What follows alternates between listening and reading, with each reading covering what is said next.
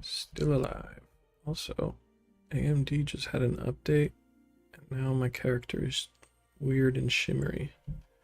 So I don't know what's up with that, but hopefully the game doesn't look whack. Wicked whack.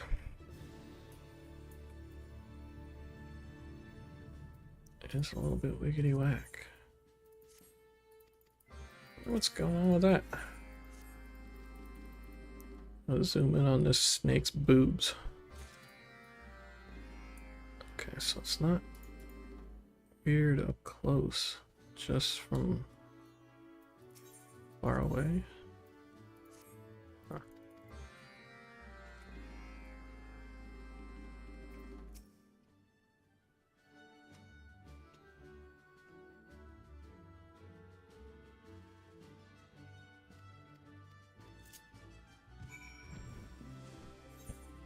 Griffin.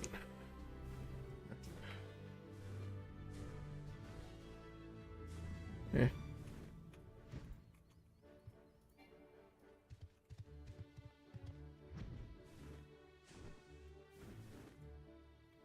Seed swarm.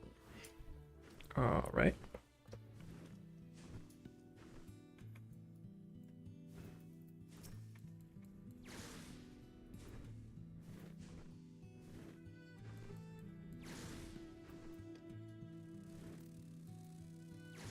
Why aren't you hitting? Thank you.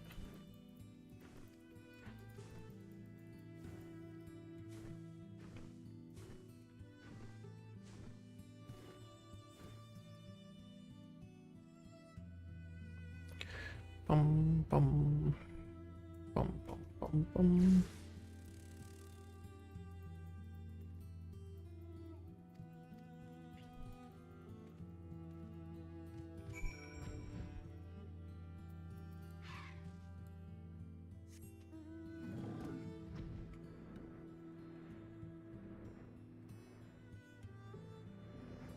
Something about formidable flopper, then slay it. What?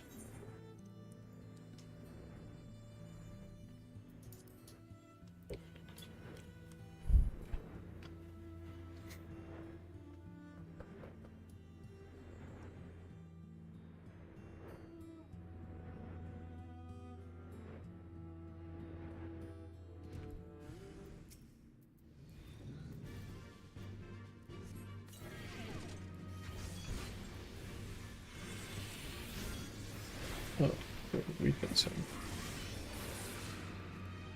One of those, if you're not reading the quest, it's harder quests.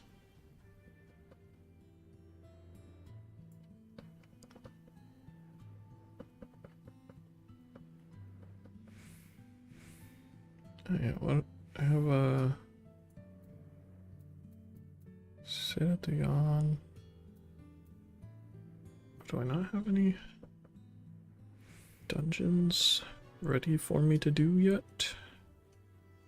Guess I got past all that.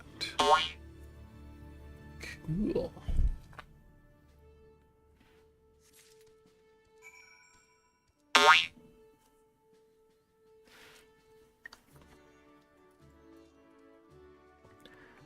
Ancient Marid.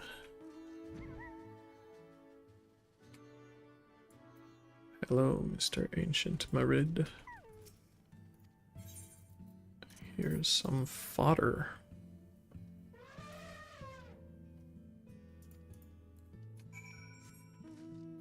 Now you are fedder.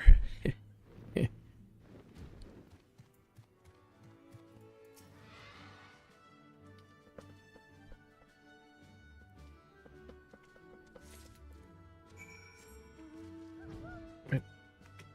More? Why don't I just get a lot of fodder?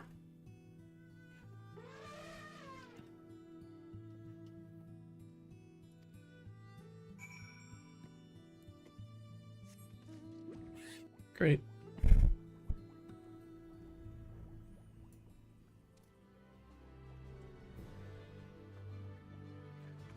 Da-ba-bum.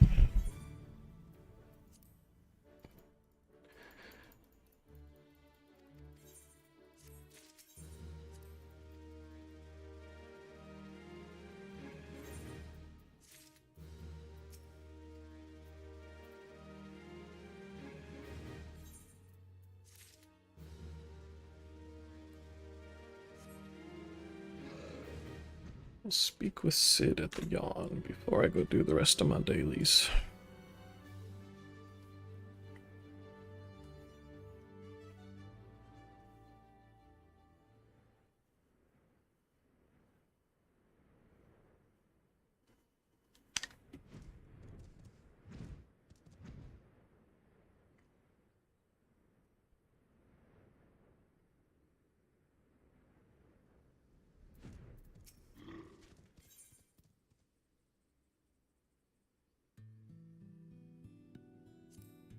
I'm ready to put an end to this. Aye, there's no room for hesitation. Press on, come what may. What about you, Alpha? All set to go? Quick, quick, quick. That's the spirit. Let's dive right in, shall we? Onto Dream Staff.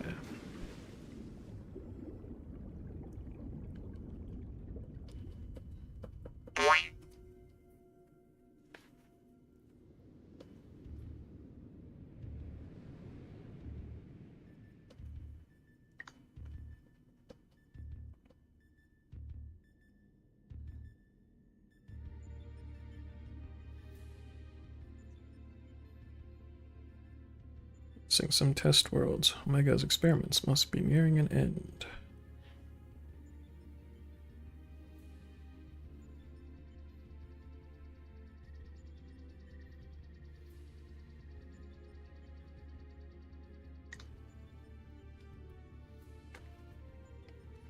Welcome, welcome. Your arrival has been highly anticipated.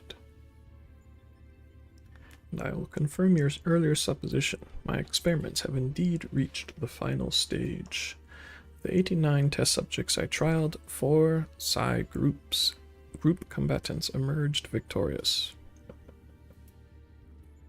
Of those 4, further conflict determined the strongest among them. This surviving specimen shall be your opponent. Come to the last round of testing then, and should we win this battle, are we to finally face you in combat?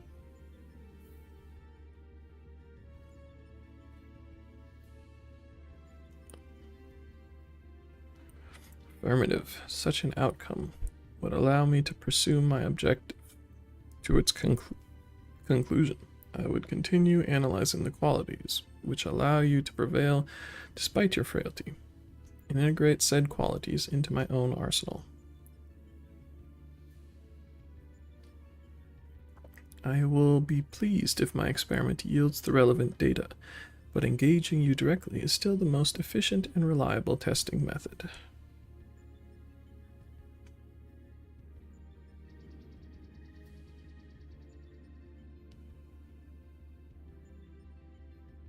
Omitting intermediary steps, evaluation of combat potential deemed superfluous. Proceeding immediately with final experiment.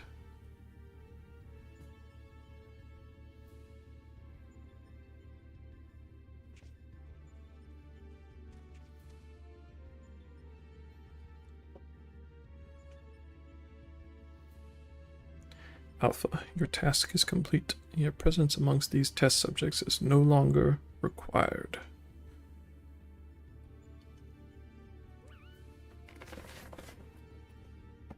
What do you mean by that? I will guide your progress personally from this point onwards. Alpha's role in transferring authority is now obsolete.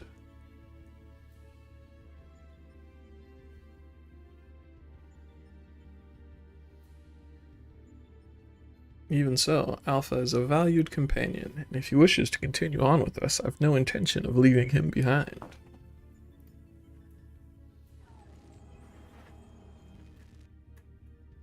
Companion. ... Companions are those who provide mutual benefit. The instant Alpha's authority became redundant, he lost his sole qualification to be regarded as such. Blip. Furthermore, the primary function of Alpha's existence was to lure you into my domain. He would be more accurately described as bait.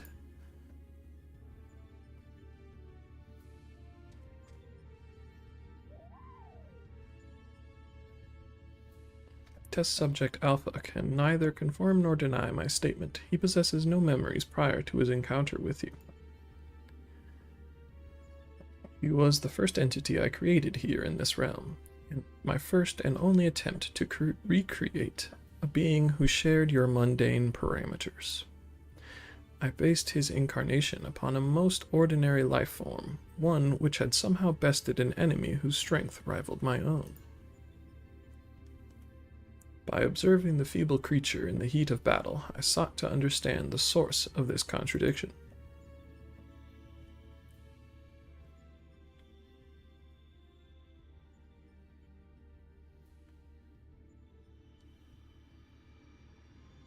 Floating feathers? Repeated the experiment once, twice, 1,000 times, yet the results never deviated from estimated projections. The test was an abject failure, and thus I resolved to adapt my methodology. I would focus instead upon simulating powerful opponents and summon mortals of natural origin here to combat them. For Alpha, I devised a new purpose. I erased his memory, implanted a compulsion to return to me, then ejected him into your world. Weak beings exhibit a tendency to form groups. I surmised that this instinctual behavior would aid Alpha in bringing me the test subjects I required, function he has performed with adequate competence.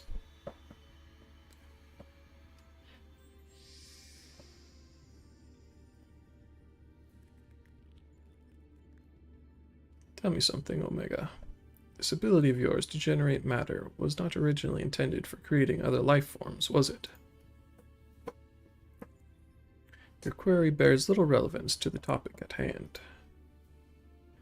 Affirmative. I was equipped with matter generation capabilities for the purpose of unlimited self-improvement and armament expansion. Fabricating life forms was not the intended function, but the practice is not otherwise prohibited or problematic. I disagree with you there. As an engineer, I would advise against using such technology for purposes outside its design. From the very start, you've been making the same mistake. Even the powerful subjects of your test worlds were made crippled and incomplete. It is conviction which drove these villains to terrible greatness, the same limitless conviction which allowed weakling heroes to overcome them. Do you not understand? Then we will never lose to your creations, no matter how much stronger they should be according to your soulless calculations. Come, Fluffy.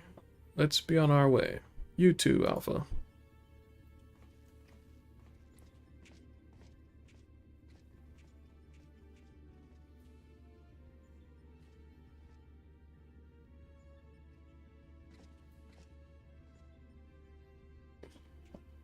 Come on, Alpha.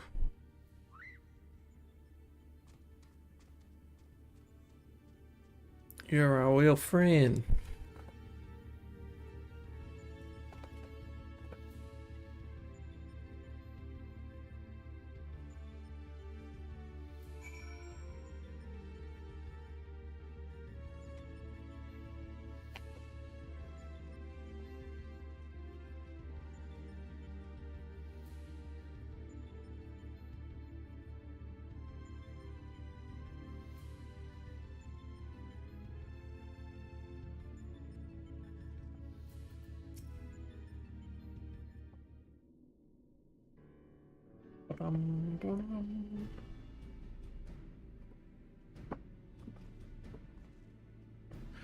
Have our base camp up and running. You can dive into the final test world whenever you wish.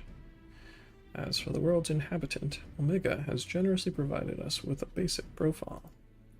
Your opponent's name is Chaos. The first heroes defeated this evil in a conflict that took place so long ago, I'm having trouble separating myth from history. Unless, of course, this is an entity from another reality, as were the denizens of the Sigmascape, in which case it may be pointless to even attempt to confirm the details. What is certain, however, is that this chaos stands triumphant over a roster of truly monstrous test subjects. It promises to be a grueling battle, for one which will open the gate to fighting Omega itself. But one, which will open the gate, blah blah blah. Alpha, you and I will need to provide support for Fluffy. Will you be my assistant?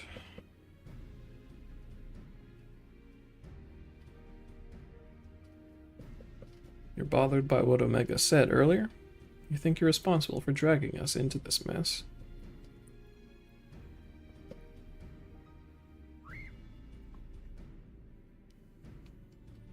Trust me when I say this is not your fault. We were the ones who awakened Omega, and we're the ones who need to deal with the consequences.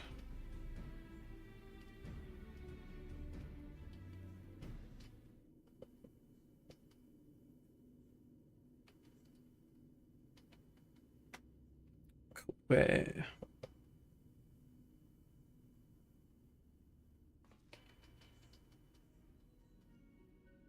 By the way, do you still have that card you used to boil water in the kettle?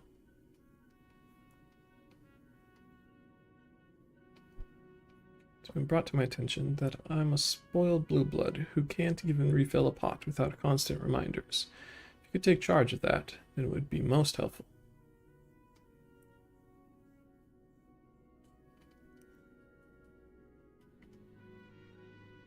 Quack!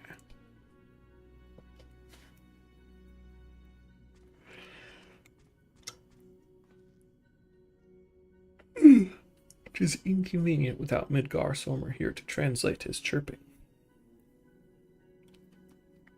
Still, the best medicine for his worries is for you to win this next contest. Let's show him we're on top of things, eh?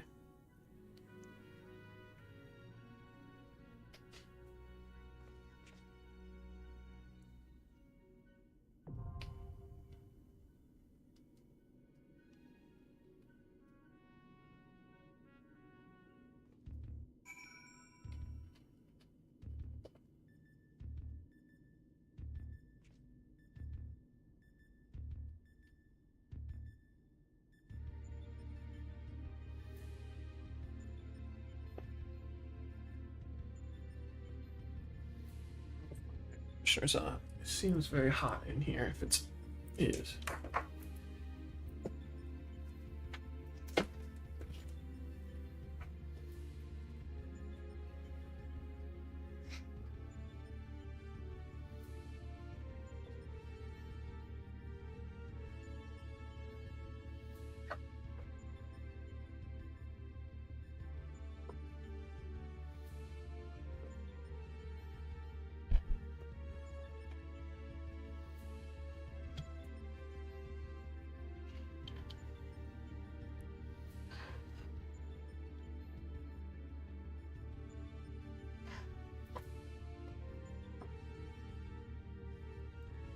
Okay. Alphascape. Oop. Oop. Pressing all the wrong buttons. Do.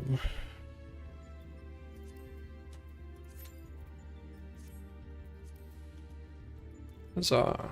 Alphascape V1.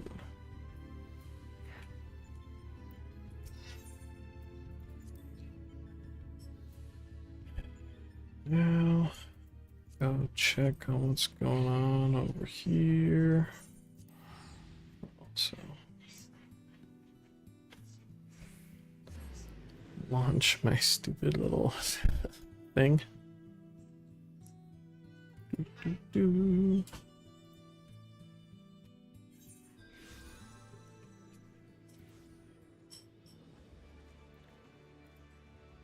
Bum. Oh, I turned off the color.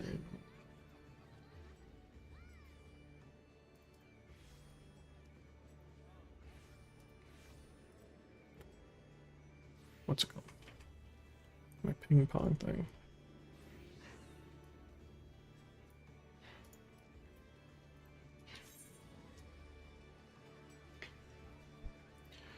Bum, bum, bum, bum.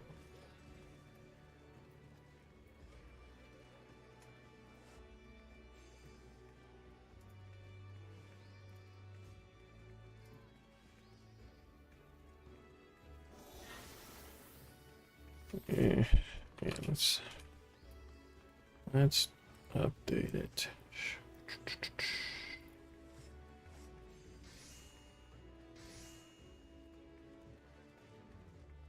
Color we'll choose is antique white. That's an exciting color.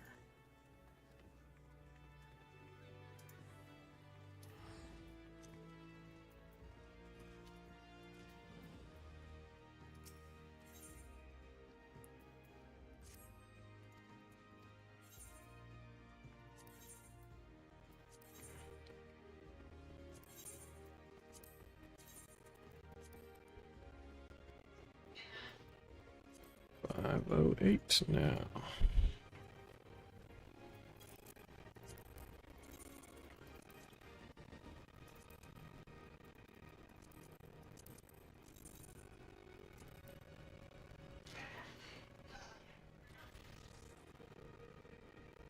$45 is basically what it's at. Whatever. Let's bump it down to 44.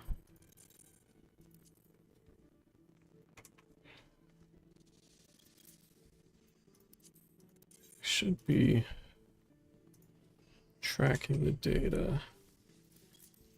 I don't know. I should try to do a machine learning situation with this. But I'm not. Maybe that'll be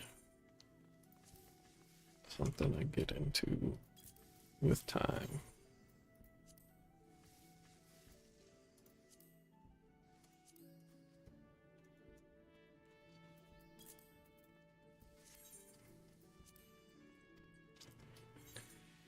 Bum, bum, bum.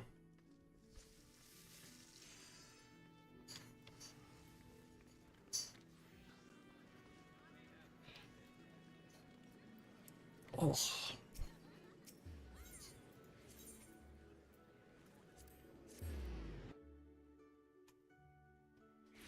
One of these days, my stupid squadron will be level 60, and I'll beat the level 60 quest.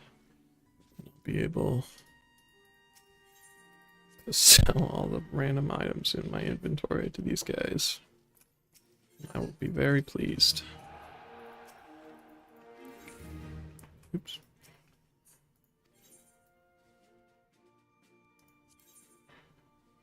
I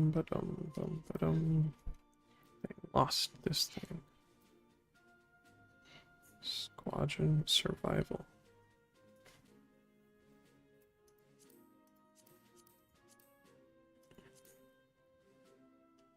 Equal to the task. Equal to the task. Equal to the task.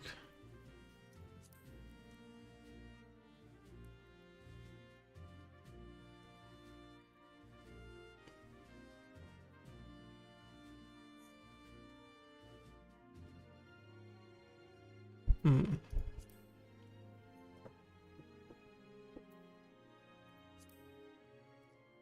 know if I care about any of this.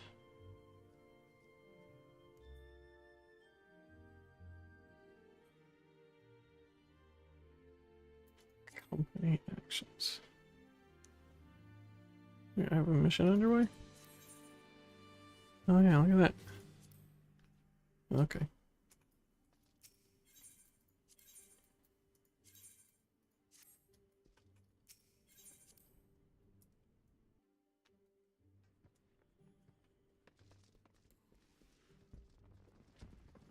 Bum bum bum. Chico Bonito.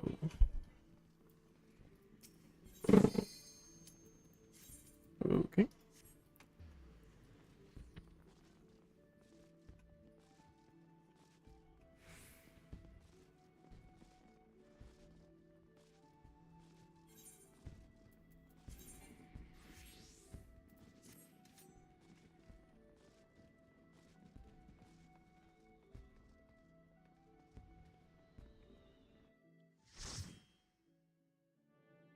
Bum bum. Escape.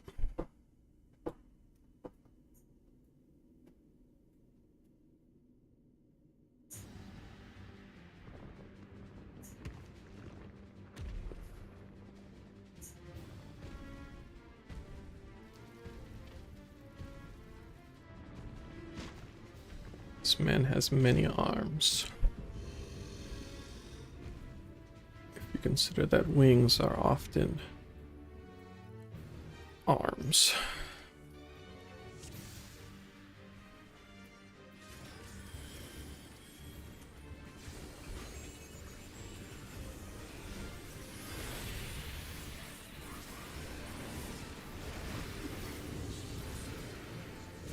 Bum bum bum bum.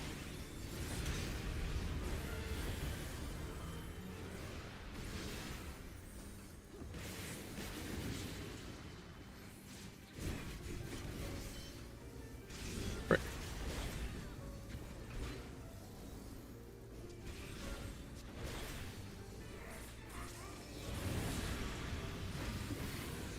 What are you supposed to do with this?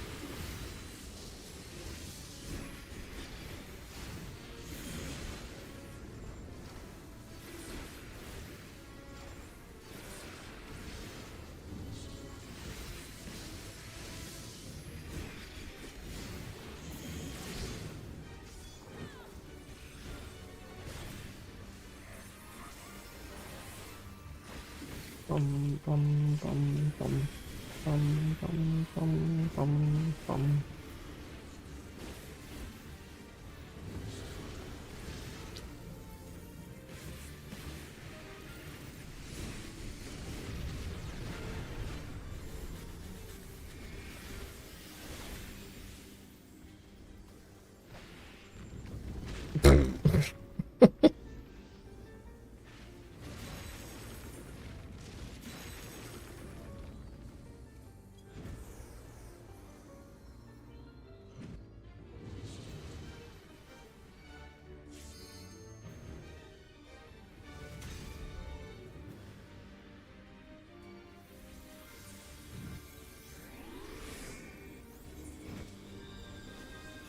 Press this button.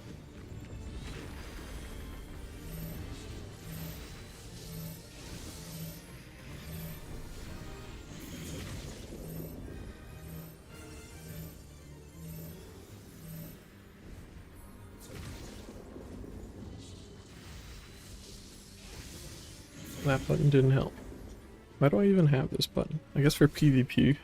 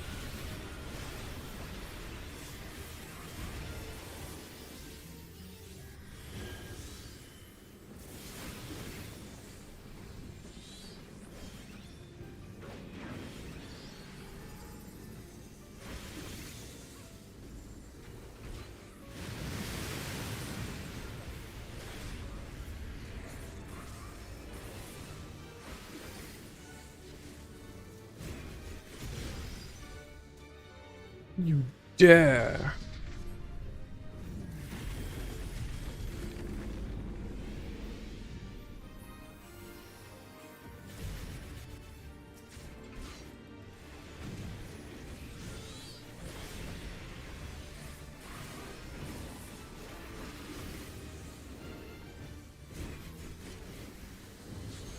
Bum, bum, bum, bum, bum, bum, bum.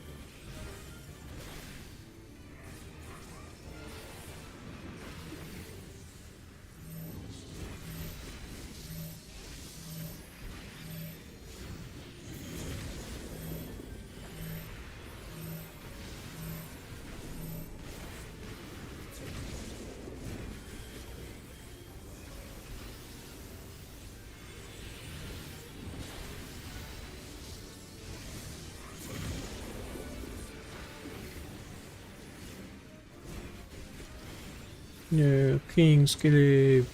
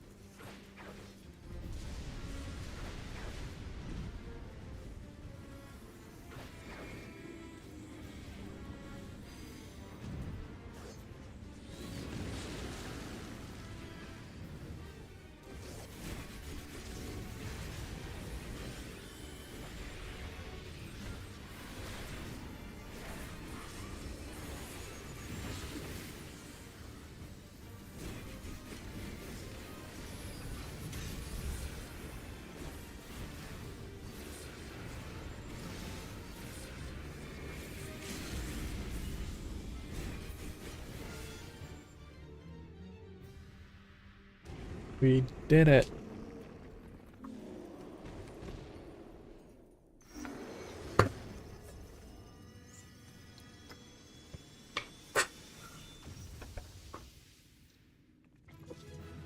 Bum, bum, bum, bum, bum. I won something while everybody else was leaving. All of this stuff.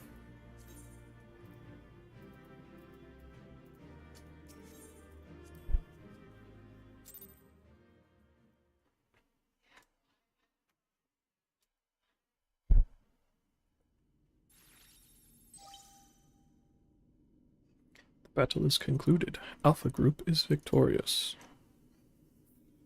This also signals the completion of my experiments, an incontestable fact of your supremacy. Yet the process by which you consistently exceed your projected potential continues to confound my understanding. Is it possible that test subject Sid's suppositions are correct? That my calculations and simulations are fundamentally flawed? Do mortals truly boast some indefinable quality that I do not possess and cannot measure?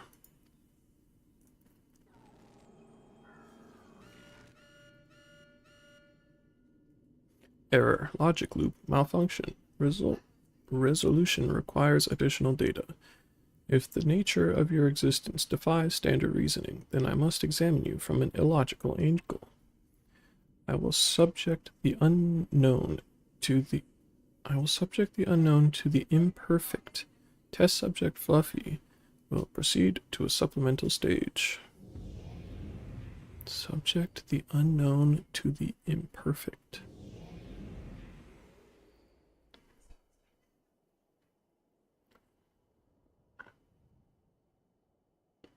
I have altered this test world to reflect a recorded memory.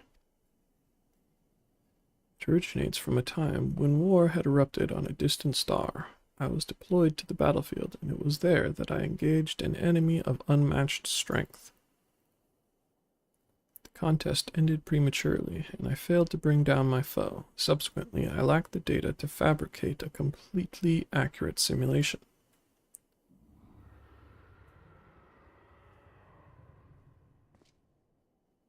Results stemming from such a subject are unreliable. Even should you be defeated by this incomplete creation, I will still honor your previous victories and engage you in combat myself. That is, of course, assuming you survive. According to my past observations, this opponent will accept only death as a condition of defeat.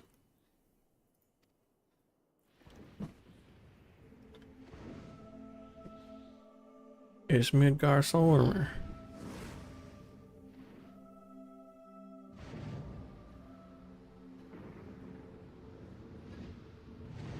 There's a firehead.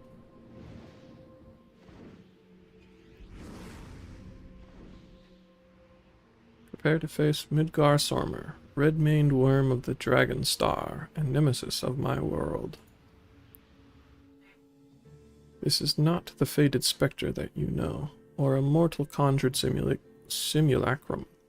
You will contend with a true incarnation of the Father of Dragons, at the height of his power and glory.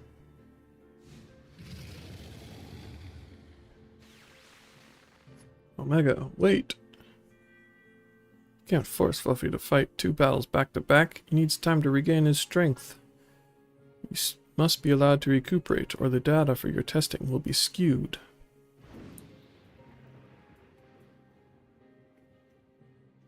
Acknowledged. Test subject, Fluffy McGee Orkson. You are permitted to leave. Re-enter the test world when your strength has returned to optimal levels.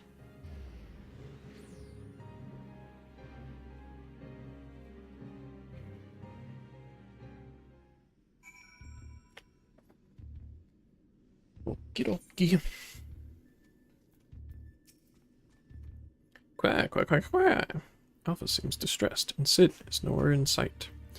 Fluffy, I'm right here. I don't think you can see me, but I'm standing next to Alpha.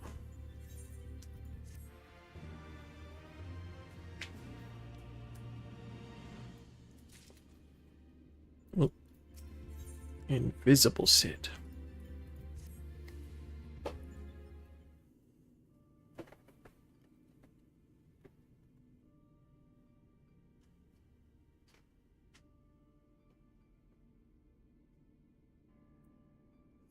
My apologies. It was not my intention to undermine the gravity of the situation with this diversion.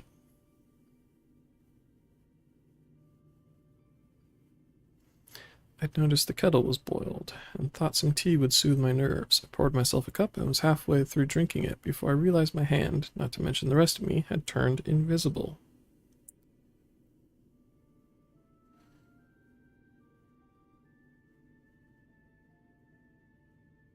I understand the situation is unsettling, but I assure you I can still work unimpeded. Now, we had best discuss how to approach.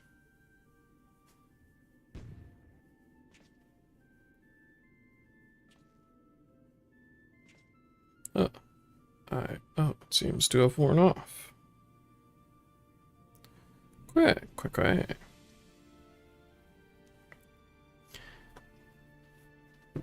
Now, you're not to blame. I did ask you to fill the kettle after all. Oops.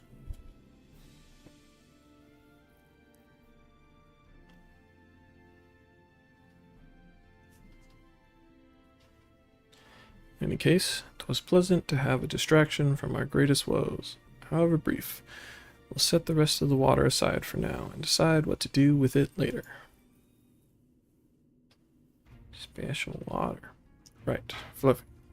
We need to talk about your forthcoming contest with Midgardsormr. Bum, bum, bum, bum. Watching through the monitor, I could see that this worm appeared different to the one we know.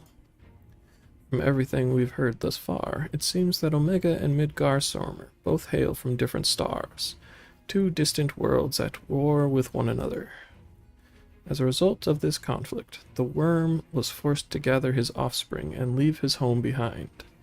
And after evading Omega's pursuit over the course of an unimaginable journey, the Father of Dragons arrived here on our world.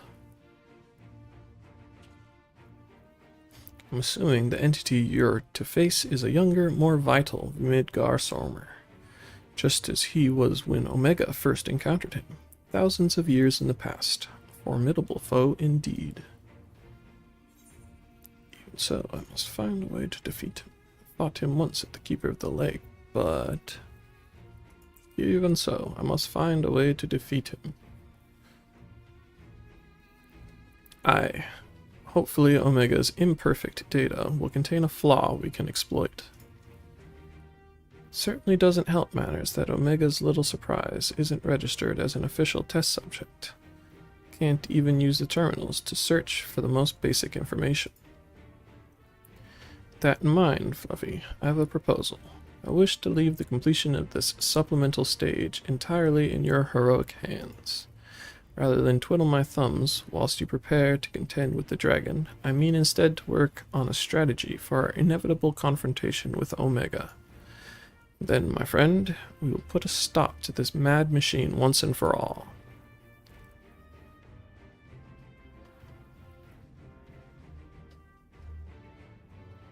I'm glad we're in agreement. I'll ready my tools, and you ready yours. You've a worm to slay.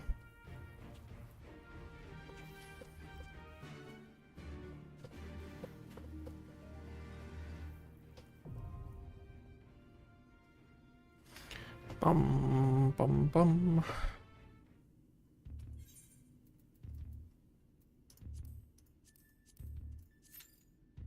Okay. Now back to doing some daily quests.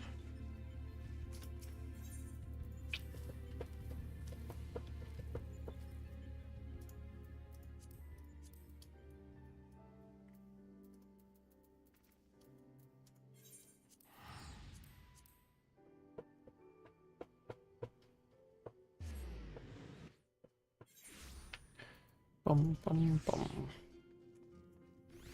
I don't know why I never can find the right way to go when I first show up here.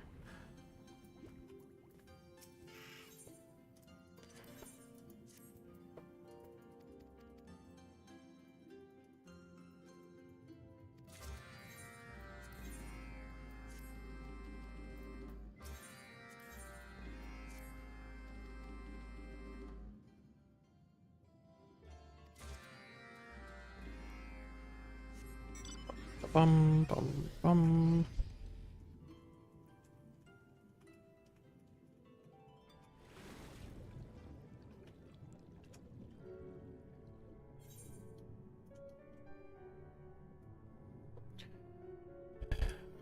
Something on this island.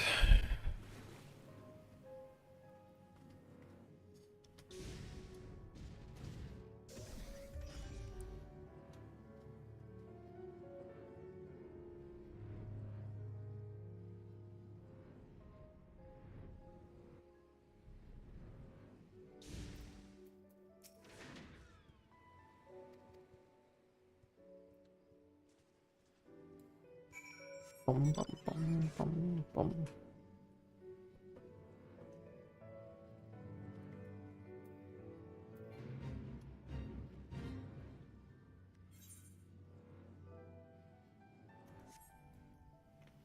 Yes.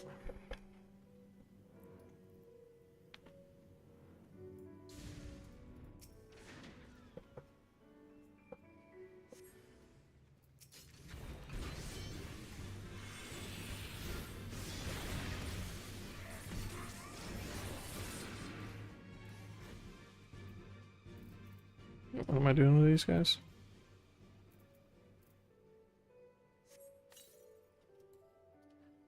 It's smeared. Bum, bum.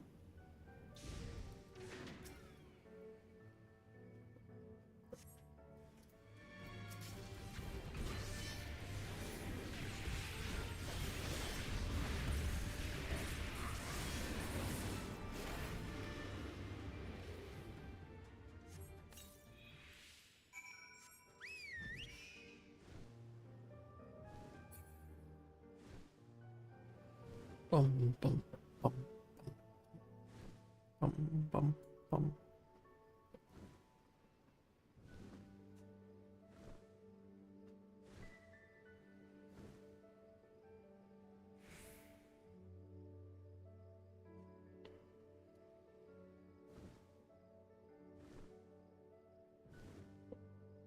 It costs 500 and I think it sells for 200,000.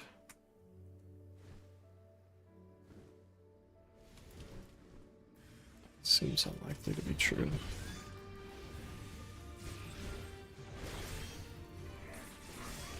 Clever little Ray.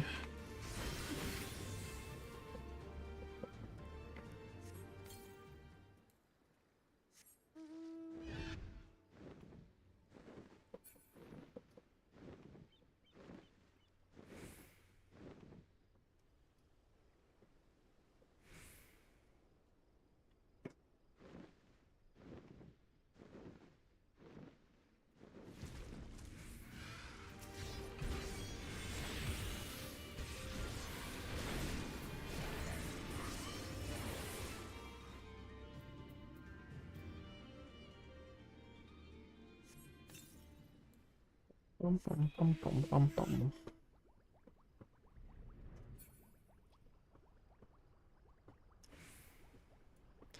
Ba-da-ba-ba.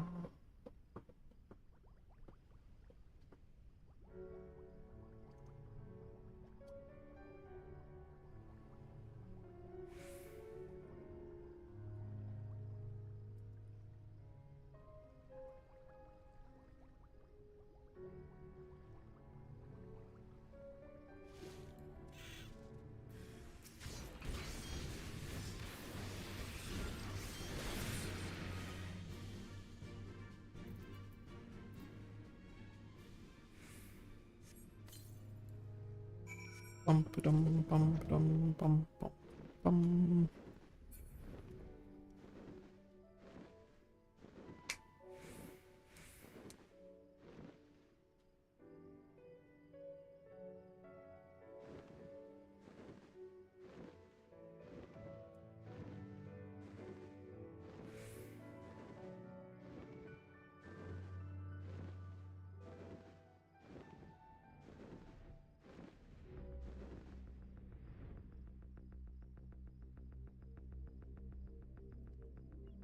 Doing a lot with this rescuing.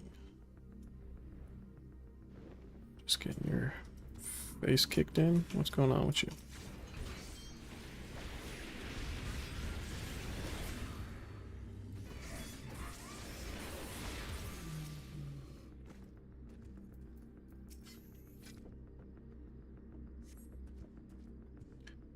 You are of the Divine Circle. My thanks. You are welcome.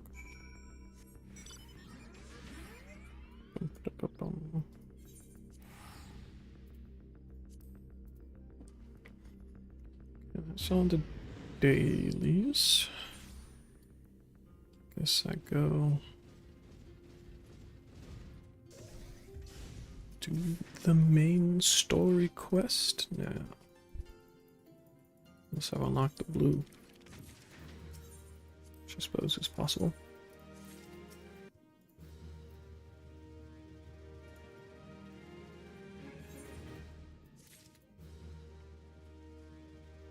Bum bum bum bum.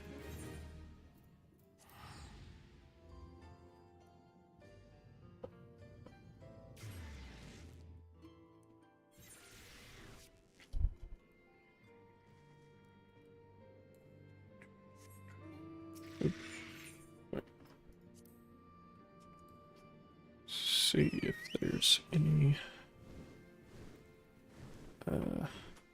loot I want to pick up, I suppose.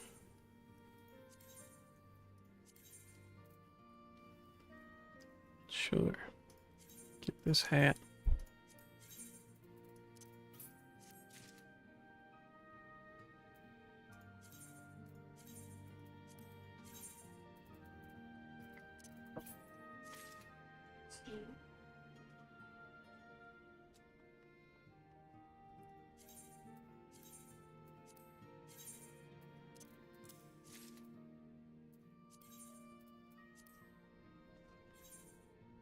Bum bum bum.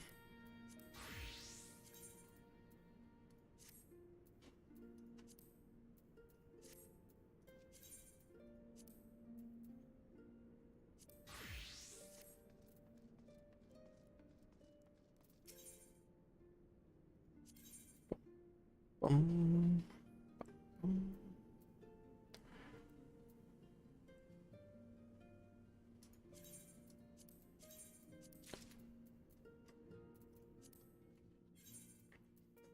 Slowly making those other things unnecessary. Oh, dang it. Alright, gloves. Which one do you do at Chuck? Many.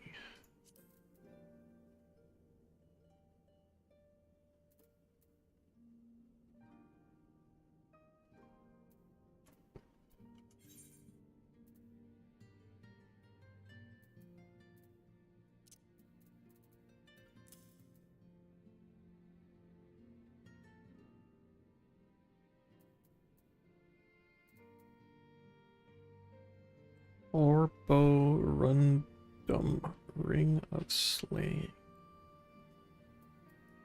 Rings, huh? Is that a thing I want?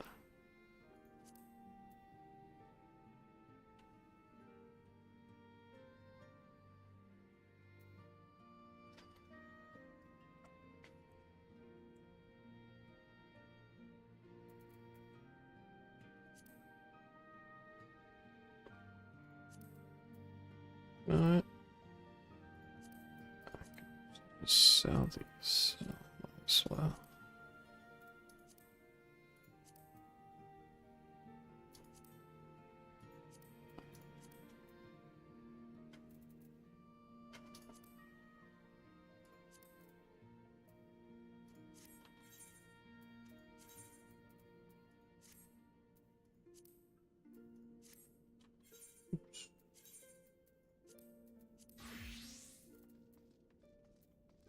Cha cha. What am I doing? Yeah, quests. Sell off some garbage.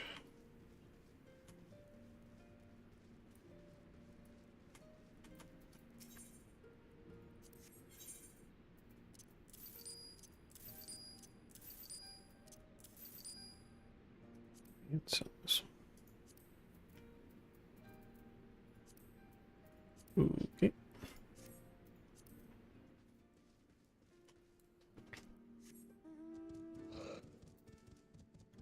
Lizard. Just teleport to where I'm going, huh? Doop doop doo. Teleport.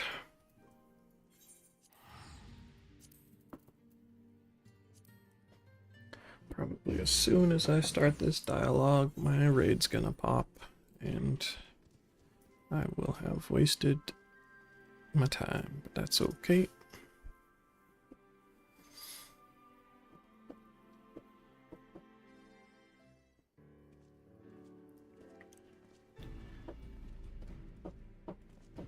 Fluffy, I've brought reinforcements. Arnvald told me of the arrival of our unexpected guests, and I agreed that it would be prudent to call upon Y'shtola and Thancred as well. One can never be too careful when dealing with the enthralled. I'm not familiar with the Kalyana tribe myself, but Alisae's report suggested that they shunned contact with other races, despised it in fact, even compared to other Nanta. Indeed, this apparent reversal in attitude is most curious. No one expected a response to our invitation, much less an envoy, and I imagine Lys was forced to make some rather hasty arrangements in order to accommodate them. Speaking of which, how should we deploy ourselves? The meeting is to be held in the throne room. It would seem wise to have eyes both inside and outside the palace. Y'shtola and I can stand guard without. That leaves the three of you to keep watch over proceedings in the throne room itself. Understood. We should join General Alden inside then. Fluffy, do you know of the rear entrance to the palace? It's on the eastern edge of the city, at the top of the stairs. The guard there should have been instructed to let us pass. Man, finish the conversation. What a slow queue.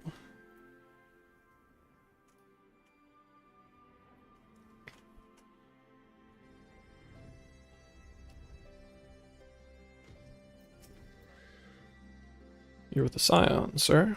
General Alden left orders that you were to be escorted inside. If you'll follow me.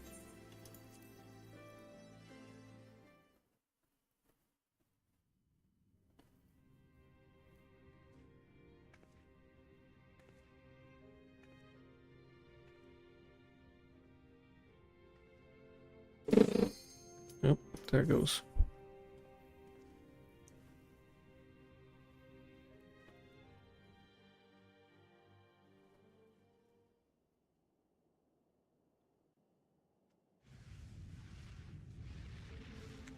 Sneak peek at what's going to happen. Time to fight Big Dragon.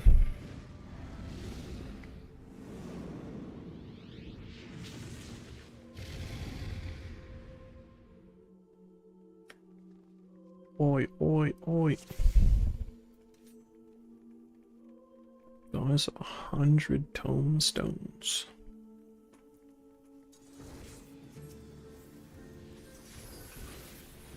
Paragon of Worms. So you are Mr. Midgar Armor. What in the...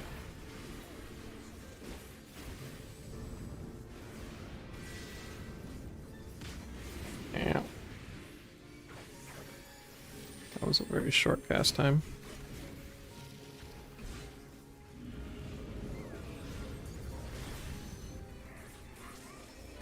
That's because he's wiggling.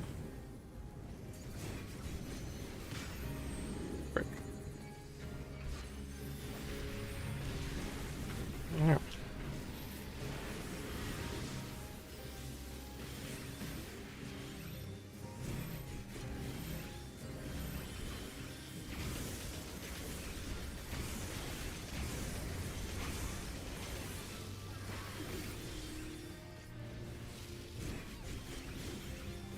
It's the fate of all dragons to shed one form or another. Even something.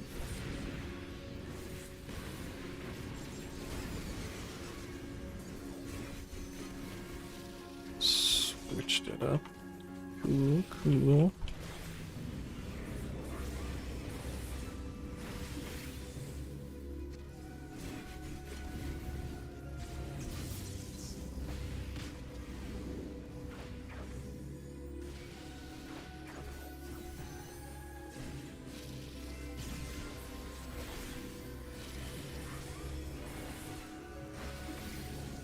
Boop-a-doo, boop-a-doo. Over long doth this clash endure.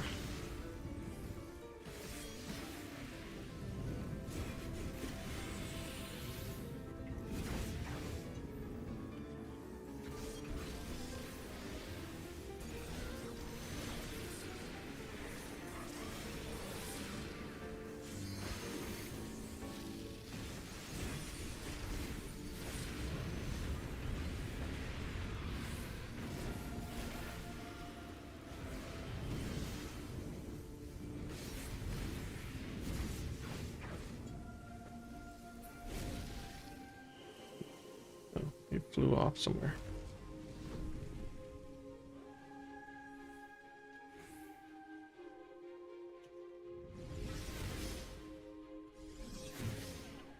What?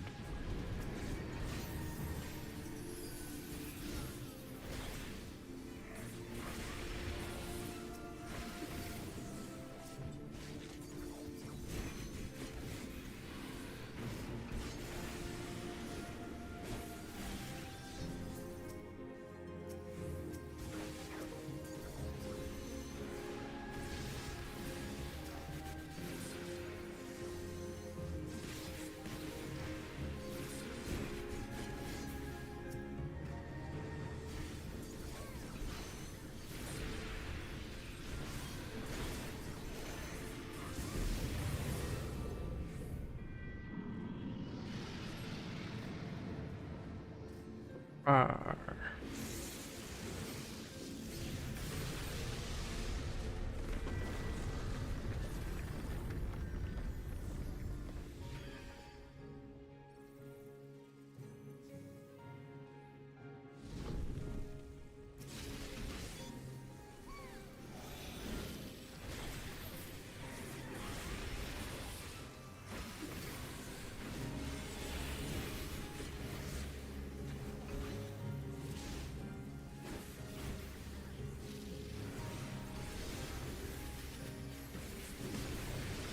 Bum, bum, bum.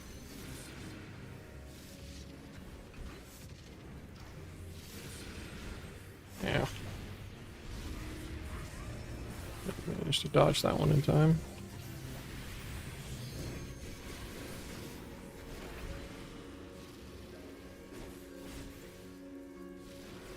Bum, bum, bum.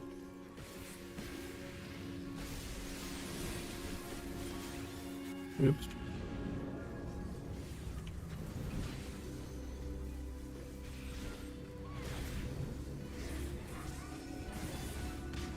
Yeah.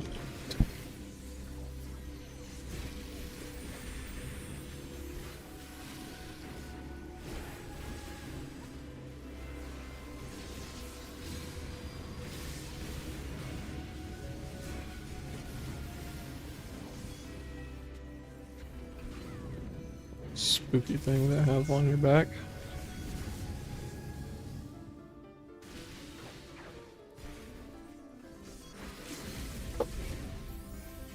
Aww.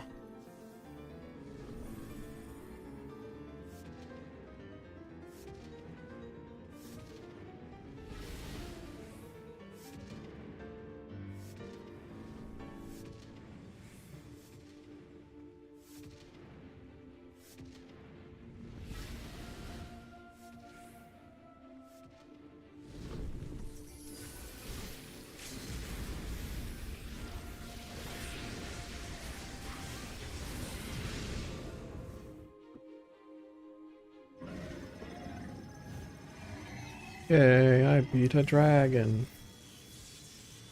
I'm the hero.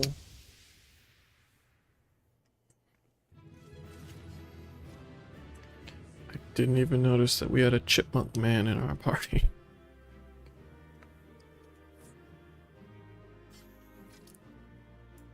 People actually want this loot.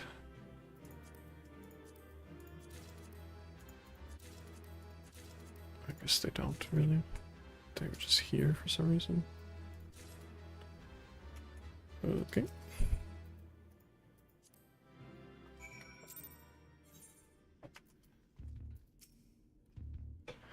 Another stunning victory, Fluffy. I felt the breath catch in my throat on more than one occasion. Yet even as I watched the battle rage, I was struck by an idle thought. Did you notice the resemblance between Midgardsormr and Shinryu? Unlike most primals, Shinryu's form had no basis in any system of belief. I've heard the theory that the summoner was simply influenced by the majesty and power of the elder primal Bahamut. But now I'm beginning to think there might be another explanation, that the primal took its shape from the ancestor of all dragons on Hydaelyn. The widely held concept of how a dragon appears has, for centuries upon centuries, been rooted in depictions of Midgardsormr. The summoner may not have even sought to imitate him specifically. Subconscious thoughts and memories alone could have guided the similarity. Not that I have any way of confirming this theory, of course. Nevertheless, it is interesting that Shinryu's summoning should lead us to awakening Omega. Strange twist of fate when you consider the machine's connection to Midgardsormr. Well, whatever else destiny has in store, you've already bested the opponent that Omega itself failed to overcome. A feat worthy of celebration, I'd say.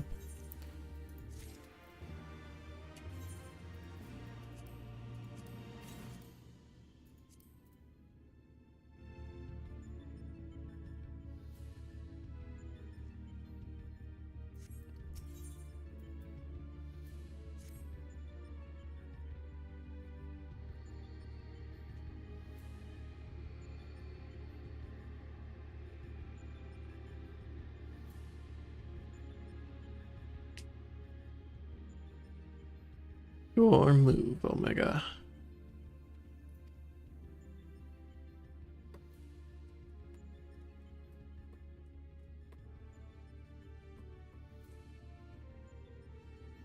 Blink.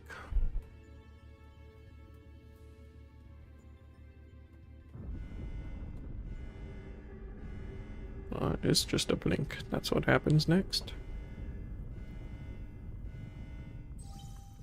Shutdown initiated. All core experiments and supplemental testing concluded. Discarding test worlds. System resources rerouting to primary operations.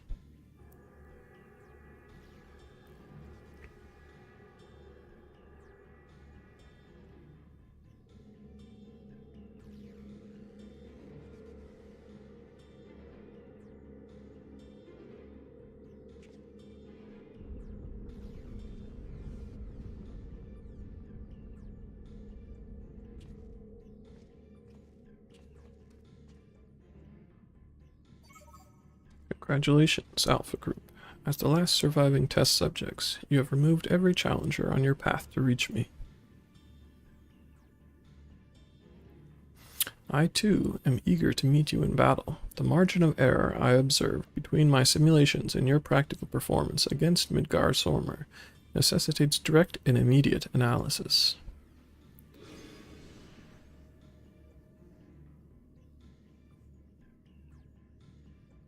Confrontation imminent. Prepare for unmitigated hostilities, then activate the relocation device to enter the arena.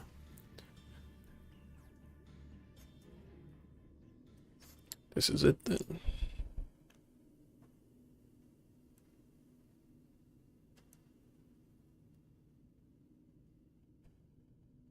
Omega's power might seem overwhelming, but trust in old Sid. I have a fair idea of where its weakness lies. I've been working on something to exploit that vulnerability. I just need a little more time to prepare.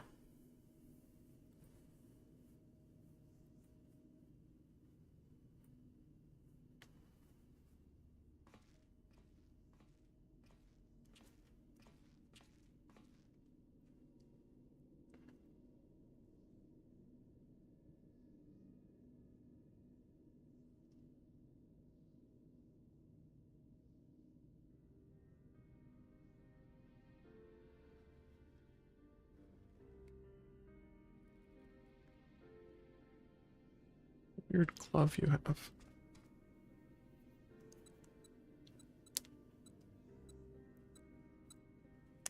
First things first, we'll make a few adjustments here, like so.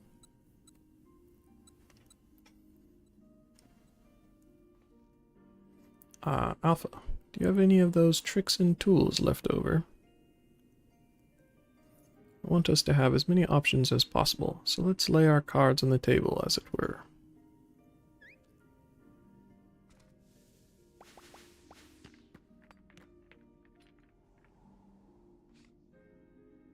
Shrink, a couple of rocks, an apple.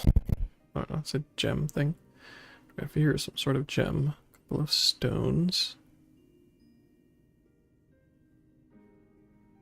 and one single card. This makes things bigger, does it? Or is it smaller?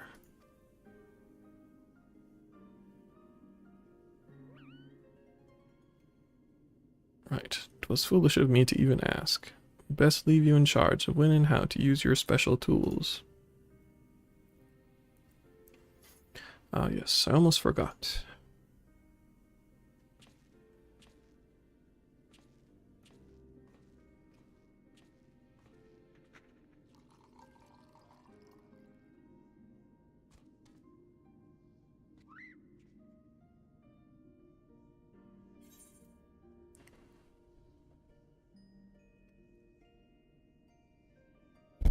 Always claw things if you run out of tricks.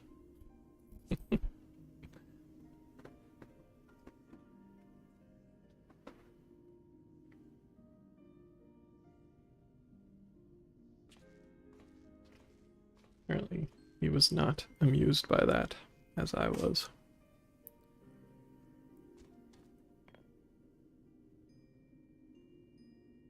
Here, I should carry this as well. I filled an empty bottle with the invisibility water from the kettle.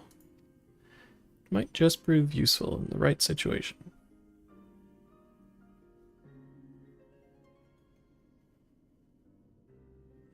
Listen to me, Alpha. Up until now, Omega has poked and prodded us from one mad experiment to the next, and honestly, we have no idea what might happen in there. Between us, I believe we have the knowledge and the skills to prevail. If You see a chance to make a difference, I want you to take it. All you need is faith in yourself and a little courage to see it through.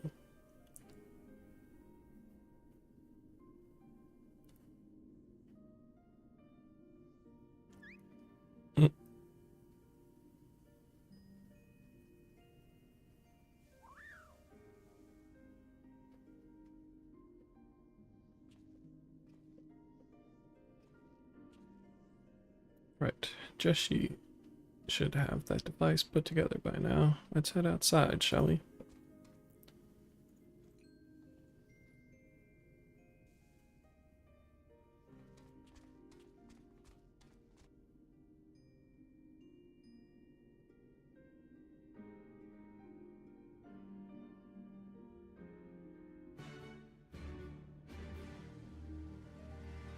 Bum, bum, bum, bum.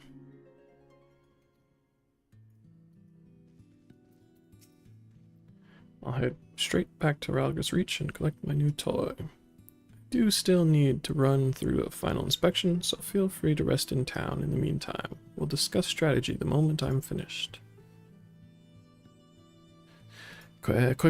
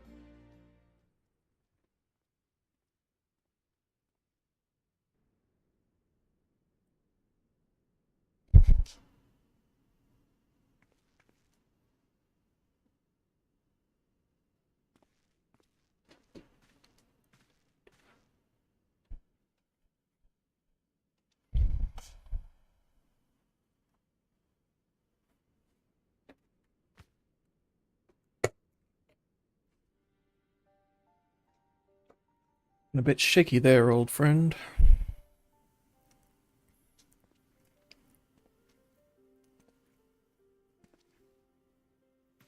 Nero, they let you out of bed, did they?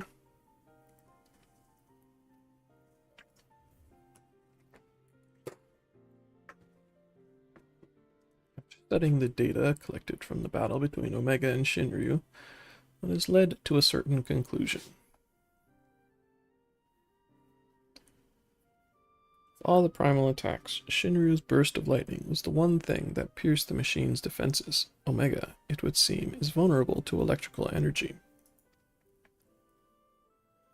Aye, all the available evidence supports such a theory. 'Tis likely an intrinsic weakness that even Omega itself cannot fully compensate for. Yet, be that as it may, I imagine it can still shrug off shocks generated by ordinary means, and need to hit it with a truly gargantuan blast of energy.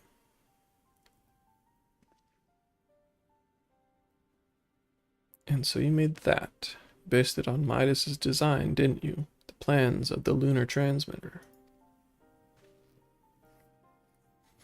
When my father was establishing a connection between the transmitter and Dalamud, he invented a method for accumulating and converting energy on a vast scale. Too vast, as it turned out, but the technology which leveled an entire town may be exactly the tool we need for the task at hand. I made my own improvements and triple-checked the calculations. On parchment, the idea is sound, and Jessie has done a fine job assembling the parts. Failed to see the problem. What are you afraid of, Garland?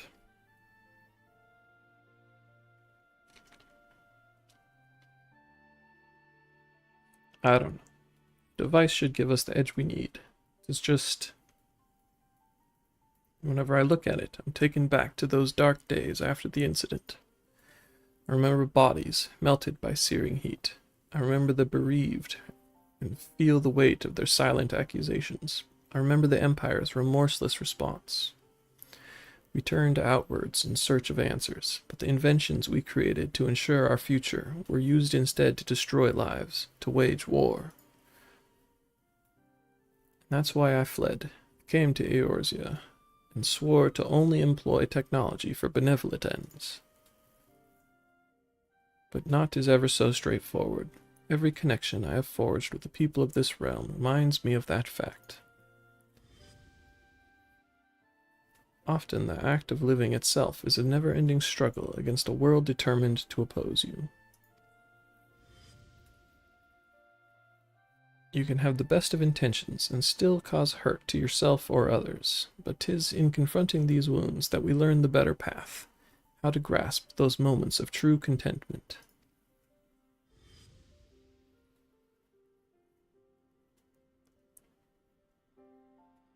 What drivel!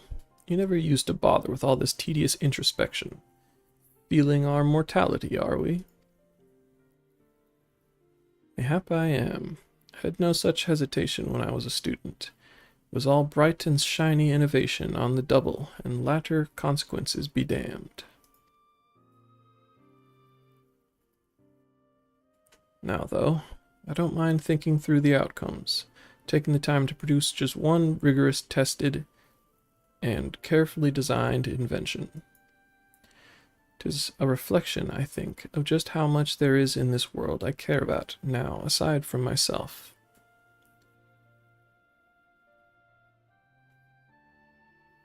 Ugh, I don't understand you at all.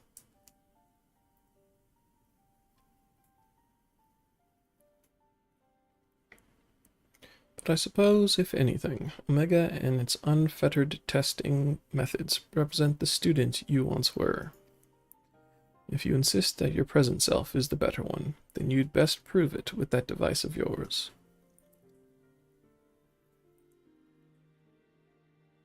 I suppose I must.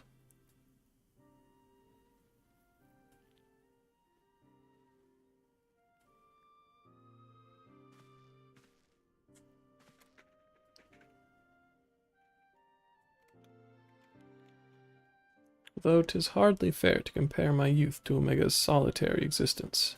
I always had the second best student in class pushing me to excel.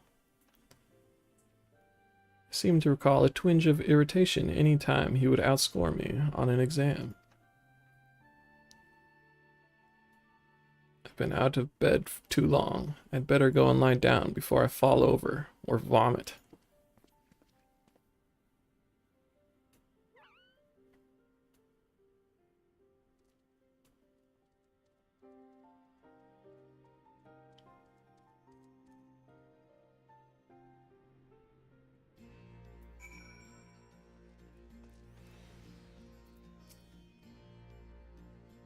First Alpha, now you. Want to check on my progress, have you? Well, I'm happy to report that everything is set and ready to go.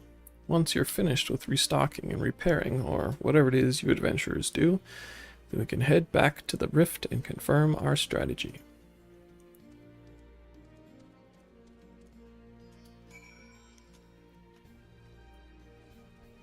Can we come out here just so you could... Yeah. I guess there was a whole interaction I was supposed to watch, but...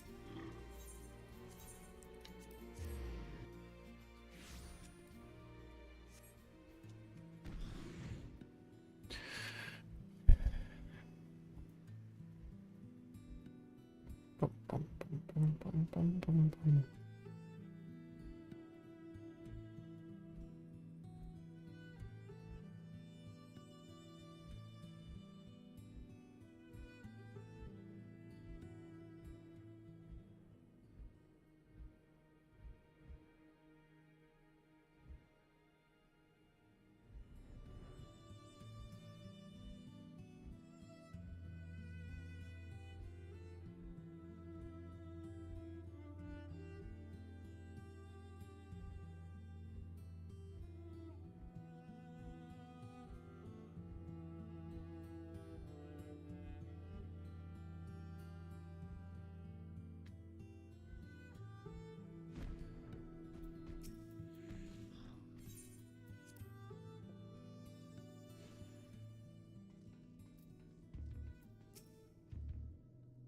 Apologies for the delay, but I think you'll agree the Ironworks' latest invention was worth the wait.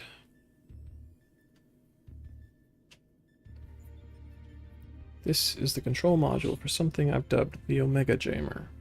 It will allow you to generate a colossal burst of lightning at any point of your choosing. The effect won't disable Omegas itself, of course, but it should be strong enough to knock out its armaments. I'll remain here and operate the main body of the device. I want to do everything in my power as an engineer to ensure that you emerge the victor. It all comes down to this.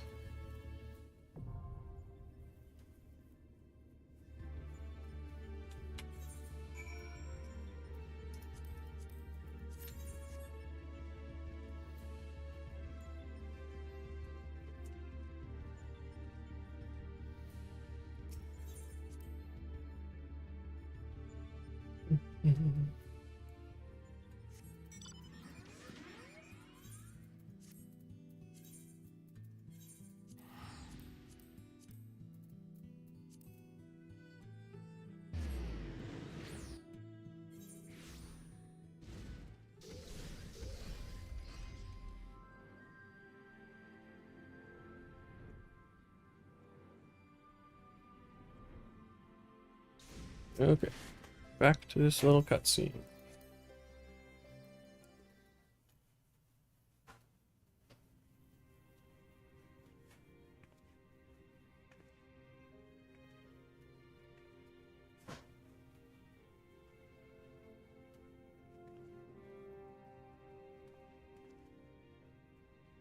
The hell are you?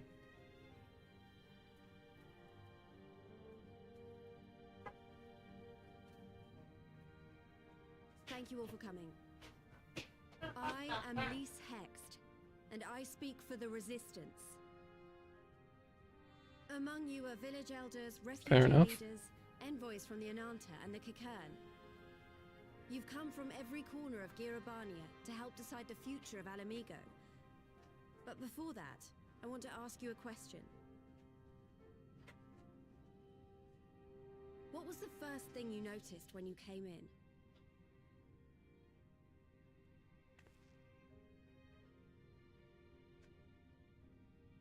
For me, it was that empty throne.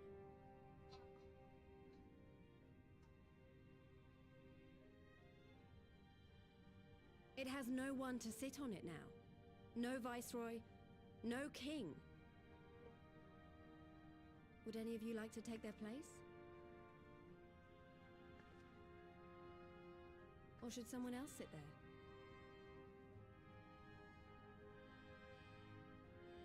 Then let's sit here in a circle, as equals, and I hope, as friends.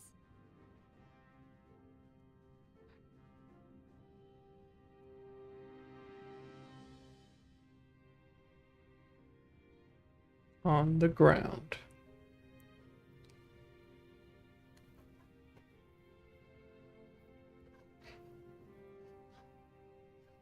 Expertly done. Lise has removed monarchy as a choice early in the game and positioned them to consider a joint government. All things considered, I would say events have got off to a fine start.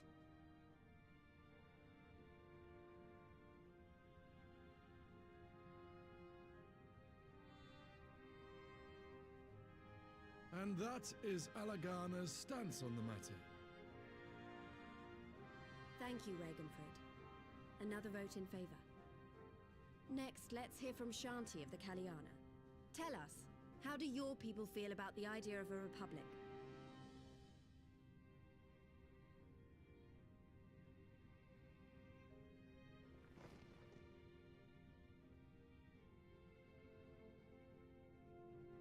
The Ananta wish only that those who dwell within Gir Abania devote themselves to our faith. You shall all worship Sri Lakshmi!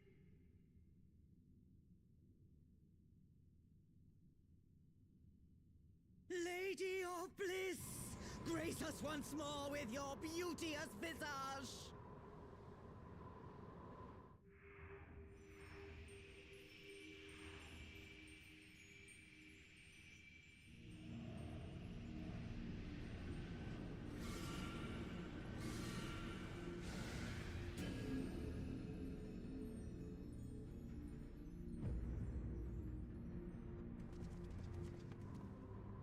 can't be happening. No crystals were allowed through the door. We can worry about the how of it later. We need to evacuate these people right now, or the Primal will make thralls of them all. It's up to us.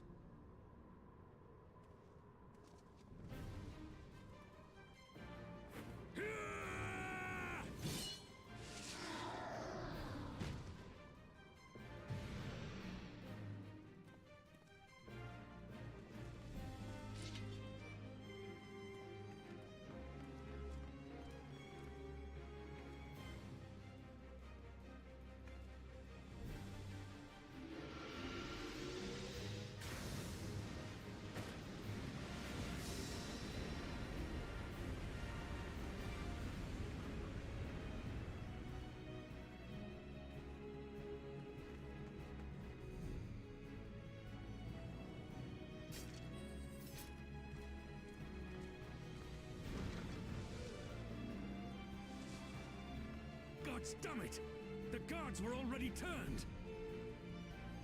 Fools!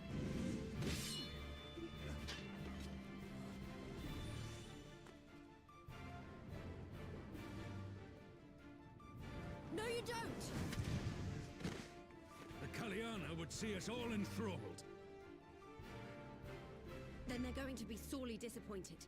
We have the Warrior of Light and Arenvald to shield us. Aye, but they can't well defend your guests and attack the Primal, can they? We're stuck on the back foot.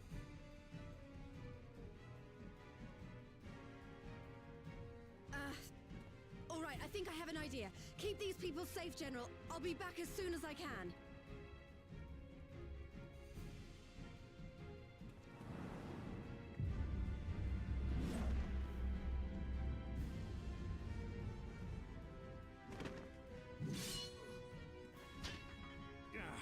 Whatever she's about, she'd best make it quick.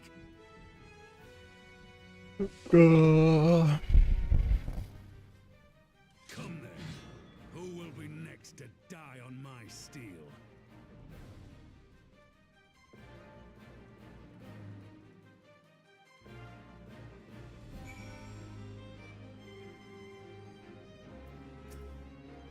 How do we fight her without leaving our allies wide open? Can't stay on the back foot forever.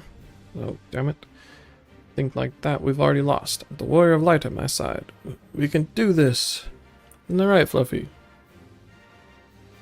Use the duty action. Deflect to dissipate the Aether Spheres. Lakshmi releases during battle.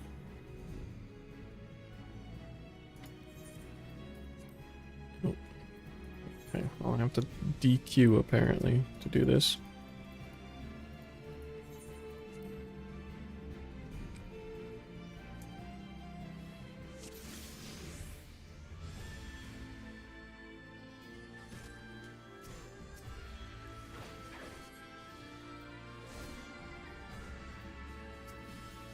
Am I supposed to fight?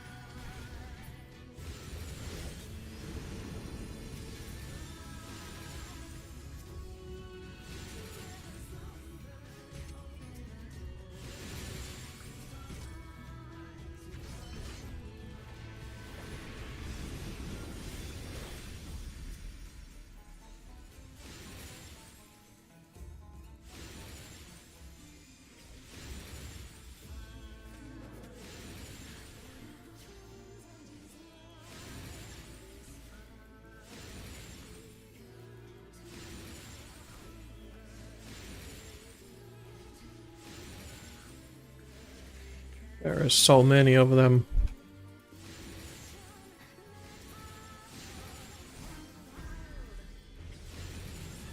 I shall free you from your hate.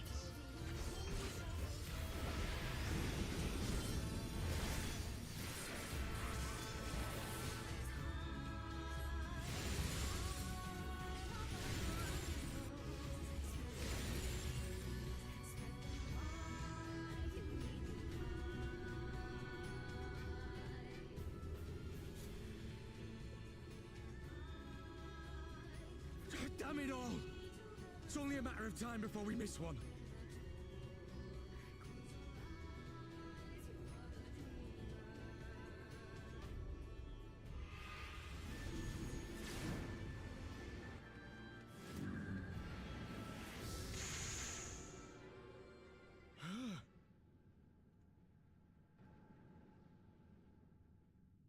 What of it?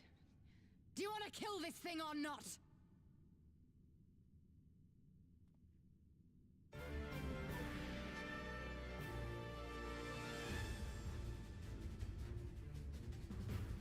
Okay.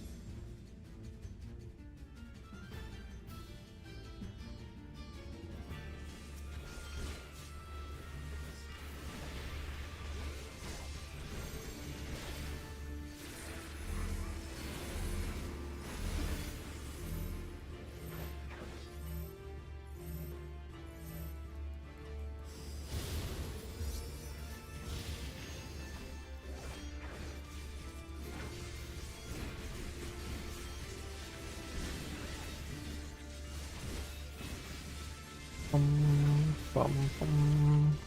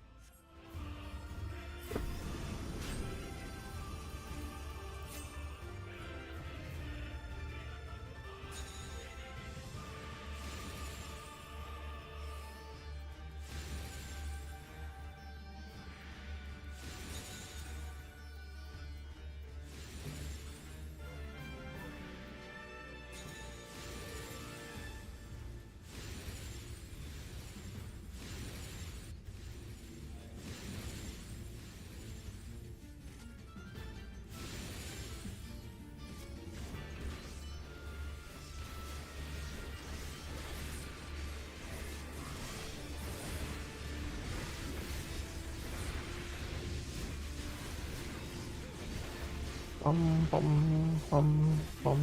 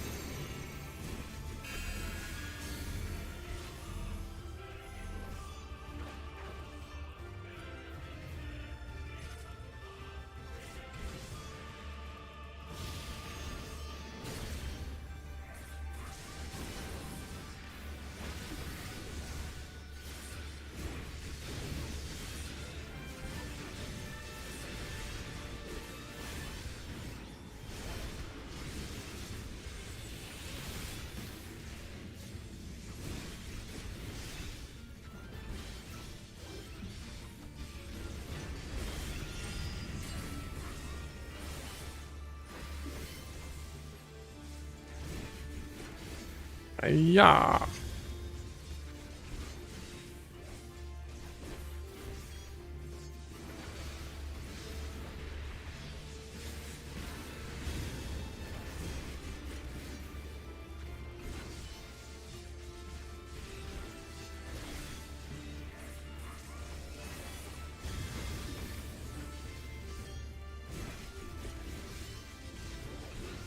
That's what I'm saying, Arnvald.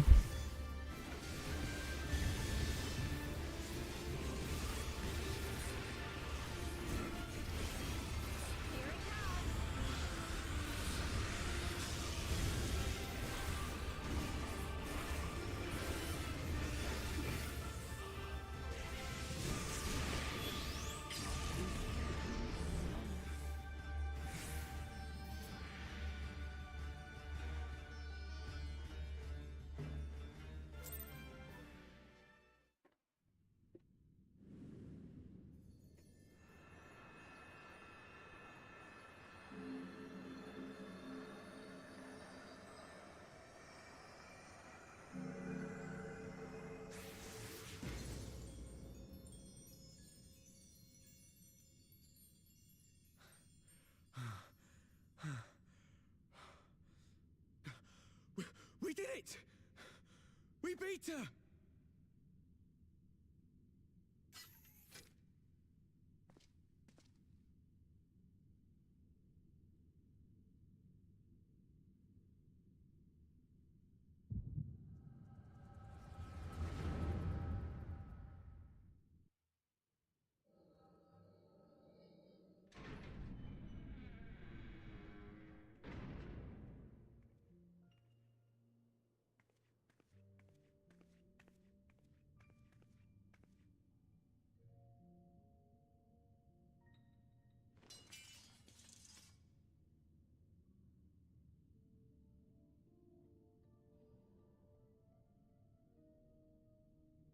What is this? I'm only going to say this once. The Ananta just summoned their primal in the throne room. My friends are fighting her, but they need help. They need someone with the Echo, and by the gods, I wish I had it, but I don't.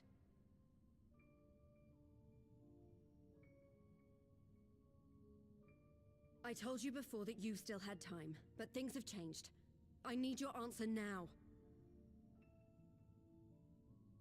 You can end it like Xenos, or you can fight for Alamigo. Your choice.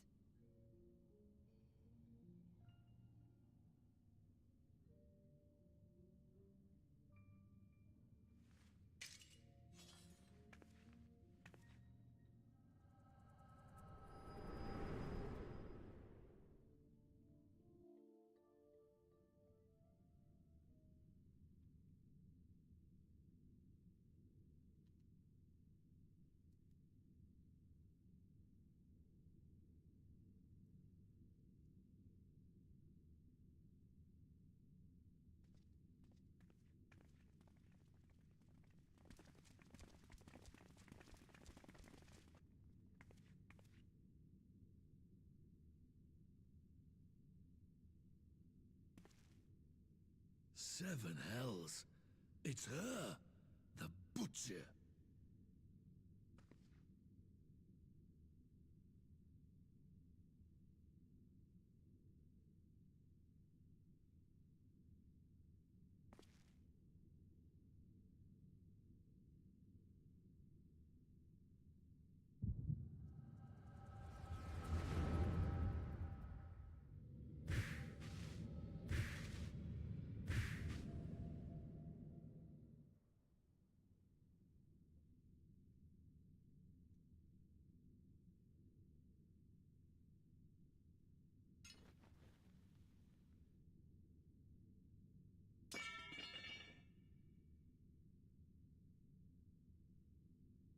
It's done. Take me back to my cell.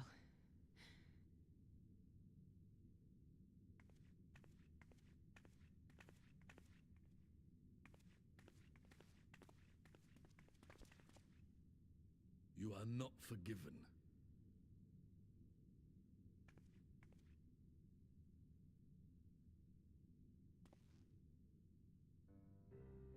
Not you. You I will never forgive.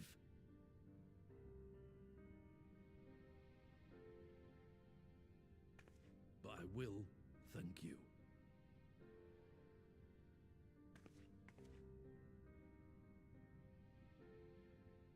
For standing against a primal and saving us from servitude. You have my thanks.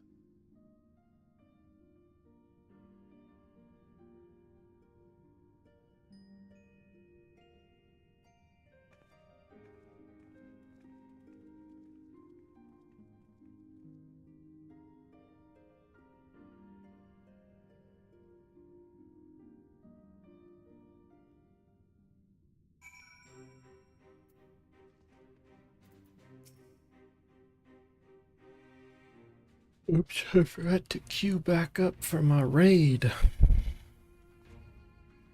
Well fought, Fluffy. Arnvald, that was a near thing. Our stand against the Kalyana would have been brief indeed had you not volunteered for guard duty. We'd be enthralled as surely as our sentries were.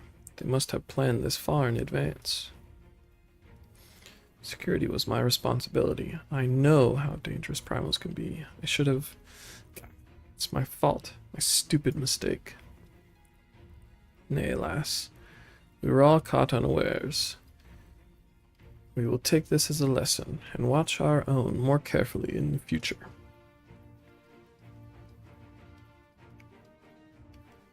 Be sure that the lackeys who smuggled the crystals into the throne room weren't the only thralls in our ranks. The soldier who first spoke up in favor of the Kalyana keeping their weapons springs to mind. Primal's servant is betrayed by his aura. If you mean to conduct an investigation, I can identify any others acting under Sri Lakshmi's influence. Thanks, Y'shtola. We'd appreciate the help. Speaking of help, I almost fell over when Fordola turned up. What was she even doing there? I asked her to come.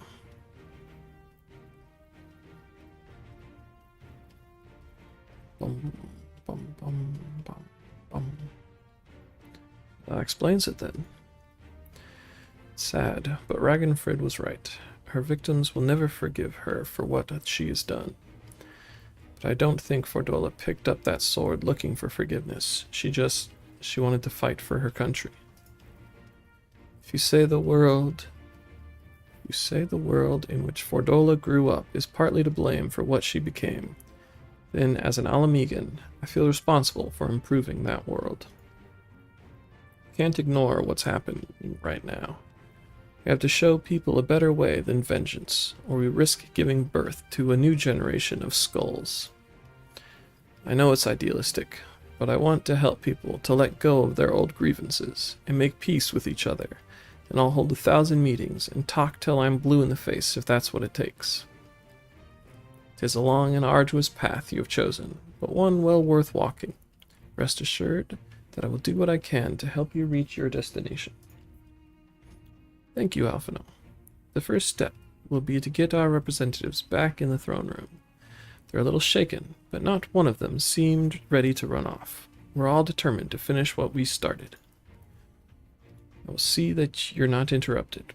Fluffy, you and the Scions are to stand down. Get some rest. You've earned it.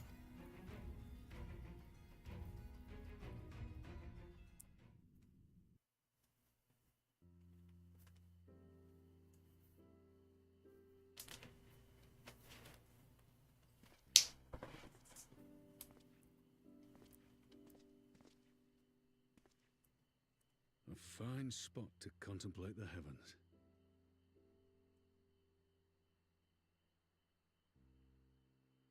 The meeting is over.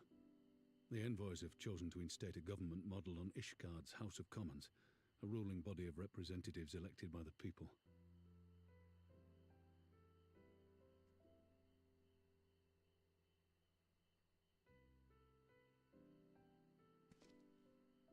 It is a fair decision, and one which signals the end of my part in all this. But I would gaze upon Girabania's stars one last time before I leave.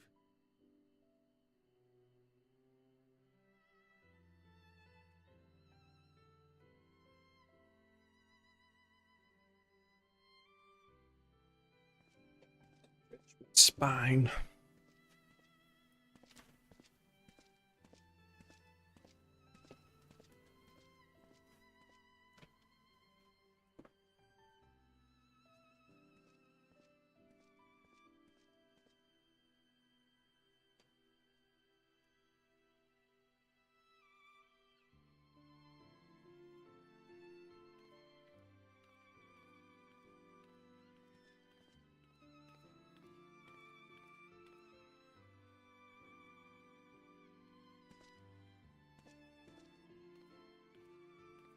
Forget something?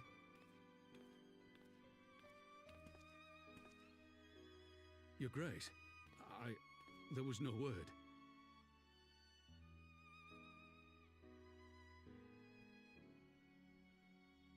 Raubon Aldin, you are hereby dismissed as General of the Immortal Flames and relieved of your seat on the Syndicate.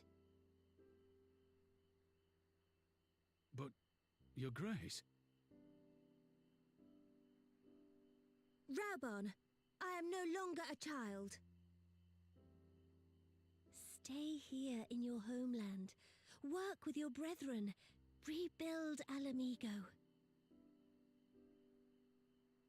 You desire to stand alone. I understand, but remember what happened. I remember full well the consequences of my naivety, and thus did I consult at length with a most trusted advisor ere I embarked upon this course. A most trusted advisor? And what of me? Am I no longer deserving of your confidence? What trust can there be between us when you withhold the truth from me? Did you think me oblivious to the anguish in your eyes when you spoke of returning to Ul'dah?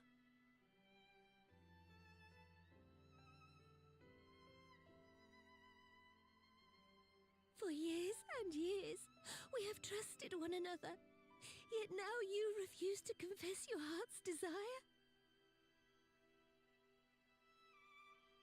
I swore an oath to you that day on the sands. I pledged my sword.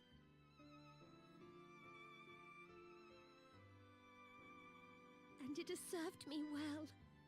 But in Pippin you have forged a new sword, as sharp and deadly as the blade you bequeathed him. I will show you a Sultana who can wield every weapon at her disposal, including Lolorito and his monetarist cronies.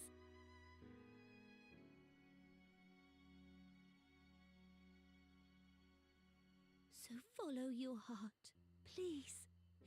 You are home. You are free.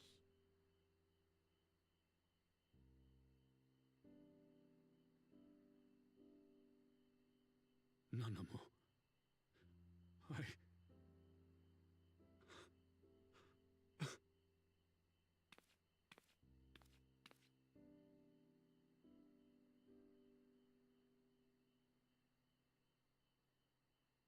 Smile for me, Raubon. I would have this parting be a joyous one.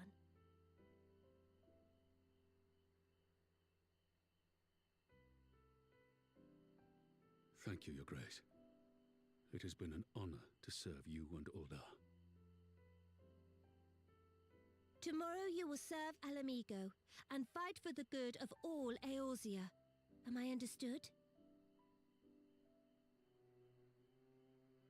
Yes, Your Grace.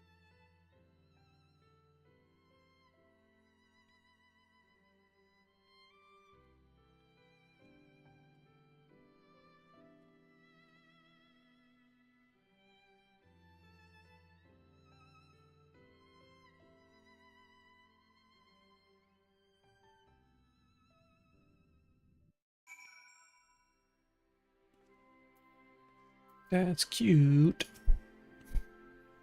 Oh, forgot to queue up the thing again.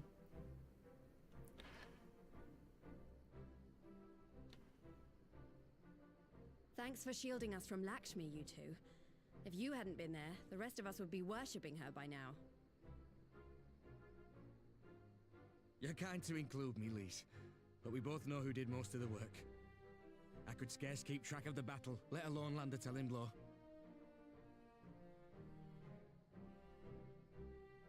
No shame in admitting it. The Warrior of Light has put far better men than me in the shade.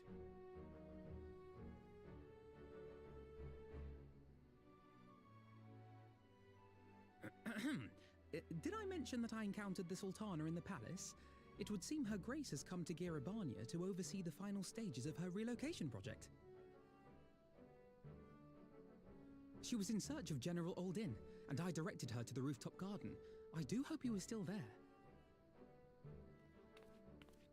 Are you in the habit of gossiping about the affairs of royalty, Master Leveilleur?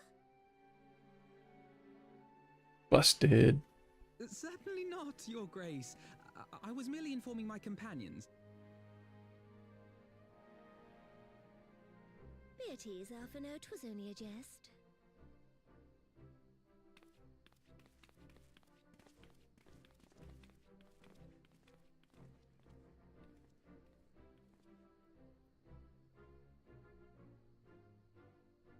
But I must yield the floor to Raubarn. He has an important announcement to make.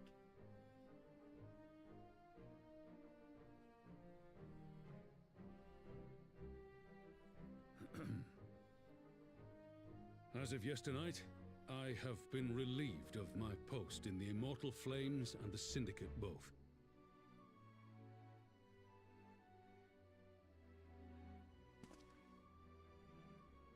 I shall be assuming my father's duties. And may I say that Tizona has never felt heavier upon my back.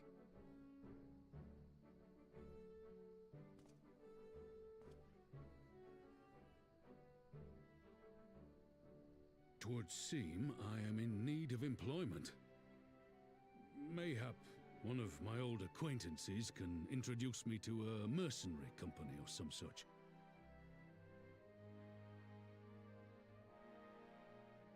You may be getting on in years, father, but you'd struggle to find a band of sellswords who wouldn't snap your hand off. Your remaining hand.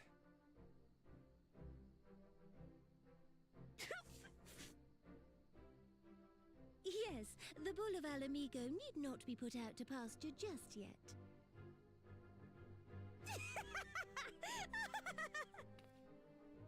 Your Grace has developed a wicked edge to her humor, and you, Pippin, would do well not to laugh when the future may hold the same for you.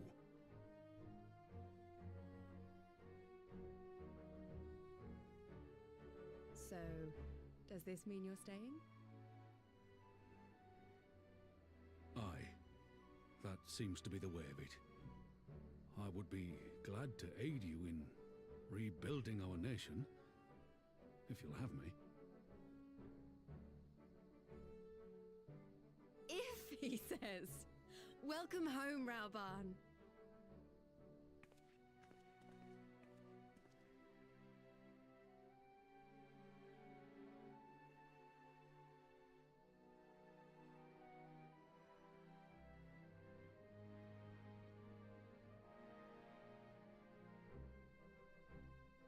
Well, that was unexpected, though you seem distinctly unsurprised.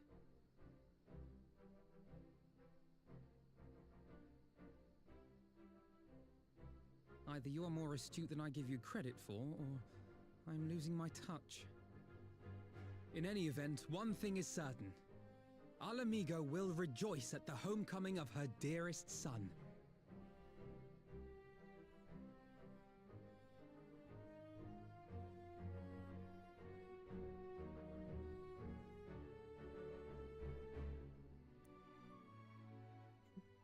Doop, doop, doop. I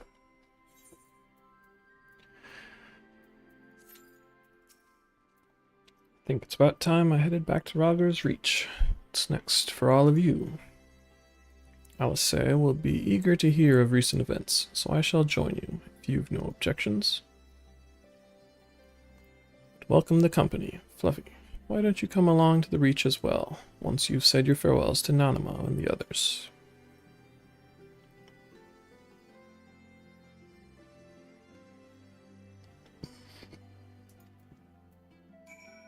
I can go to the rooftop gardens? What?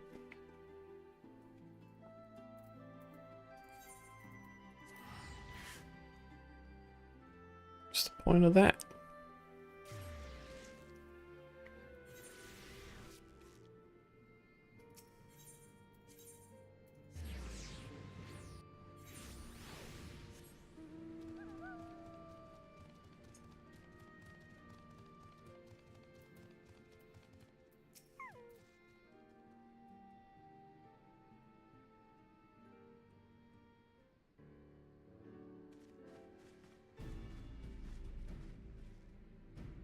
Well, here we are again.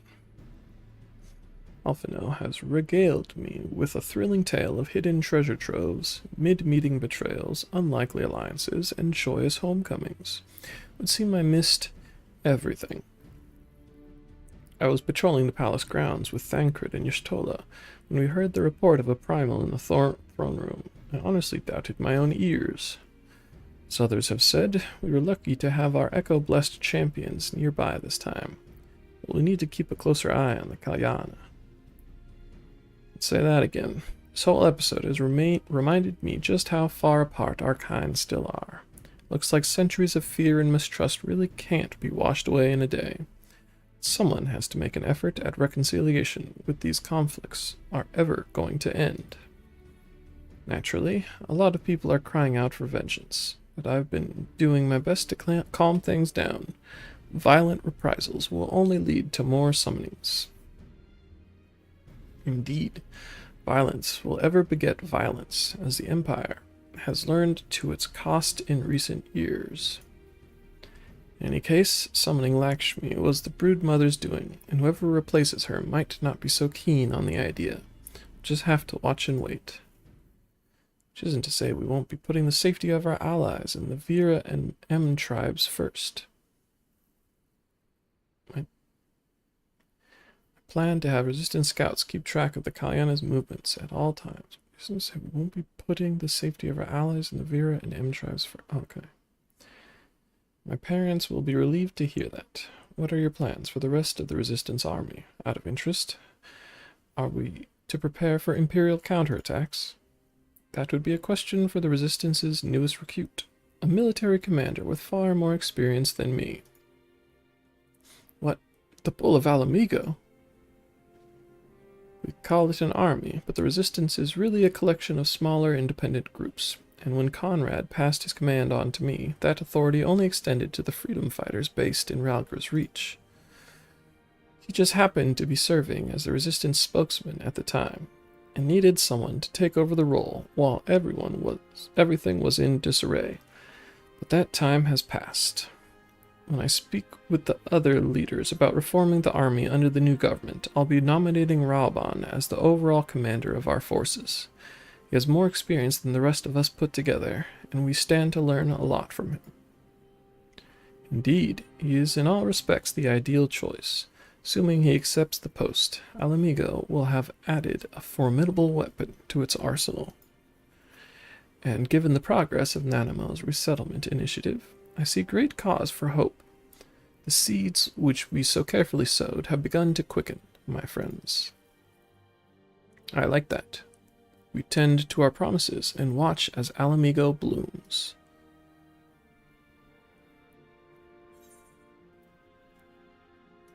I got a Ralban pet.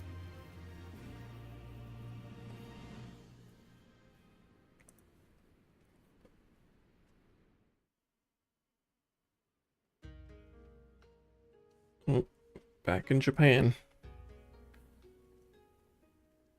Oh, Tim. I do give thanks to the kami that my makeshift raft withstood the fury of the seas.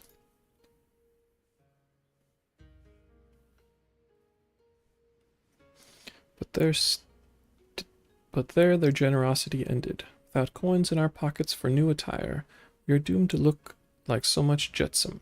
Oh, woe betide the poor man in a city of rich merchants.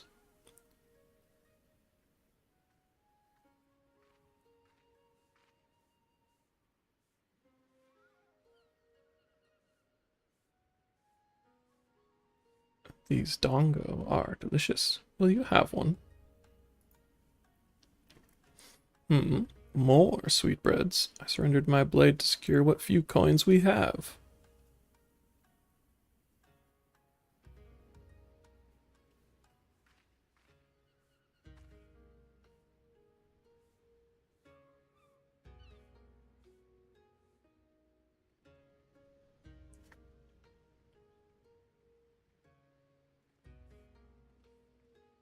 Ah, 'tis like talking to a child.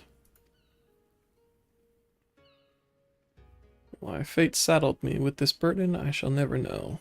I am alive, and I must return to my master's side.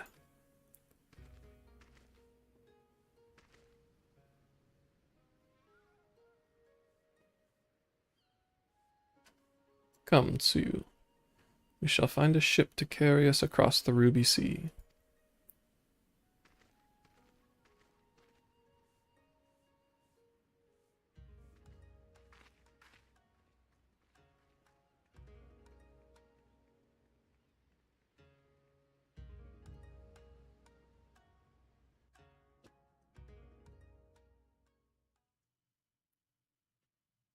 Meanwhile, in the Imperial Palace.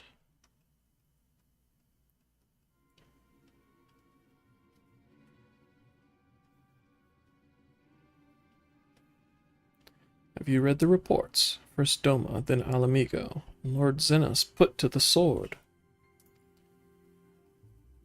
Do not believe everything you read. I hear the Viceroy was merely wounded, and that he has already returned to the capital. Naturally, the savages beat their chests and boast loudly of taking his head, regardless. Nay, Lord Zenos lives. Deplorable that our own officers should be fooled by Eorzean misinformation. Or there's a clone. Small wonder the provinces have begun rising up in rebellion. We must prepare an official and above all accurate announcement to quell these pernicious rumors. They would wage war with empty words.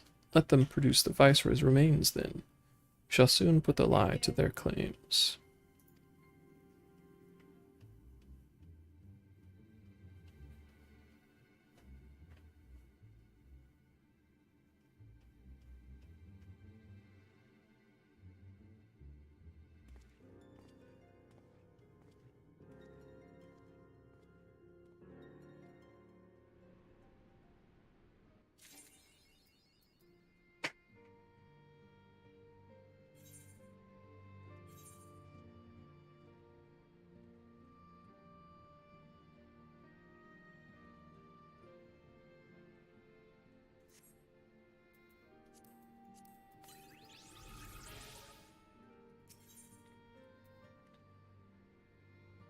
Greeting. Okay. Oop. Never mind. Do this later.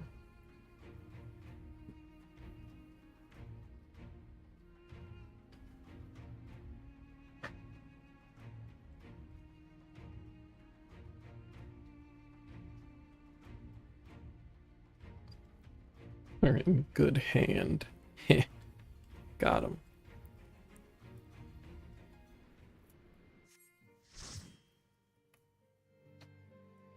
I enjoy that everybody's making one-armed jokes all the time.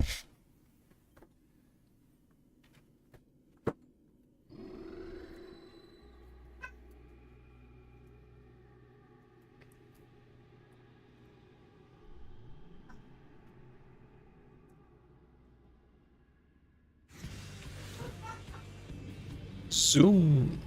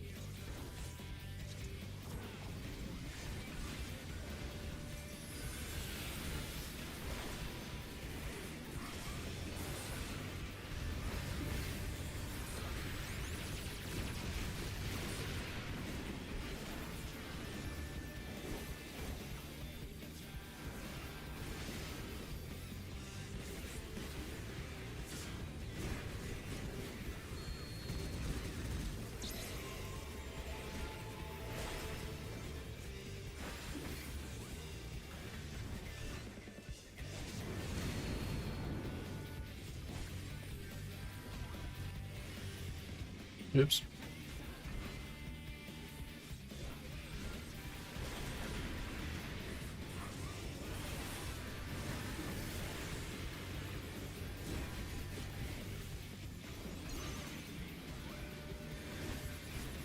Is everybody supposed to use this thing, or just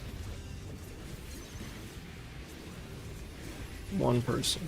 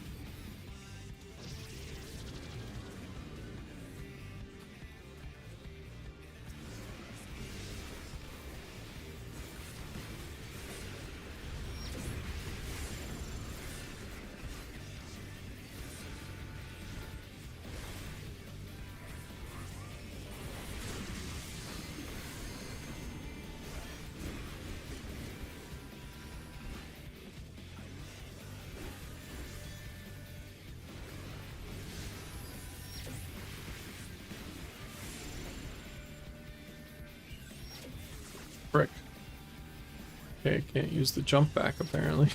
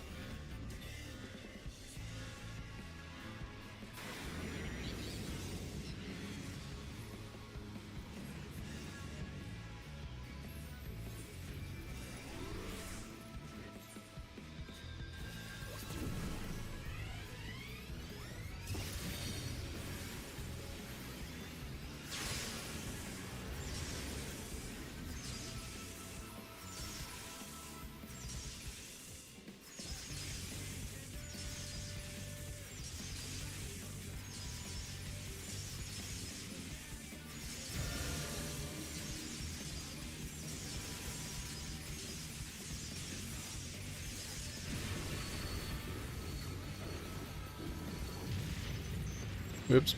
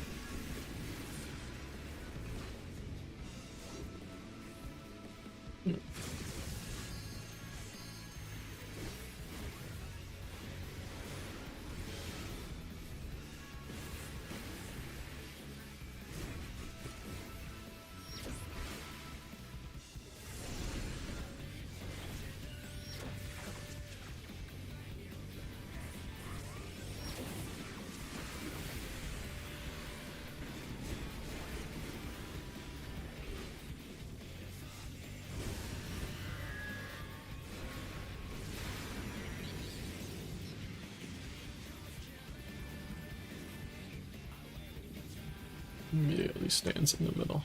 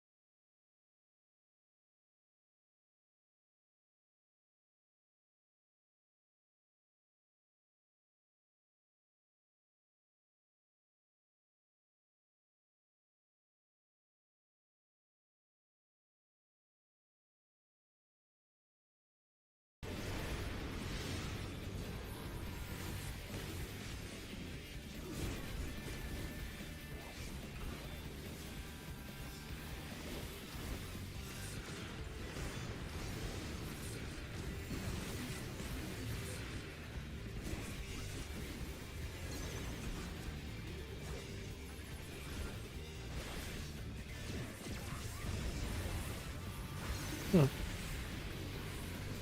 My YouTube chat had an error. What that's about.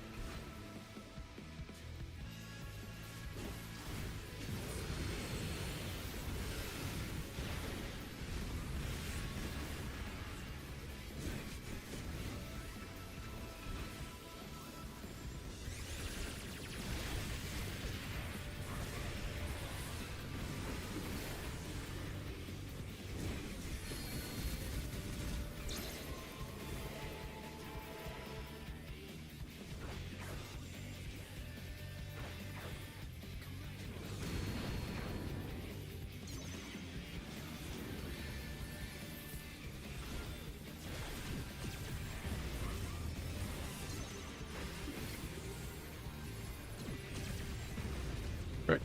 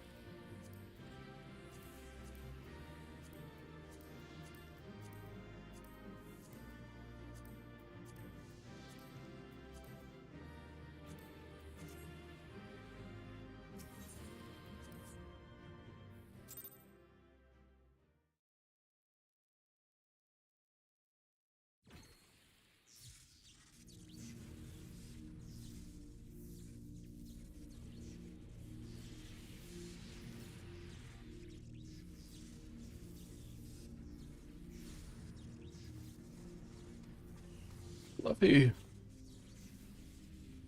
By the gods, you've done it. You defeated Omega. We've won.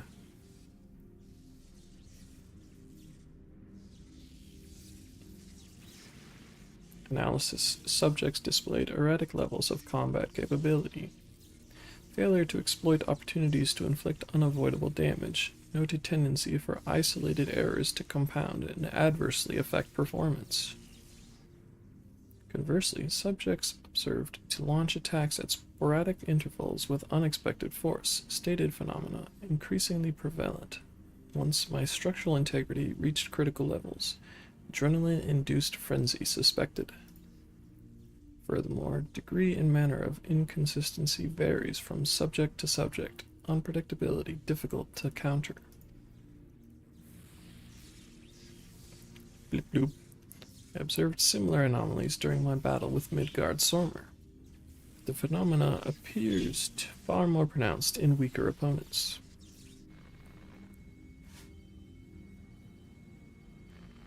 I do not understand. Your physiology must include some enhancement function that I cannot detect.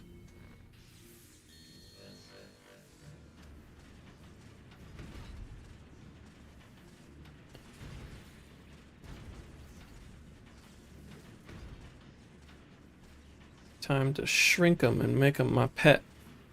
My programming demands I assimilate this capability. Bleep, insufficient data. Must reassess my methods and devise a more exhaustive testing and combat protocol.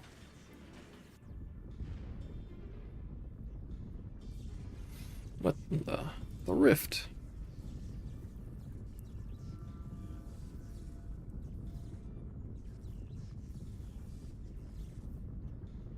I've determined the optimal form for this experiment. Prioritizing physical reconfiguration, diverting energy from interspatial maintenance, collapsing rift. Omega, wait, there's nothing outside this rift but empty space. Will be cast out into the void. Affirmative. Your demise was factored into my determinations. The probability of hostile subjects interfering with the reconfiguration process was unacceptably high. I acknowledge your value as test subjects, but you are not irreplaceable. Once my reassembly is complete, I will send Alpha to lure in new mortals. Testing will continue. Ending communications.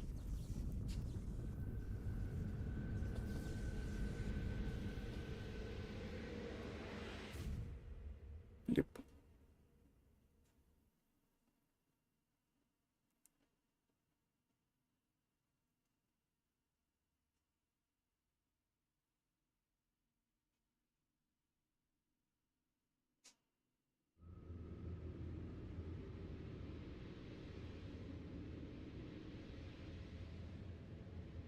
Being drawn away. Run, Fluffy, run!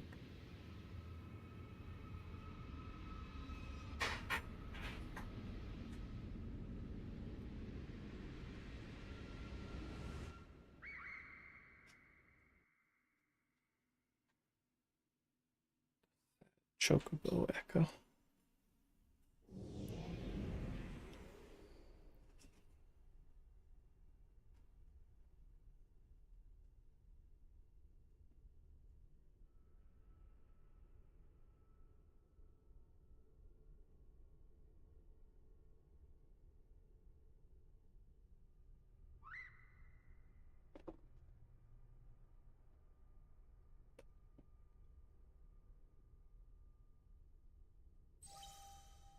Interspatial domain resources cut by 82%.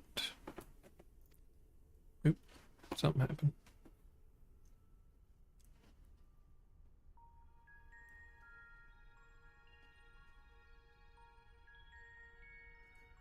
Data file. Target. Guardstormer. Departure from planetary atmosphere confirmed. Presence of 7 distinct life forms detected in close vicinity of target. Irrelevant. Sir indicates no change to existing. Sir? SIR? Existing directives. Data file, triple star. Distance to target increasing. Velocity insufficient.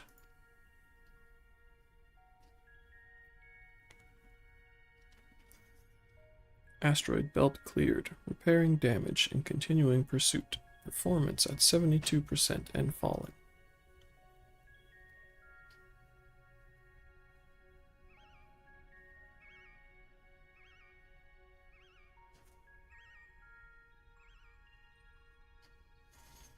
Signal from lost. Local interference suspected. Attempting to reestablish contact. Failure. Skipped a thing again.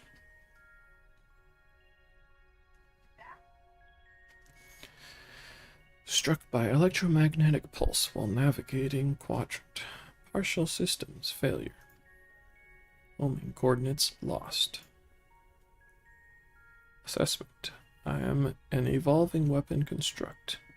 Acquire adaptations through combat. Repeat until capabilities enable rediscovery of return route. Mission directive unchanged.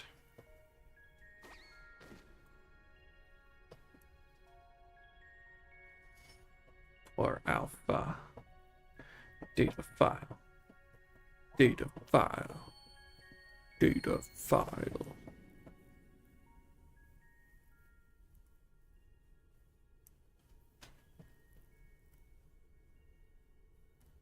Alpha, an abject failure. I erased his memory, planted a compulsion to return to me.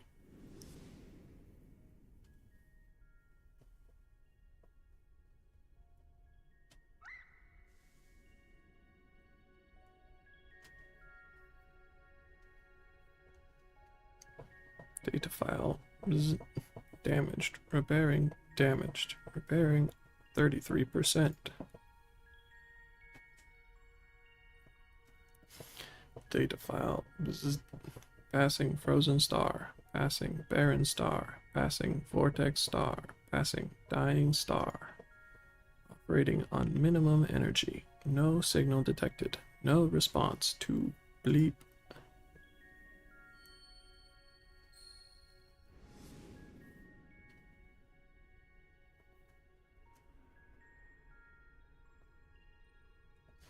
All you need is faith in yourself and a little courage to see it through.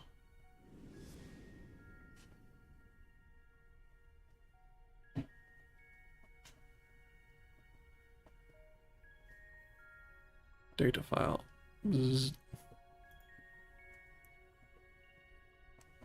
Target lost. Last known coordinates recorded on planet.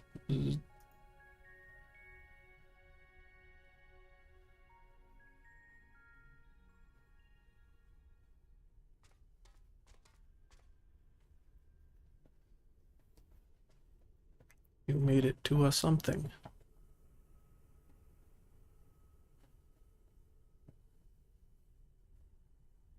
Alpha, your homing instinct is functioning as designed. Evidence suggests your fellow Alpha Group subjects perished when the rift contracted. Unavoidable. But there is a multitude of their kind. The next experiment will go forward as planned.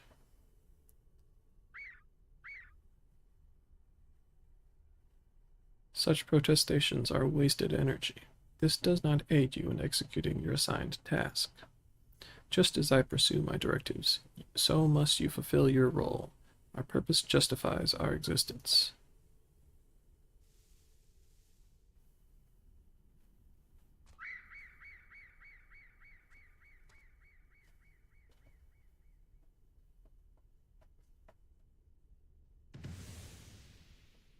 Huh?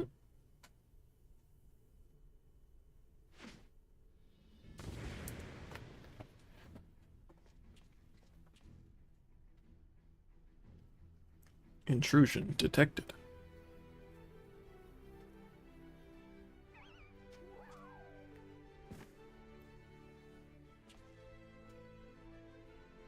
Our thanks, Alpha. That was some marathon.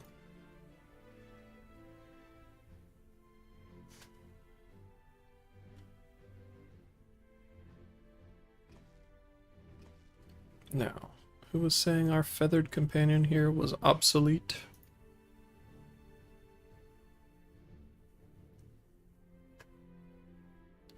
He put his tools to work even as the rift began to collapse, shrank us down and turned us invisible, all so he could bring you a little surprise.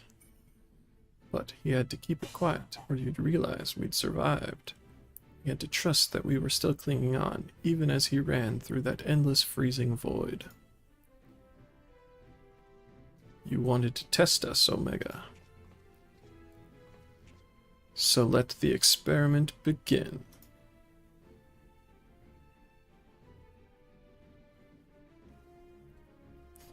Illogical. Alpha had no reason to take such action. How do you continue to defy my projections? You made fun of my bird. Error, error, error, insufficient data.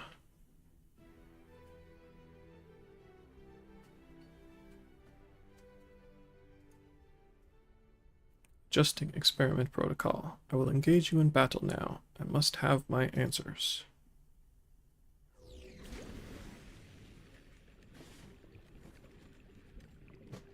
Shiny puddle.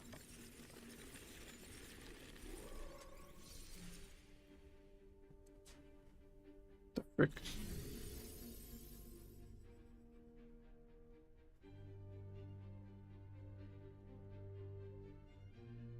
Fighting in this form should provide me with a new level of understanding.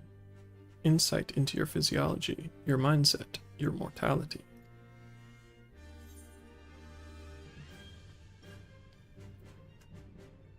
We'll show you how weaklings fight.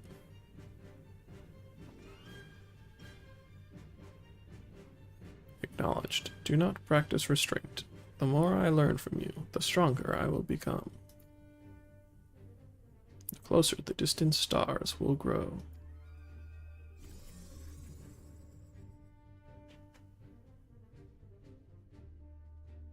Commencing final experiment. Testing will continue until I unlock the nature of your anomalous strength.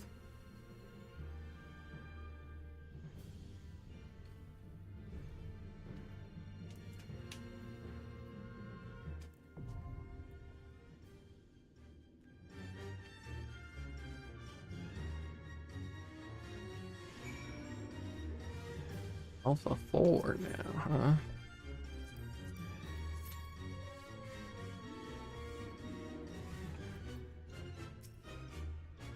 Quick. Oh, this should be fine with a little rest. I'll make sure he stays safe on the edge of the platform, so no holding back.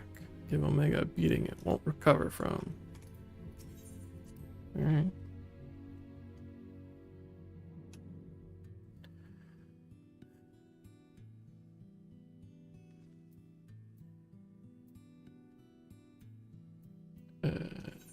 Oh yeah. I was talking in Rhalgr's Reach.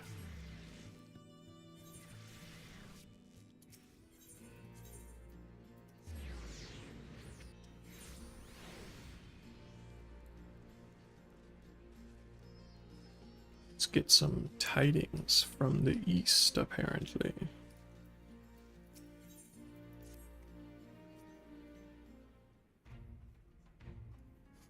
Lovely. Great timing. I was just about to send word to the Scions. I've got lots to tell you.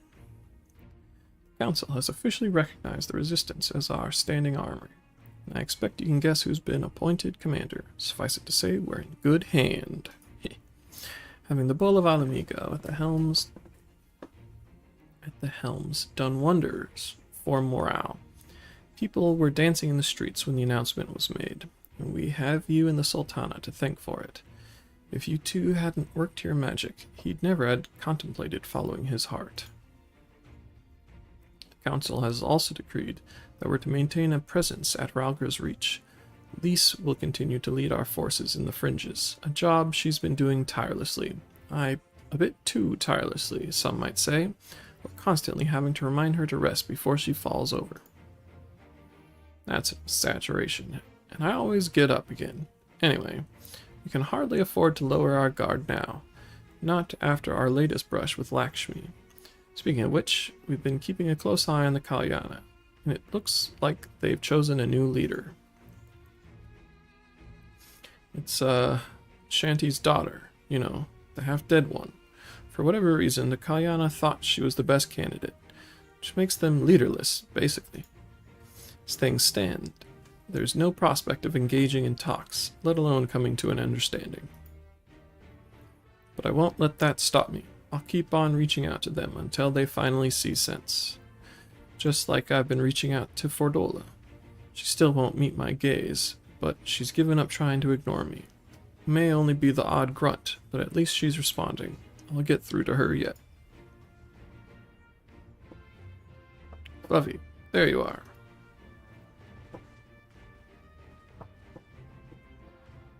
Alphino, Alice, is everything alright? We've received word from Tataru. Hancock has apparently acquired information of great interest and urgency. More than that she didn't say, only that we should come to Kugane right away.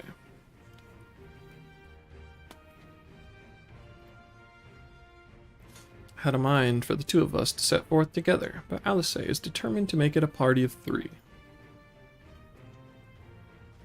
As I've told you more than a dozen times, brother, my wounds are quite healed, and I would benefit from some fresh air. Besides, you may well need an extra pair of hands. Worry not, sister. I have quite given up trying to convince you. Whether we be 2 or 3, we should depart as soon as possible. You will be joining us, I trust? I was about to say I'd come too, but I'll just have to settle for cheering you on from afar. Good luck with whatever it turns out to be. Thank you, Lise. Rest assured, should this business prove to be of even tangential concern to Alamigo, we shall inform you without delay. Let us be off then. Hancock and Tataru await us at the Ruby Bazaar offices.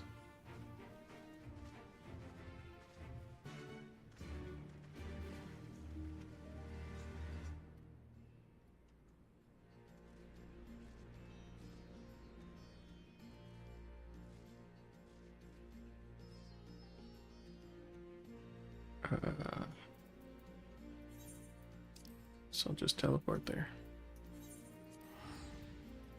I guess.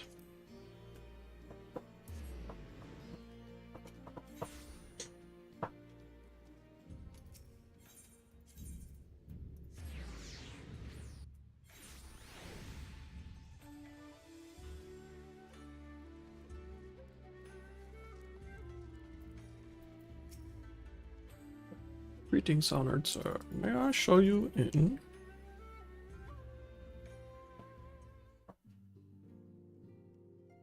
Cardle.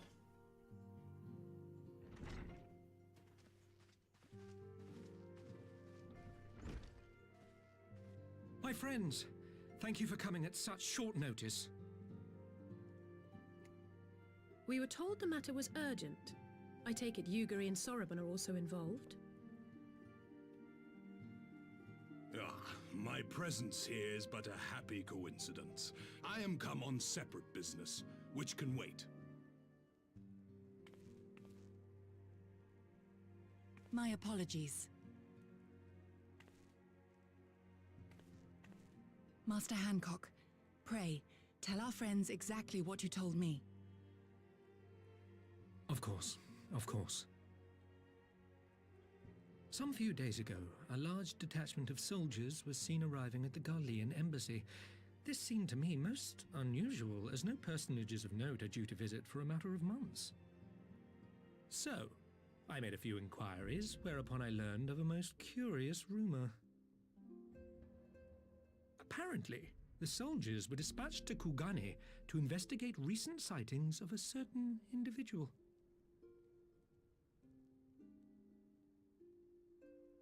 The late acting Imperial Viceroy of Doma, Yotsuyu.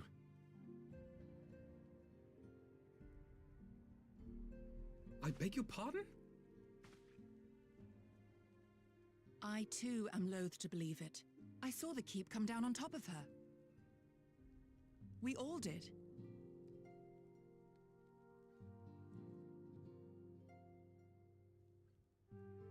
I would not presume to question your eyewitness accounts, nor am I one to take rumors at face value.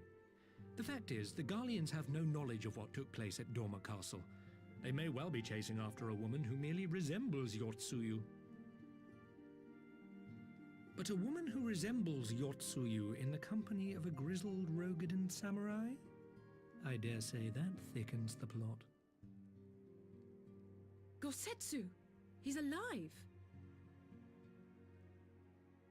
While I've no conclusive proof, I thought that such a possibility warranted your attention. Have you informed Lord Hien? Well, I think we'd all like to believe the old bear survived. Indeed. While I dare not give myself wholly to hope, I will not deny that I have prayed for such a miracle ever since that fateful day. But regardless of my personal feelings, if the Empire has seen fit to pursue these rumors so vigorously, we can scarce afford to ignore them.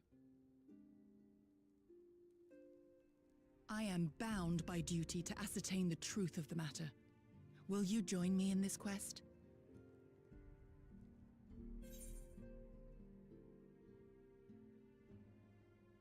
I will find Gosetsu together. Thank you.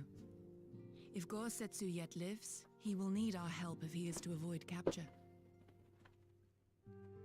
Gosetsu is a dear friend, and we cannot abandon him to the mercy of the Empire. Our course is clear.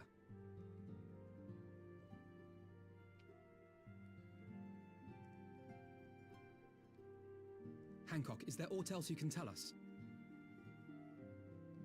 Alas not. But I have taken the liberty of employing one of the finest informants money can buy. You shall have the latest intelligence on the Garlean's movements, and more besides.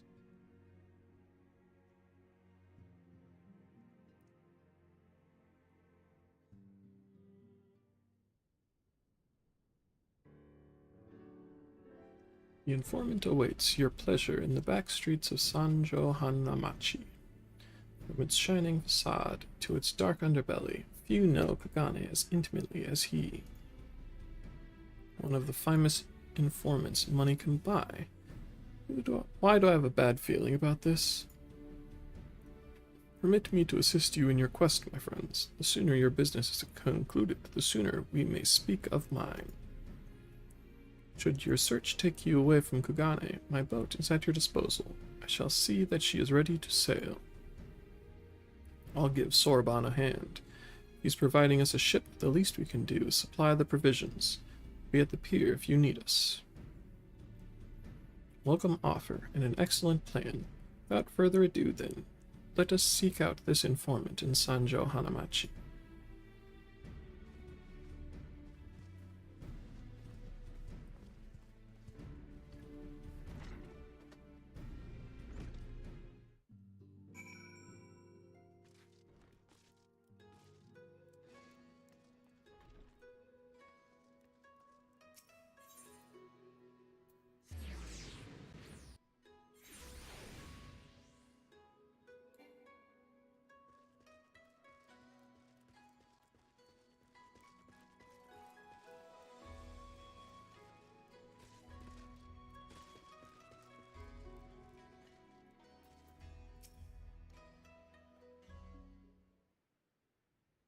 This should be the place. Now we wait and see who comes. It has been a while, my friends. Yes, yes, a long while indeed. Little fish man.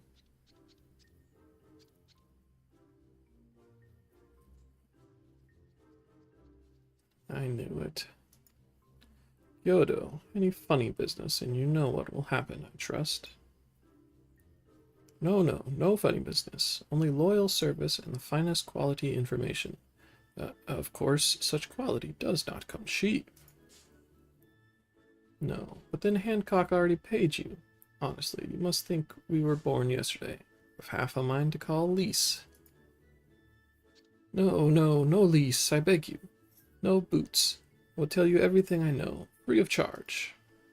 The Empire searches for Yotsuyu, high and low, far and wide. Come to enlist my help, they did, promising rich rewards for decisive information. And have you decisive information? Were the two individuals cited here indeed Gosetsu and Yotsuyu? Alas, see them with my own eyes I did not. But the Imperials are confident. Yes, very confident indeed. Look at the size of their contingent. But here is something they do not know. A rumor which you will find most interesting, I think. They say an elderly Rogaden samurai appeared on Kugane Dori with a beauteous maiden and sold his katana to a pawnbroker. 'Twas no common katana either, but one of surpassing craftsmanship. Well, that is interesting, assuming it's true. Did you corroborate the rumor with the pawnbroker in question? No. Regrettably, I do not have a working relationship with the master of Shofuku Shichiten. Now, why would that be, I wonder? If I didn't know better, I'd think he'd lent you money. He will help you, I am certain. While you speak with him, I will make contact with my Garlean connections and learn what I can of their progress. A glimpse of the blade is all I need to be sure, but it is wise to let the Namazu out of our sight.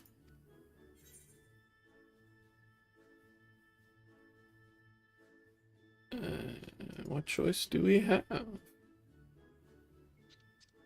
No other choice but this, and a fine choice it is. Though I am adept at gathering information, it is so much more efficient to share the work. He's right, given the urgency. We would do well to split up, and so I will go with our friend here. Nothing improves efficiency like a little supervision.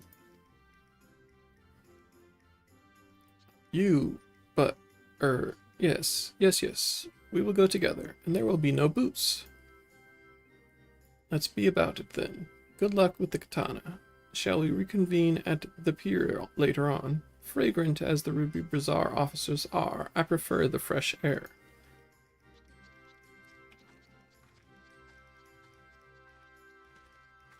I believe Alice has her task well in hand. Shall we seek out the pawnbroker?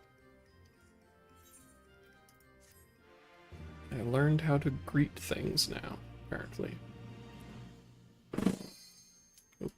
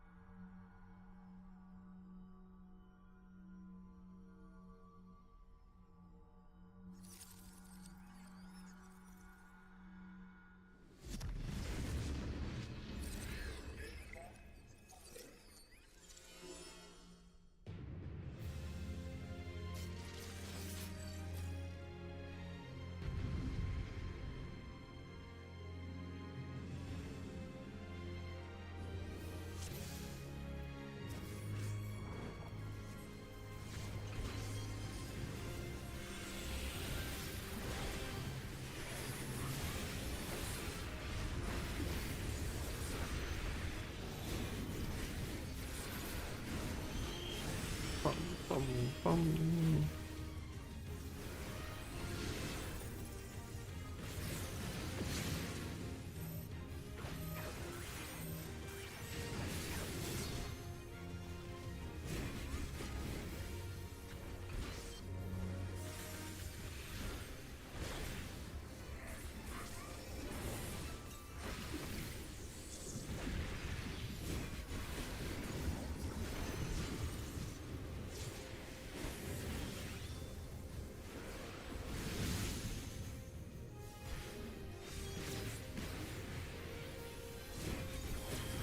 Look, turn into a lady.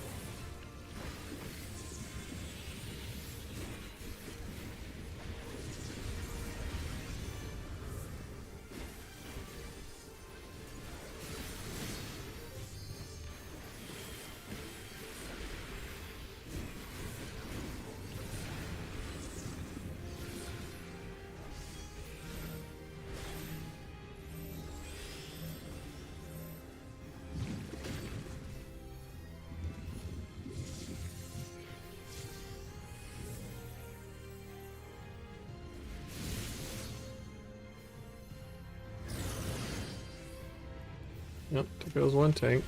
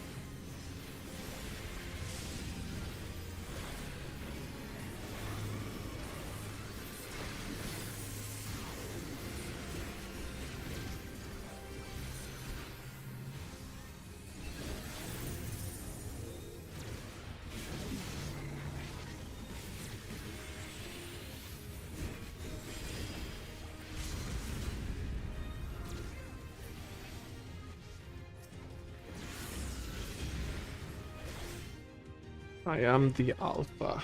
I am the Omega. 1.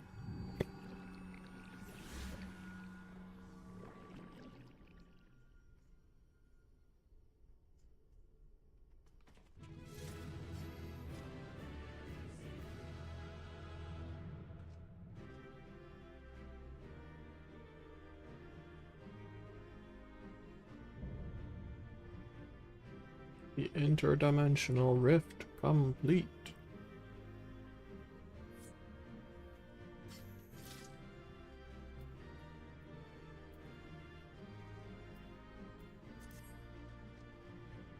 OMG.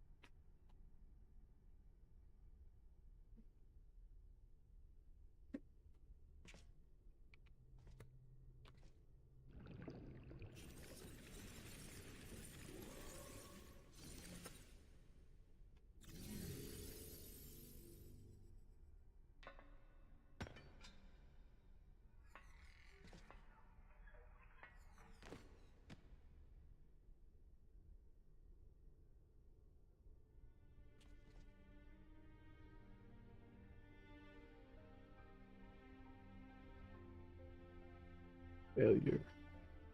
Defeated. Blip, bleep. I wanted to understand you, to assimilate your strength.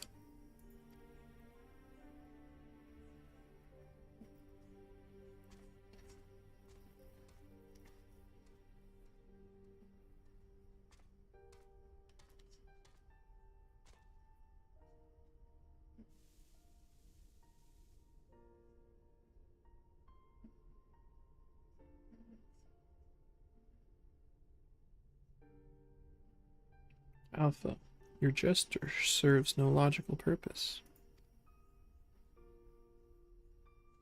You are incomprehensible as these mortals. Bleep. You did not fight them. How have you become like them?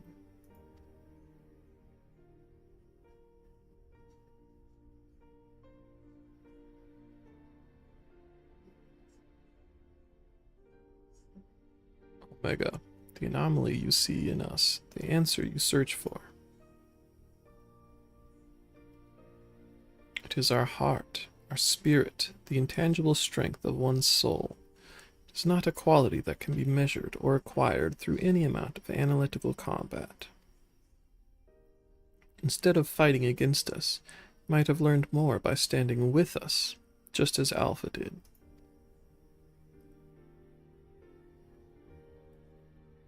Heart, you speak of something more than what beats in your chest.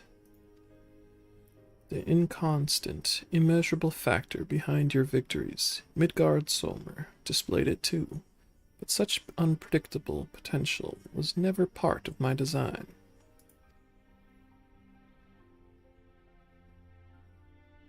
Bleep. Projection. Had I integrated this quality, how powerful would I have become? Strong enough to return?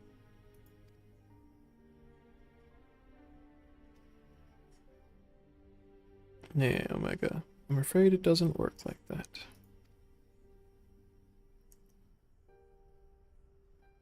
It was a long, lonely path you traveled to arrive here. To return across that vast distance alone, anyone with a spirit to break would find the journey more difficult, not less so.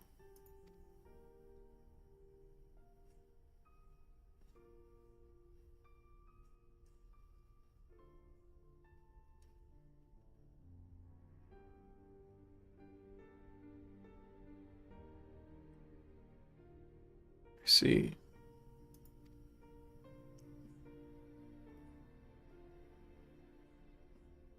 I think I understand.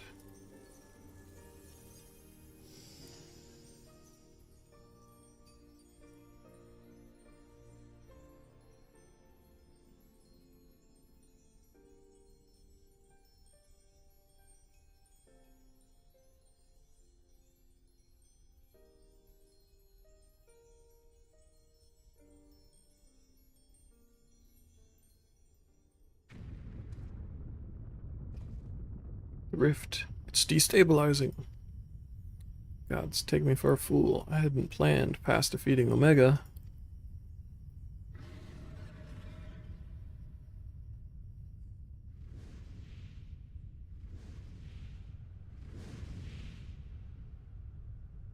Chief, Fluffy, Alpha, hold on, we're coming.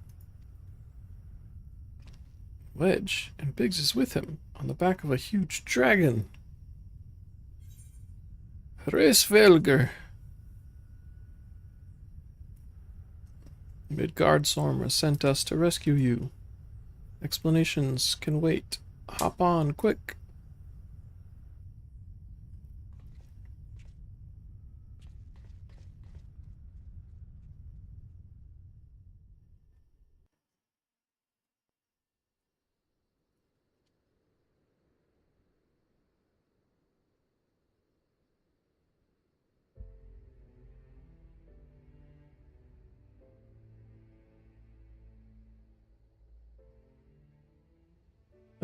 Hraesvelgr, was it? Our thanks. You pulled us out of a tight spot indeed.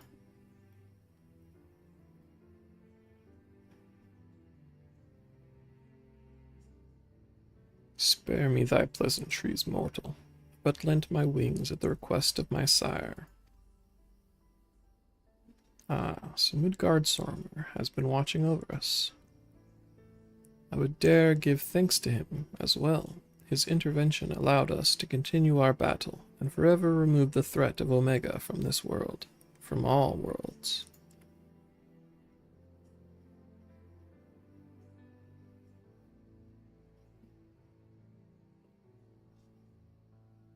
In all the long centuries of mine existence, this marketh the first occasion my father hath asked of me a boon. A gift of gratitude and, mayhap, of atonement for those who would face the deadly foe he left behind. Will he remain in slumber? 'Tis likely, little one. What is but a fleeting respite for my sire might last a lesser creature's lifetime. But let not thy heart be troubled. Even in dream he doth keep his mind's eye upon the fate of this star. He is possessed of remarkable... devotion is mayhap the closest word in the tongue of men. His love is as boundless as the sea of stars, across which he carried his unhatched brood. Did sustain him even as the arduous journey exhausted the fire in his mane, and when he at last arrived upon Hydaelyn, a sanctuary for his children, did he form with this land an irreplaceable bond.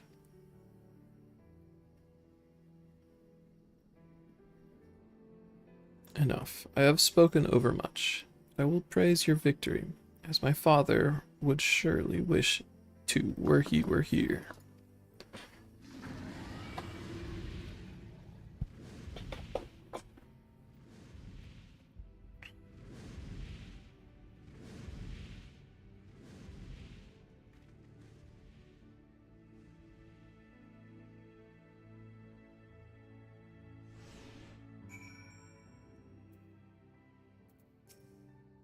Well, I can add being rescued by a great worm to the list of things I didn't expect to happen today. It's fortunate Hraesvelgr agreed to come for us. We had to defeat Omega at any cost, of course, but I much prefer being alive to celebrate the deed.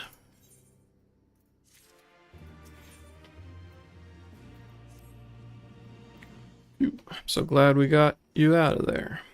I don't know what we would have done if Hraesvelgr hadn't come along. Situation being what it was, Wedge and I came out to the Yon to see if we could lend you a hand.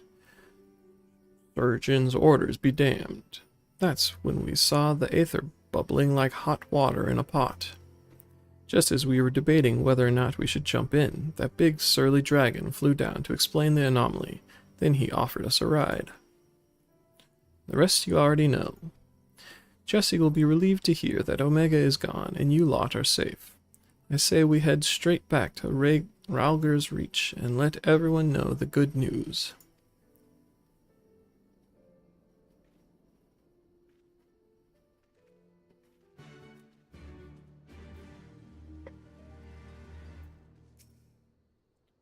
Was staring quietly into the now empty yawn. Quack!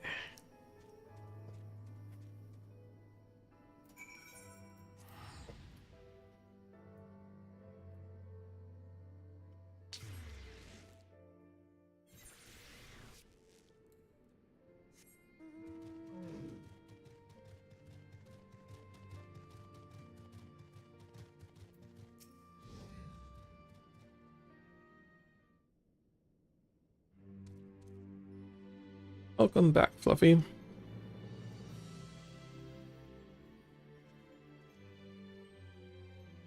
Chocobo music. You truly are a force to be reckoned with. If ever there was another Omega, I'd wager it'll skip the experiments and go straight to generating a simulacrum of you. Not that I'd want that to happen. Besides, I don't think anyone can truly mimic your unique strengths. You are one-of-a-kind hero. So, does this mean we don't need to worry about Omega's monsters invading our world anymore? Aye, all of its creations vanished along with the rift itself. With Omega defeated, we averted that particular catastrophe before it began.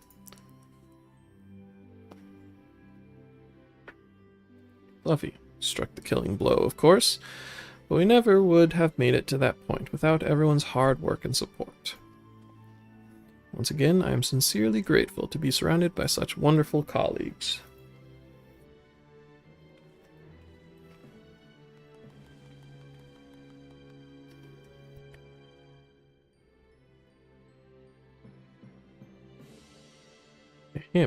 Not to spoil the moment, Chief, but the Alliance leaders are anxious to learn of Omega's fate.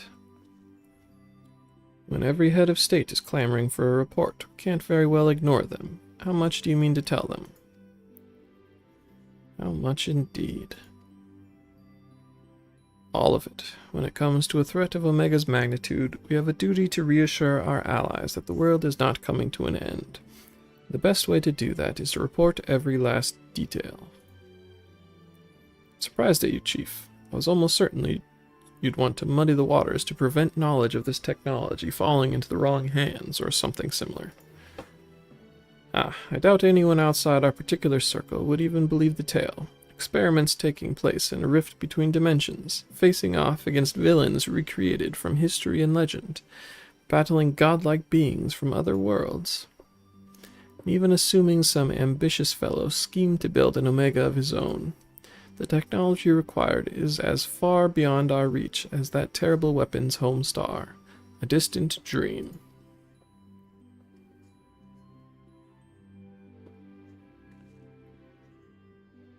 Right, you heard the Chief. We missed our chance in the front lines, but there's plenty of work left to be done. Round up everyone who's standing idle and get moving on those reports. Don't forget to contact our people still out in the field.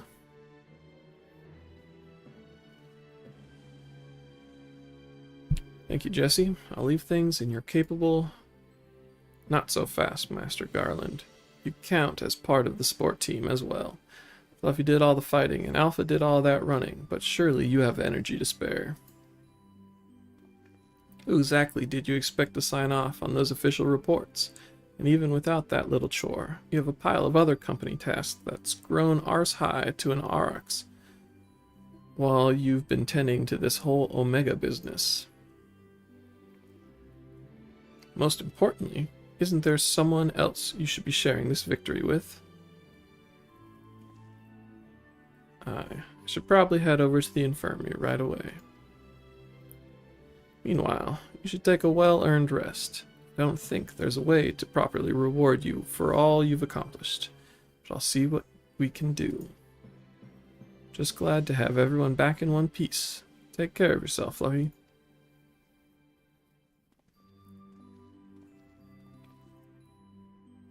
What are your plans now, Alpha?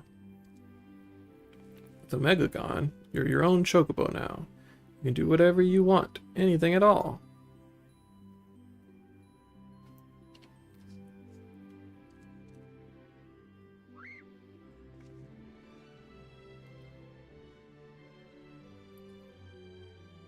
You want to go outside? You have some place in mind? Come on, Wedge. Get those Lalafell legs moving, or I'll leave without you. On my way.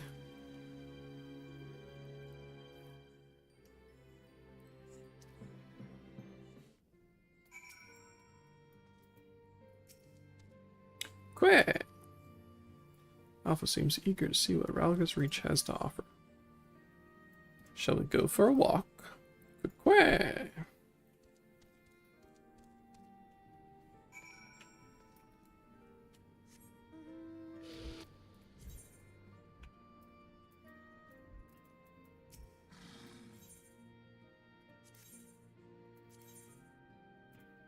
Bum bum bum bum bum bum bum bum.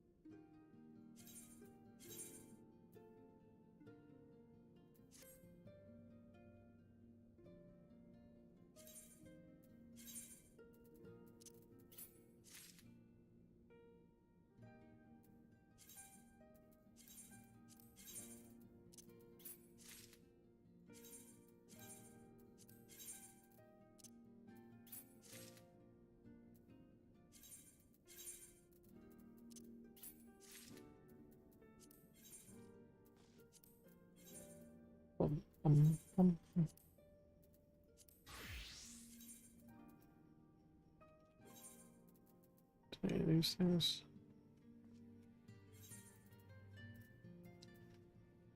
Earrings, huh?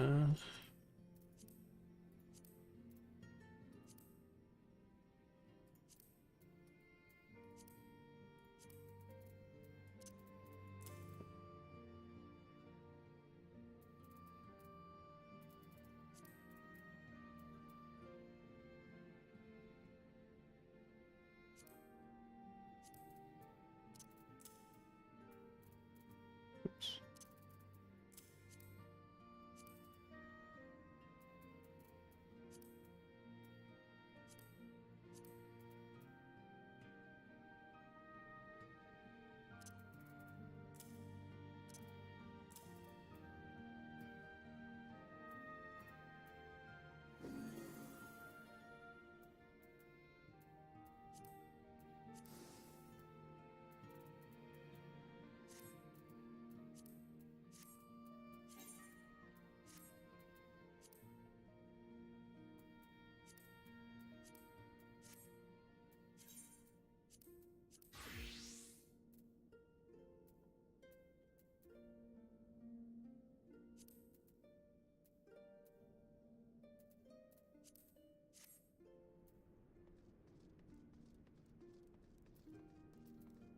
Bum.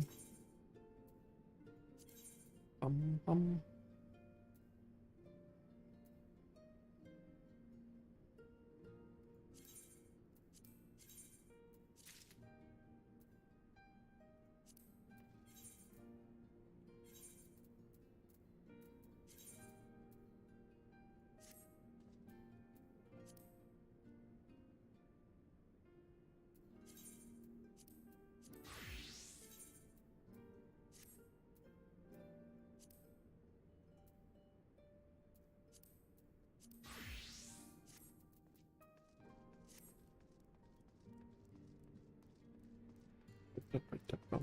Ba-dum.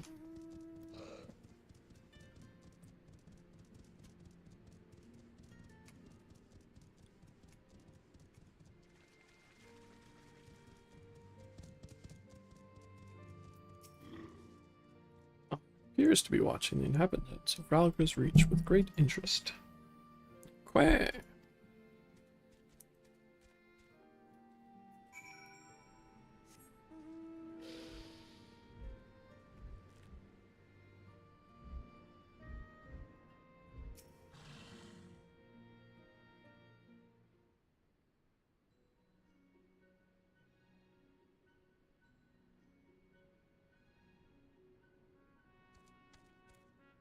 Quack, quack. Nero's not here. Aw.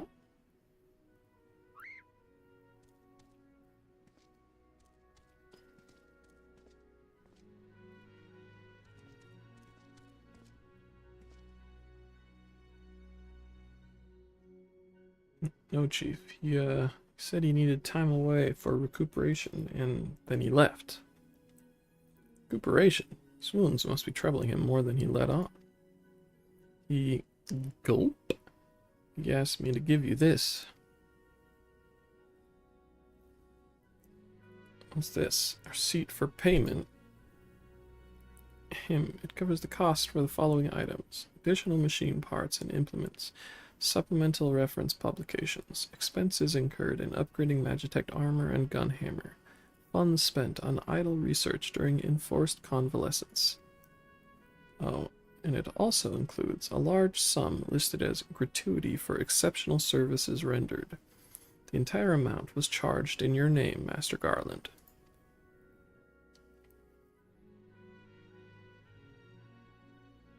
Dot, dot, dot. Find him. I want everyone searching for Nero right now. Everyone.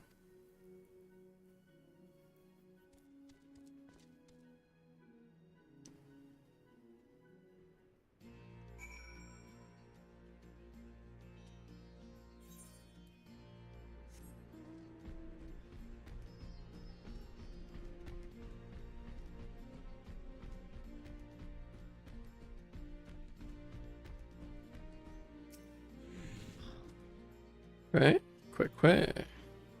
Alpha appears to sense the solemn purpose of this place. A gentle pet might rouse him from his sudden melancholy. You gently pat Alpha. Quack, quack.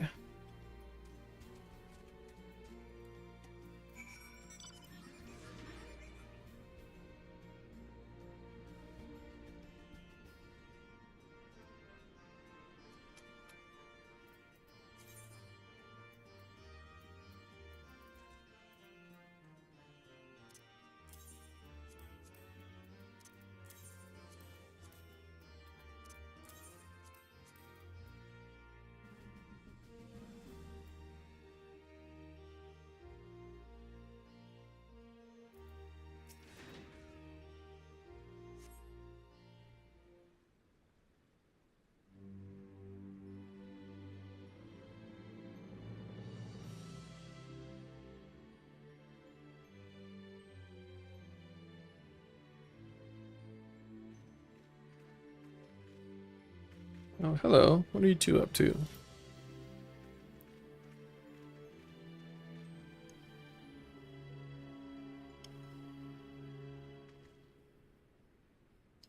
Taking in the sights, were you?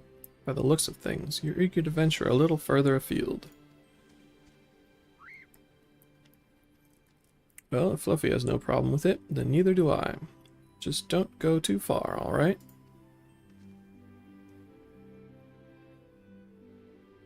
Not good enough? Sorry, Alpha. We're all a bit too busy to show you around the fringes right now.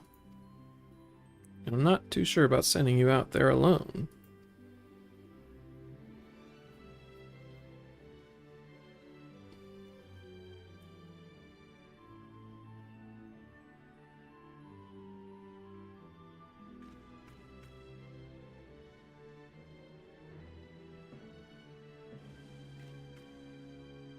When you think about it, this world is completely new to Alpha, and all he's done so far is travel back and forth between the Reach and the Yawn.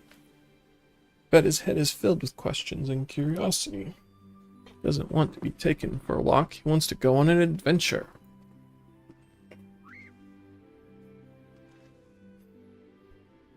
Alpha's not some helpless chick, Biggs.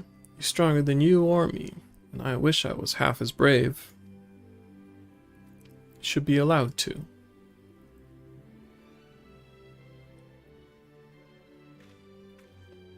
Listen, I'm going to talk to the chief about this. You're an employee, so there are certain rules we have to follow. Not saying I'm against the idea. I'm willing to admit that Wedge has a point. But as I said, we've all got important jobs to take care of, Chief included. Can you wait a little longer? Buffy, would you mind keeping Alpha company until we get back? I promise we'll be quick.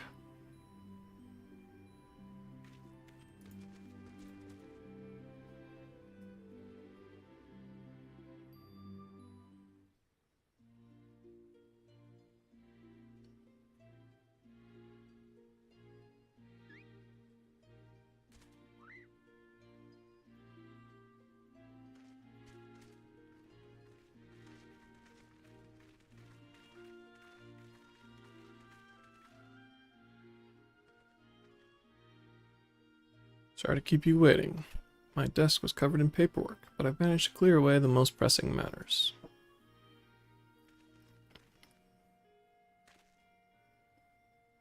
Now then, Alpha, I hear your heart's set on a journey of some kind.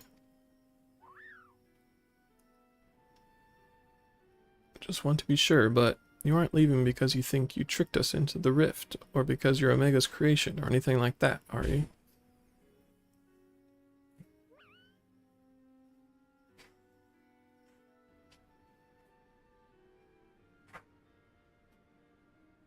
Would have stopped you if that was the case. Pure curiosity, on the other hand, is something I like to encourage. Exploring, interacting with the world, I think that experience will be good for him. Despite Omega's power, its potential to learn was hobbled by hostile directives. Alpha, on the other hand, is free to grow as he pleases.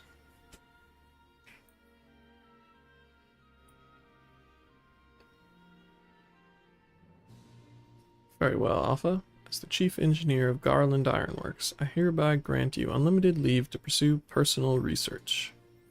Travel far and wide, and take in everything these lands have to offer. Do come back when you're ready. I'd hate to lose such a valuable employee.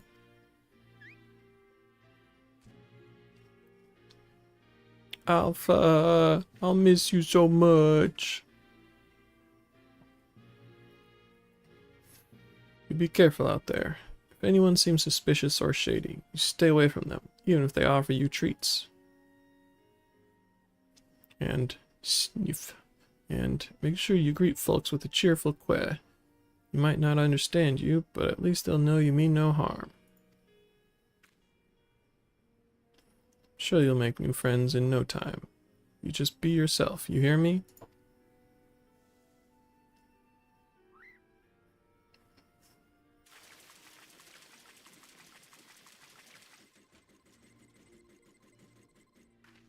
Eek, what in the hells?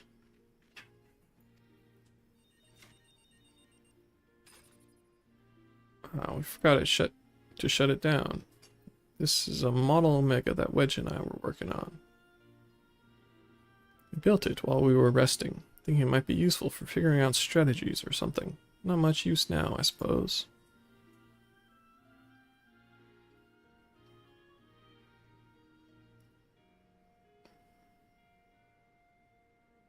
What? You want to keep it?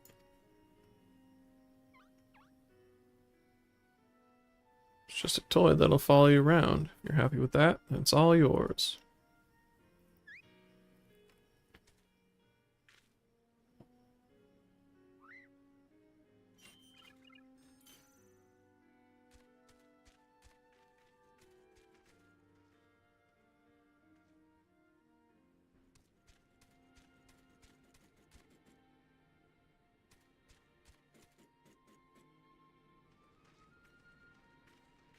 Fair journey to you, Alpha. Take care.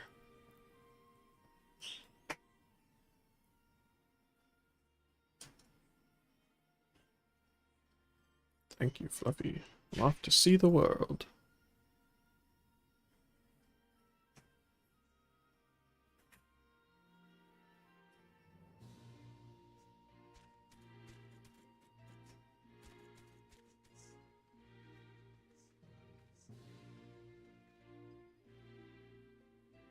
Bum, bum, bum.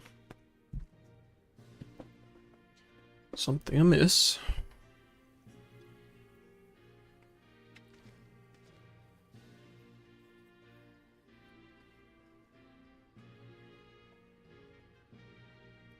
It's strange. The Echo never allowed you to understand him before.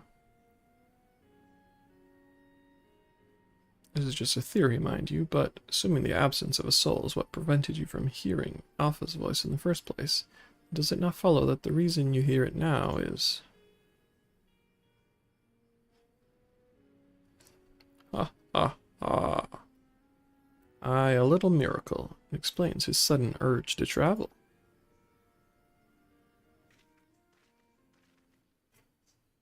For a newborn soul, this world is brimming with unseen wonders.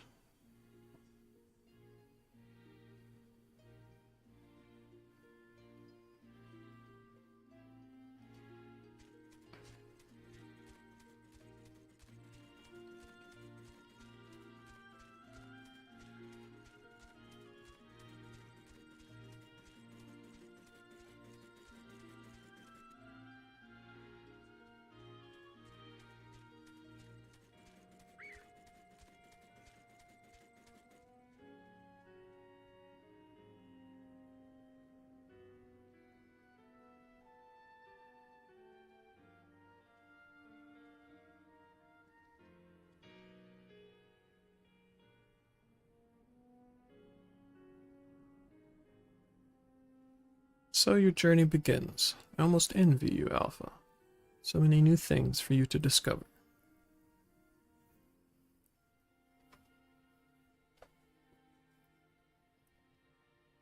Speaking of which, what terrible marvels can I trouble my old friend with next?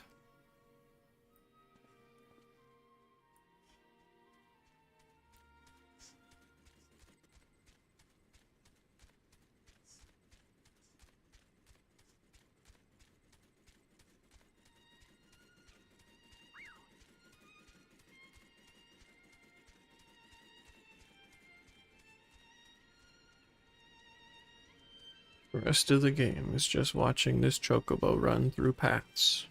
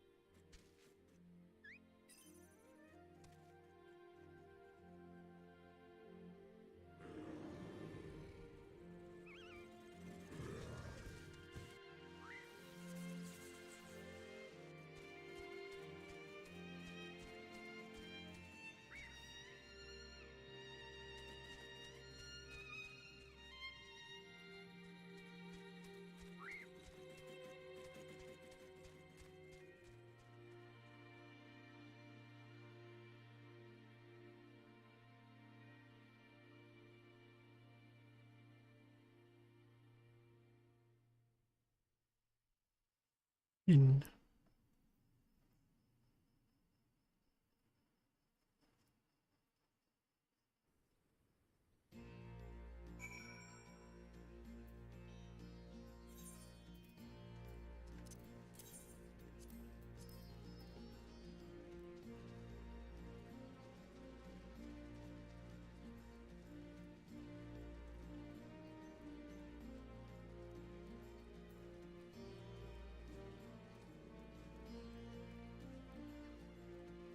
it's a cracked luster.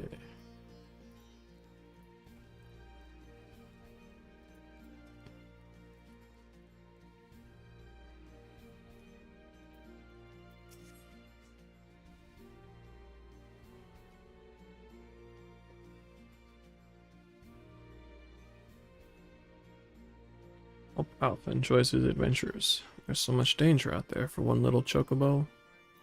No, I'm sure he'll be fine. Dwelling on such things is not productive in the least. Why don't we discuss a happier subject, like your long-awaited bonus? You drained the coffers to fund your expedition. Why settle for coin when you can have the latest in automaton technology? That's right, we're gifting you a premium mammoth, the one-of-a-kind master model for merchandise copies, constructed with our patented Ironworks quality. Present to you the Clockwork Alpha.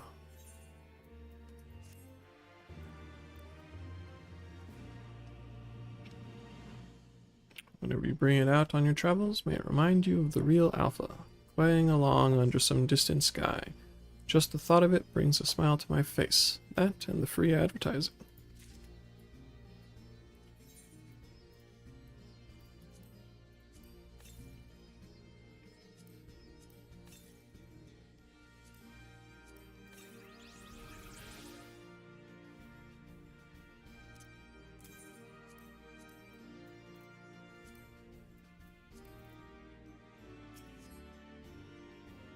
Welcome, sister. Hypnotize me, weird little machine. Good morrow, valued employee. Thank you always for your tireless efforts. As part of the Savage Initiative, we bring you Phase 3 of our Mending Melodies selection. Today's composition is a bzz, beep, beep.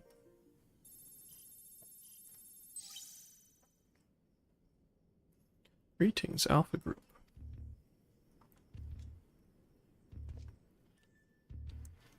Do not be alarmed. The recording is being transmitted the instant prior to my irreversible dissolution of form.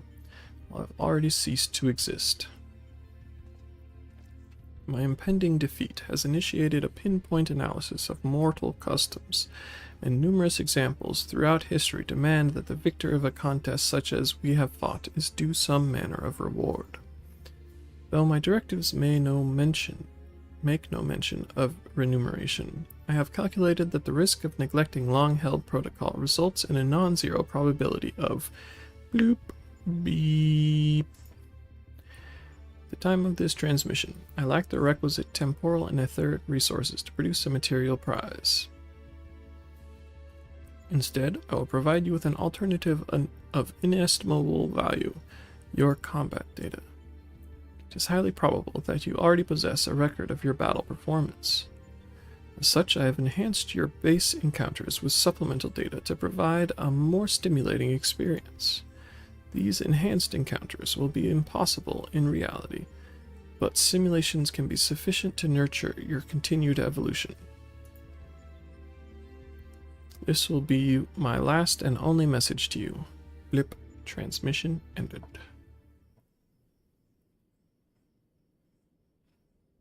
Blip. Unscheduled transmission. I have learned that your automatic memory processing and data simulation function is known as dreaming. While I was unable to assimilate your self-described strength of soul, extensive observation of mortal behavior has provided me with insight into suitable phrases for myriad situations. Thus, in anticipation of your forthcoming sleep cycle, I bid you good night and sweet dreams. Bleep.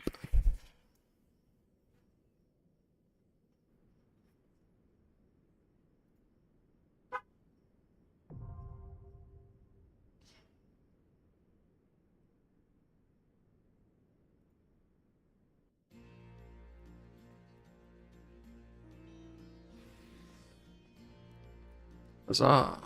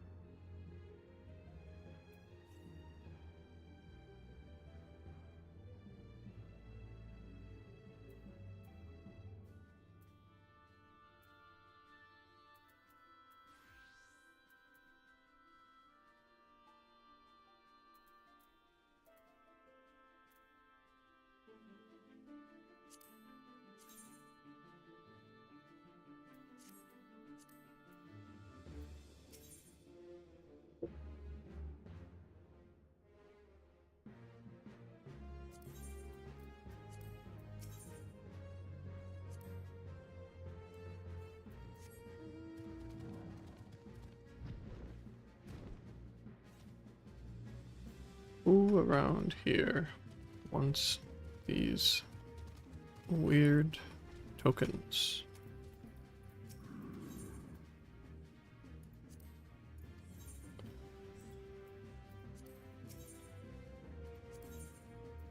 Oh, this guy.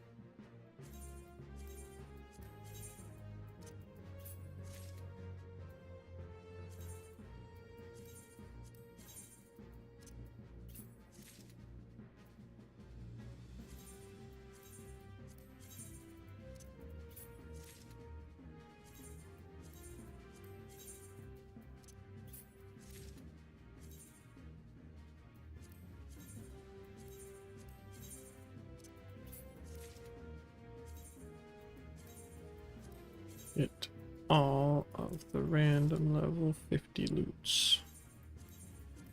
So much.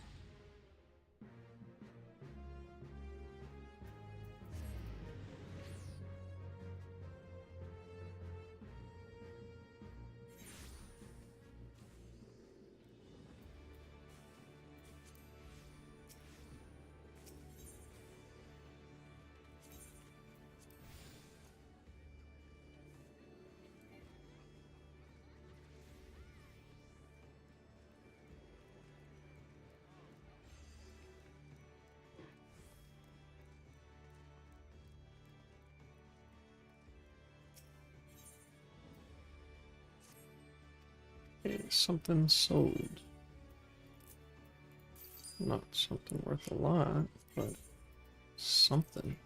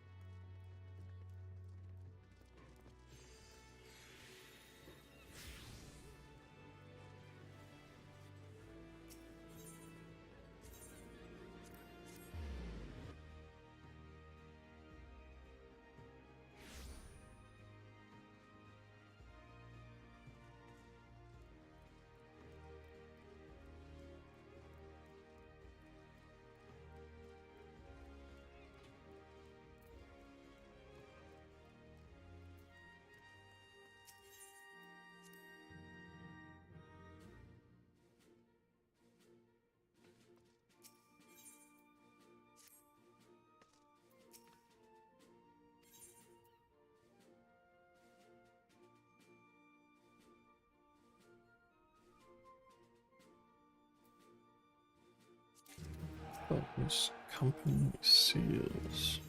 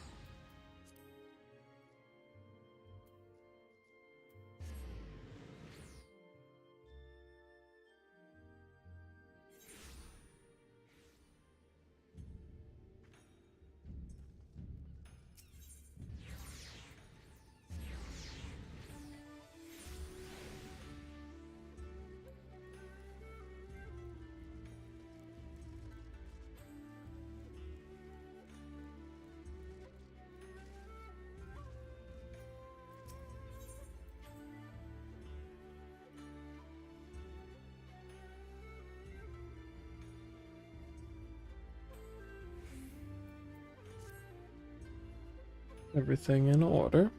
Then let us proceed to Kogane Dori and find the master of Shofuku Shichiten.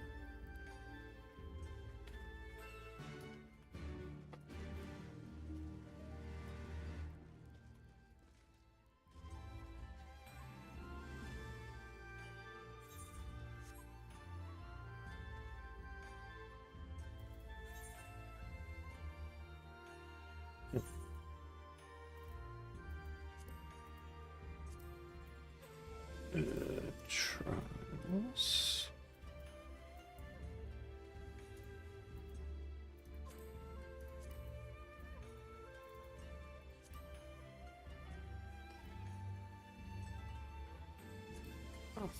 Blah blah blah blah.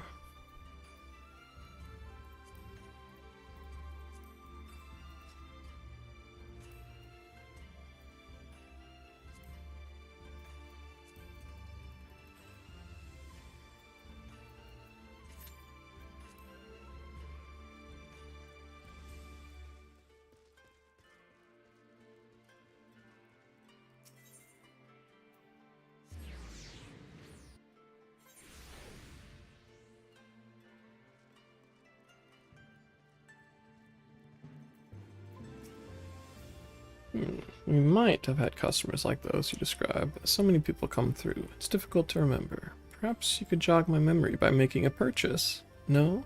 Well, you can't blame a woman for trying. A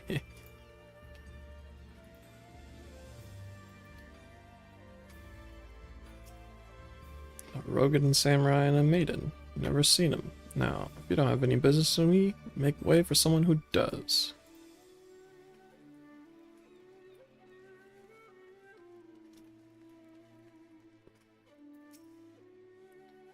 Welcome, good sir. Welcome. Will you be buying, or...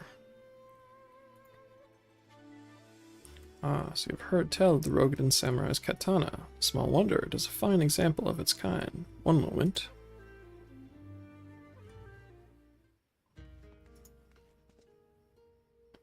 There, I hope you have found our pawnbroker. Excellent worth, Fluffy. And that is the katana?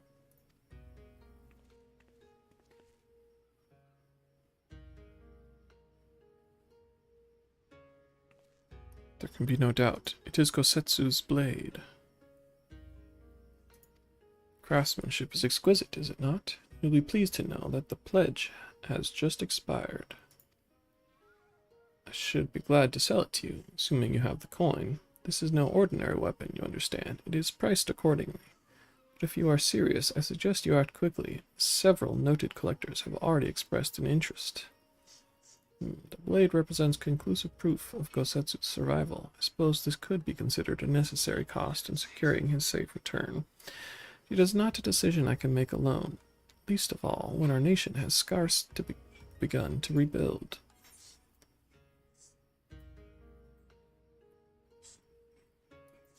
Lend you the coin. Nay, my friend. Grateful though I am for the offer, I cannot ask this of you. It is enough to know that Gosetsu is alive and well. Here you wait, the scions will buy the katana. Pray consider it a gift. Master Alphino, your kindness is touching truly, yet in matters of coin, would Mistress Tataru not expect to be consulted? Come now, our friend would never have relinquished his blade were the need not great, and are we not bound by honor to help a friend in need? I say we are, and I am sure Tataru will wholeheartedly agree. Settled then. You've made a wise choice, my friends. Such pieces are few and far between. Now, if you would be so good as to come this way, I shall prepare the necessary papers.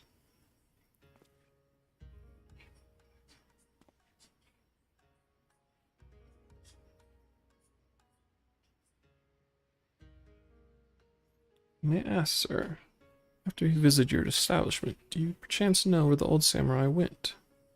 He is our friend, and we would return his weapon to him. Friend of yours, you say? See, well then, suppose there can be no harm in telling you. No sooner had I provided him with the requested sum, than his pretty young companion began clamoring for dango. I duly recommended those served at the Umineko tea house, and thither did they set off. Clamoring for dango? Can these truly be the same people? It makes no sense. Some manner of code, perhaps. But it avails us not to speculate. Let us go to this tea house and see if we can pick up their trail.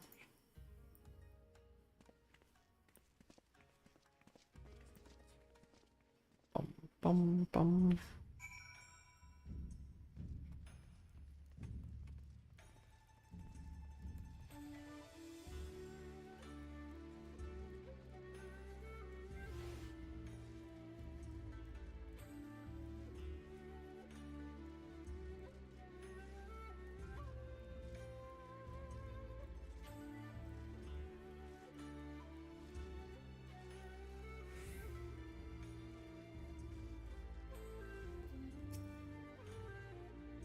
Of course I remember. How could I forget a pair like that?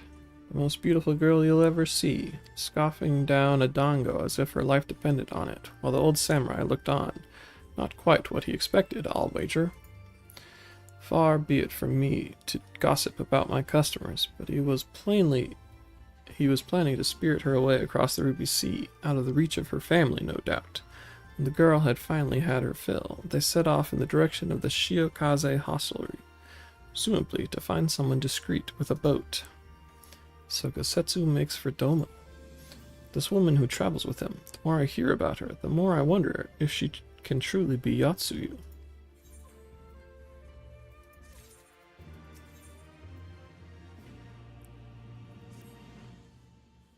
While doubts remain over the identity of Gosetsu's traveling companion, for now we can but follow the trail.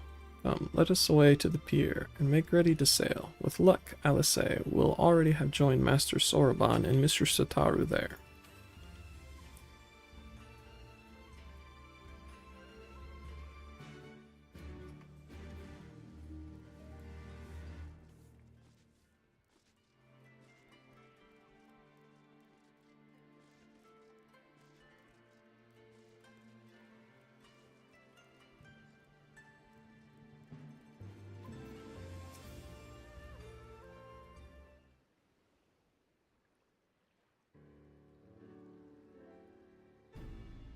Excellent timing, my friends. Mistress Alice arrived mere moments ago.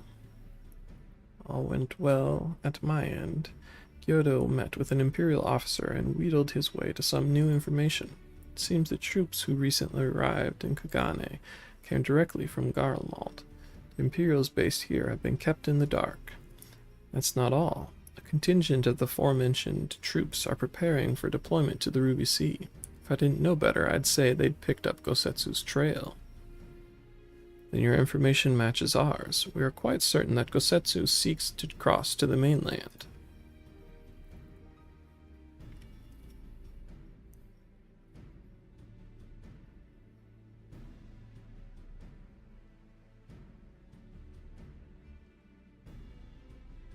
Sorry, did I hear that right? Use Cyan funds to buy Gosetsu's katana at the asking price? Aye, well, we were in some haste, and it seemed a worthwhile gesture. Speaking of which, here is the contract of sale. Pray see that the man is paid.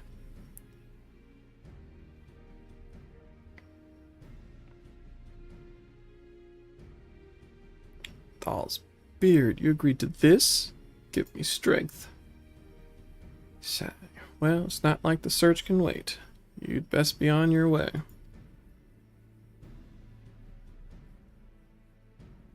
But Alphino, we need to talk. I want you to come straight to the offices as soon as you get back. Promise me. Oh, very well. I shall call upon you as soon as I return.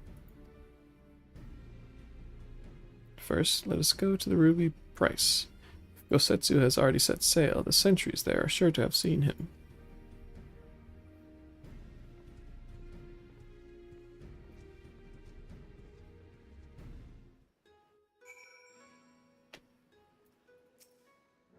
Taro seemed rather vexed, did she not? Ever the dramatist. I am sure our finances can stretch to a single sword. Remind me to explain the value of such gestures when we next see her. Ah, but I digress. We have work to do.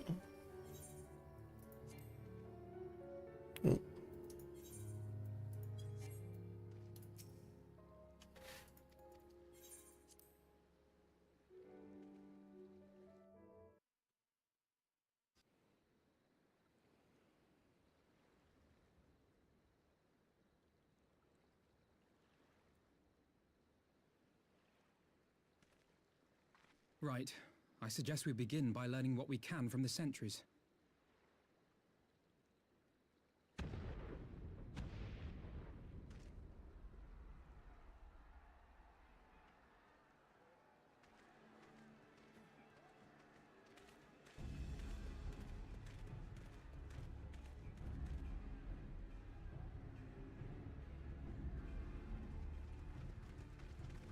What's going on up there?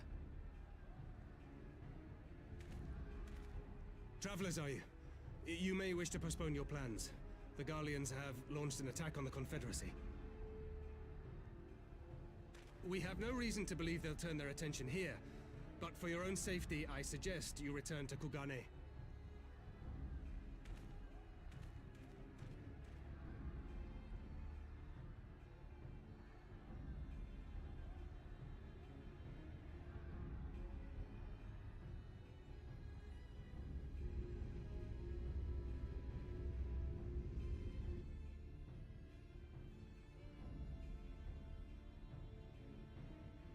The Garleans bear no love for the Confederacy, but with Doma lost to them, why would they attack? Unless... Unless Yotsuyu is on that island. Even if she isn't, our allies are under attack and they need our help. We will help them, while you remain with Soroban. Arguing will only delay us. Is that clear? Fine, but you haven't heard the last of this. Soroban, we may need to make a swift exit. See that the boat is ready to sail at a moment's notice. It shall be done.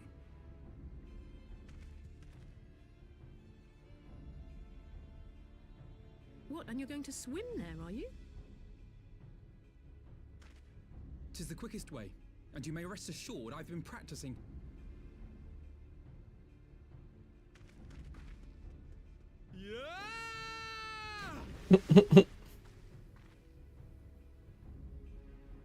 Come.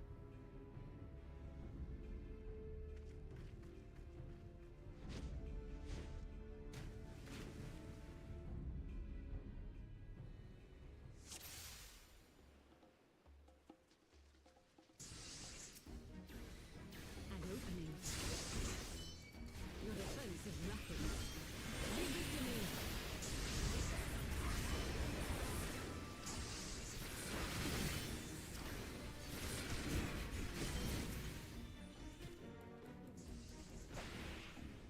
Oops.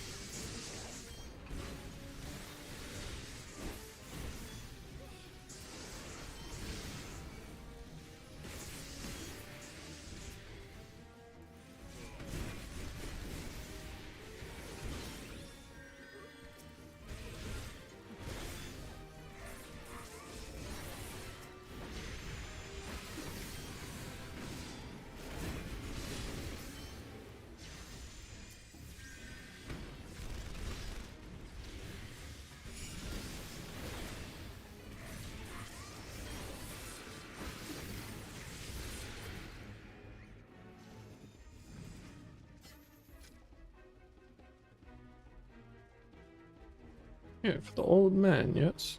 He's at the top. You best hurry.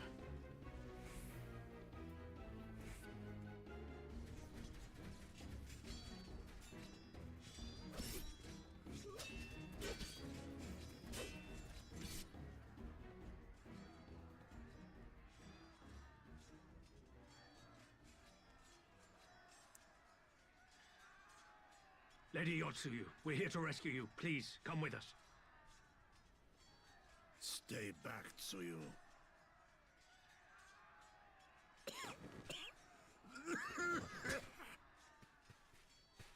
Are you all right? Is he all right?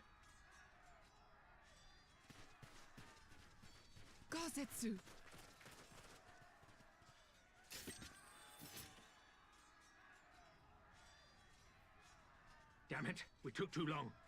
Change of plan. Eliminate hostiles. All forces, attack!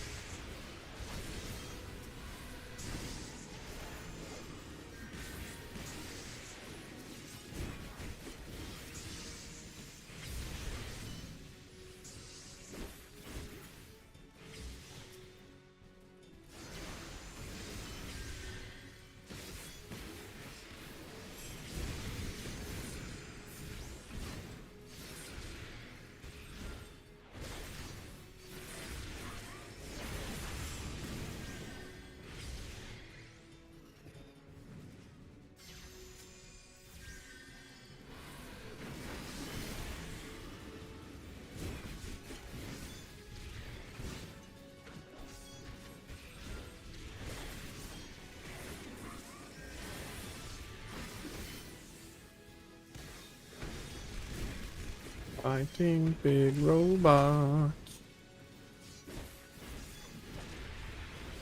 for the sake of the pirate bros.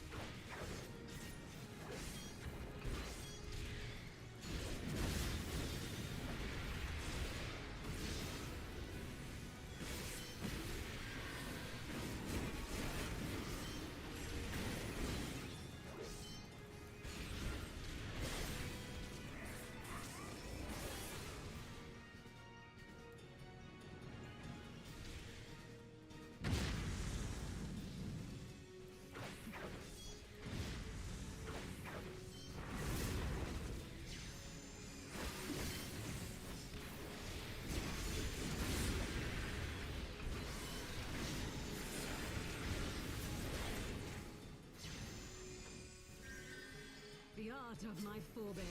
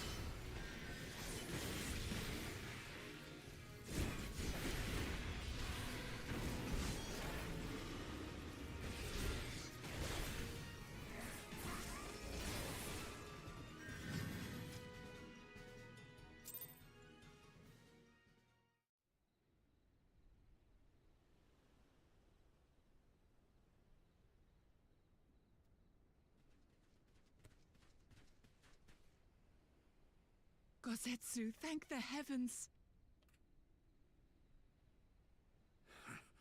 Yugiri, my friends, the Kami were kind to guide your steps this way.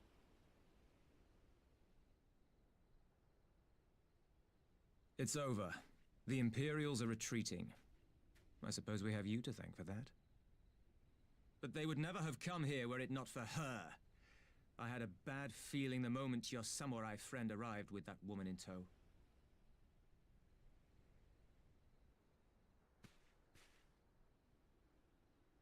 Do not be afraid, Tsuyu. These people are my friends. Friends.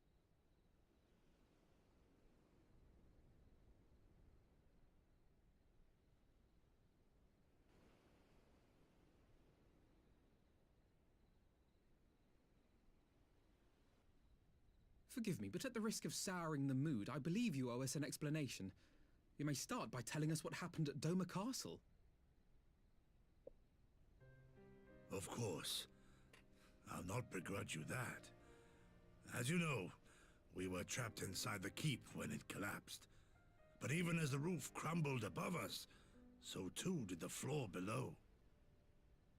We were swept out into the One River, where we would surely have drowned had a stout wooden door not chanced to float by, offering us a raft of sorts.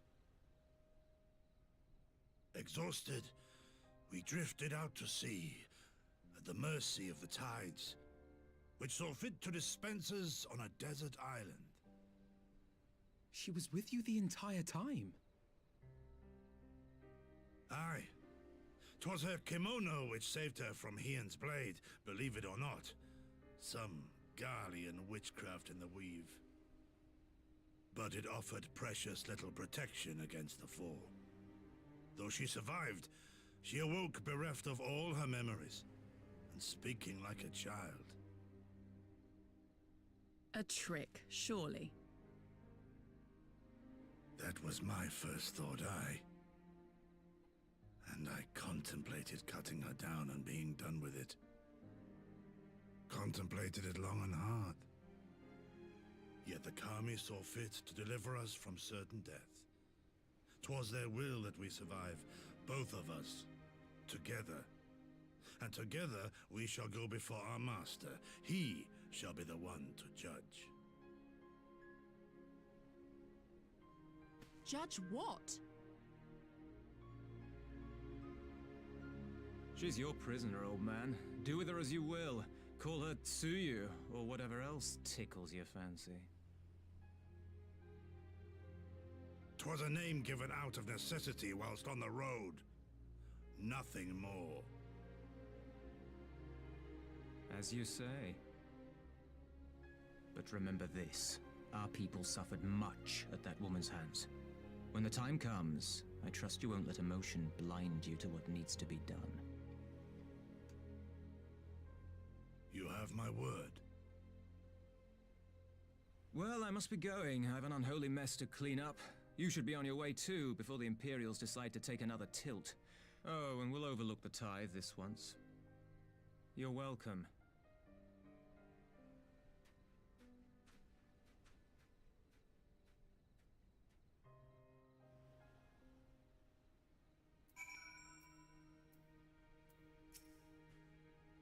As Tansui says, we should move on. It would not do for Yotsuyu to be seen here. Now, if I know my sister, she will already be awaiting with the boat at the nearby pier. Let's go and see if I'm right.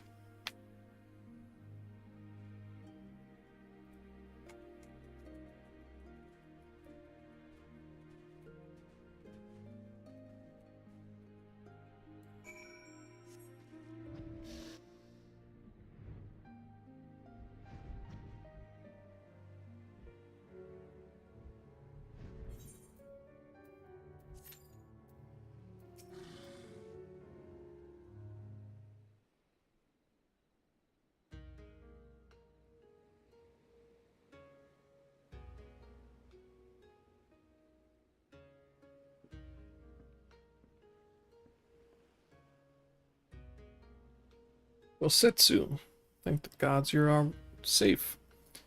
was all I could do to watch the battle from afar. Yeah. Yep. Well, I didn't actually look for his model coming out of the water, but I saw him jump in. Blame me for worrying. Strong as fluffy bars. But enough about me. We need to talk about her.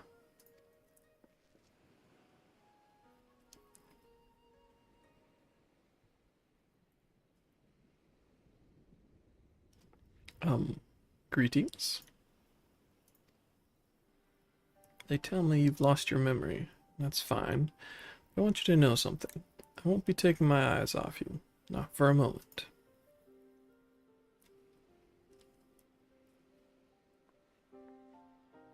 These people are strange. Are you sure they're your friends? I am. They may behave strangely, but I trust them with my life. You have naught to fear. Alright, if you say so. Right. 'Tis past time we set sail. I, for one, would not keep Lord Hien waiting without due cause. Aye, the longer we tarry, the more we risk inviting trouble. Lest you forget the Red Kojin bear no love for Yotsuyu either. Shall deliver you to familiar shores, near Isari, but out of the villagers' sight.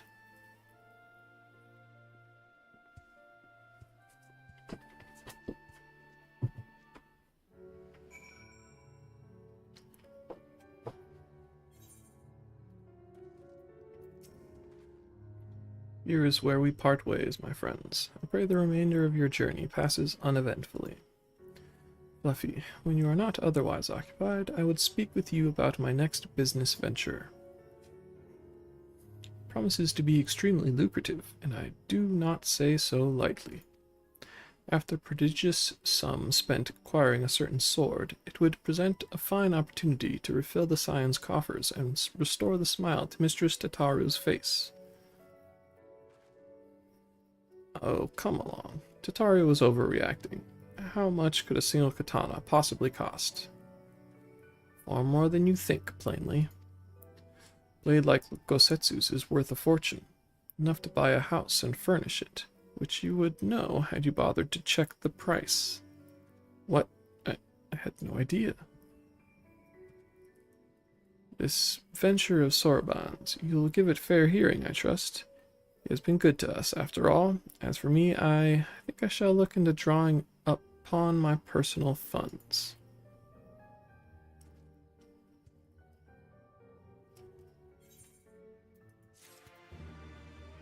Well, 2 quests.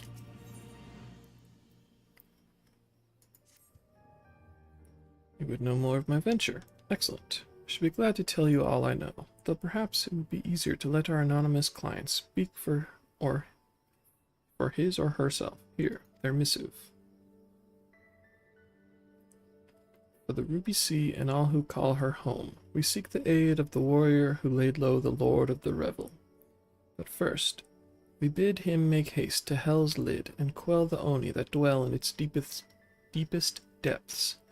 Should he succeed in this test, we shall speak of the true endeavor and consummate reward. Strange proposal, aye, though it must be noted that they knew both of your deeds and of our part in them.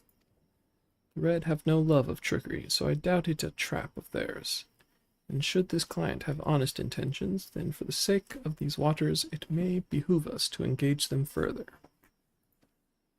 As for their test, enclosed with the missive was a magic dagger, along with instructions as to how it may be used to open a hidden passage into the depths of Hell's Lid. I should mention that this dagger is old and exceedingly valuable. That our client was willing to entrust it to us without a guarantee of our cooperation bespeaks considerable wealth, and more importantly, considerable reward. If you are willing to undertake their trial, I shall journey to Hell's Lid and prepare to open the path. But given the financial incentive, I think it for the best if I went and fetched Mistress Tataru. Wait for us there, then. Okay.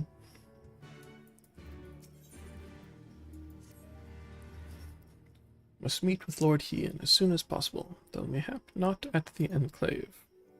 I will send word requesting that he receive us at the House of the Fierce, where there are fewer prying eyes. If all are in agreement, I shall scout ahead and see that the way is clear. Pray follow us swiftly, as you are able, and join me on the outskirts of Namai.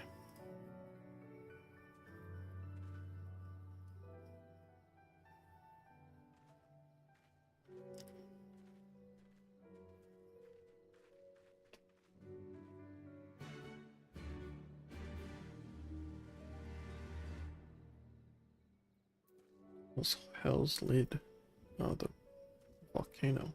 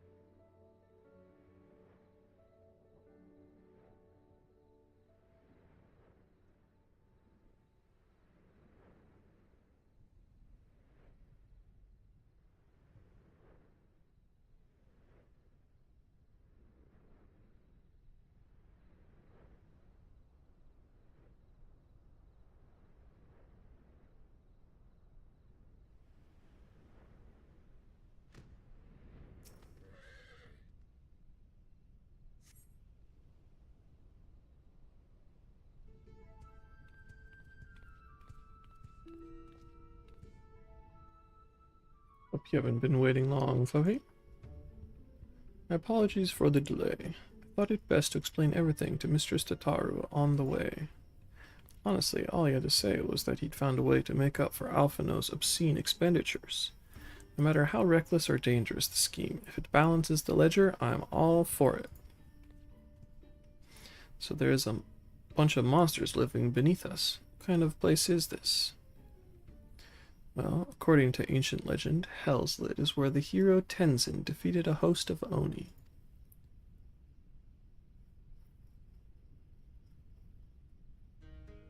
Oni were foul, evil beings that tormented the peoples of the Ruby Sea, and this island was home to many until Tenzin, together with the four lords, drove the Oni into the sea. For his heroic deeds, Tenzin was showered with riches. He then journeyed deep into the mountains, far from the realms of men, and lived in solitude with his companions, happily ever after. And now Fluffy McGee's been asked to drive the Oni away again. You misunderstand. What I told you was a fairy tale. To the best of my knowledge, no one has ever seen an Oni. If anything, many assume the tale refers to ancestors of the Kojin.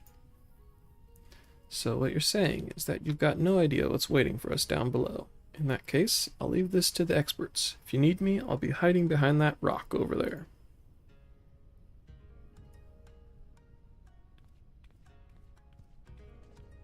By experts, I presume she means you and your adventuring companions. I do hope you were not counting on me to join you in the fight.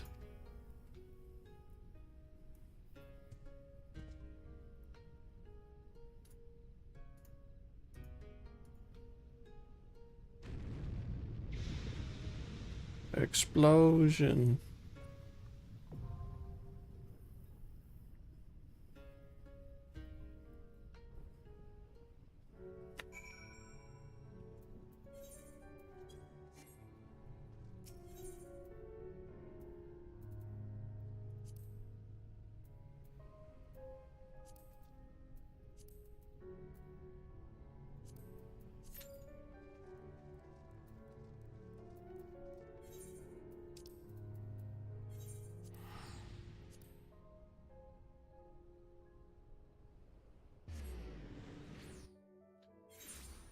Bum, bum, bum.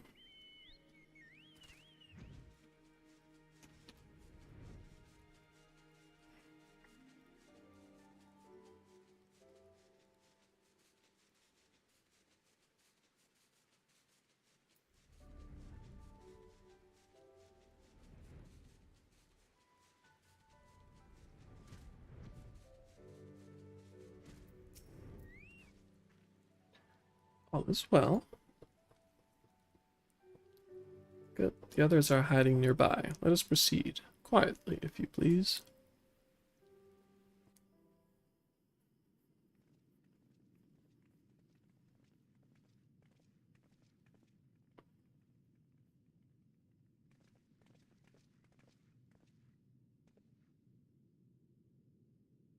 My Lord Ian, I am returned. Save your tears for the morrow. For we who yet walk the path should not think too much on the destination. When the hour arrives, we shall welcome what comes with open arms. And welcome it you did, even as the keep fell down around us. At that moment, in your smile, I spied a shred of hope. One which I have clung to ever since.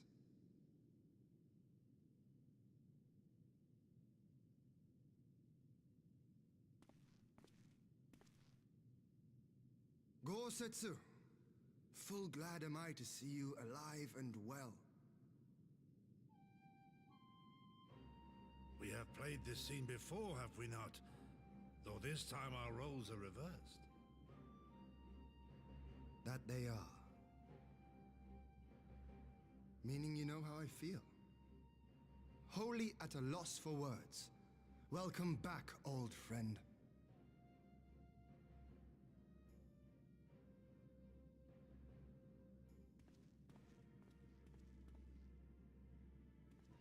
Now then, though we rejoice at your return, it seems you have brought with you certain complications.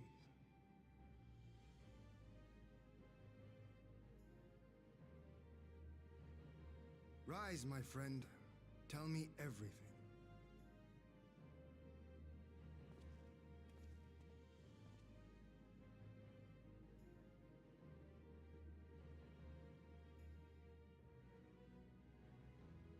The Empire is bold indeed to send a token force to engage the Confederacy. As acting Viceroy, Yotsuyu would have been privy to Imperial secrets. The Garleans will not soon give up the chase. Nay, it'll end with her capture, or her death.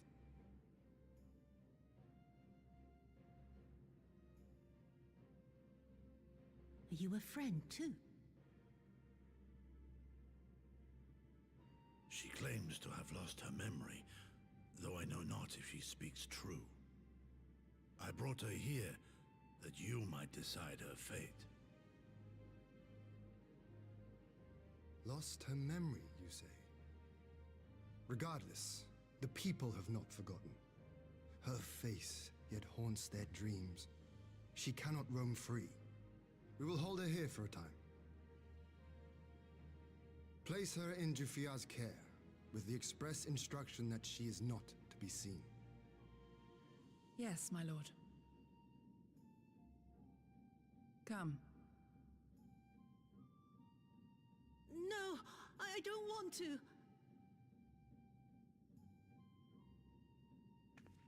Don't let her take me away!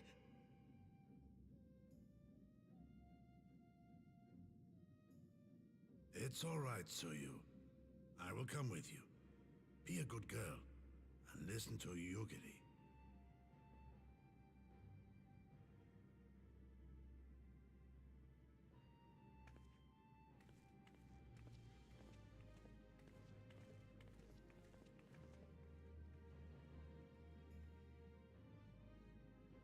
From a hound at his throat to a puppy at his heel. If this is an act, it is a remarkable performance.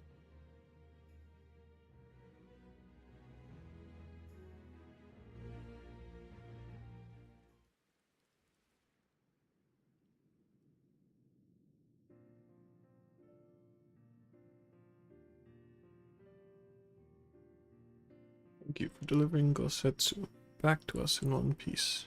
We are lucky indeed to have friends who would journey to the other side of the world to help us, repeatedly at that. We have much and more to think upon, but as regards the Empire, we can but watch and wait. Now then, seeing as you've come all this way, you must allow me to show you around the Enclave. Not have you thinking we've been idle in your absence. The rebuilding effort proceeds apace. I'm pleased to say we are now ready to welcome home our countrymen who were displaced by the war, should they so desire it. There is a place here for those who fled to Eorzea. Should be delighted to accept your invitation, Lord Hien, and I have no doubt that your subjects at Revenant's Toll will be heartened to hear that their lord has not forgotten them.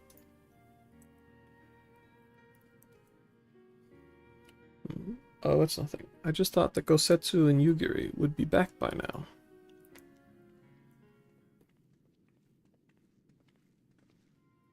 Forgive me, my lord, but Captain Jifuya is nowhere to be found.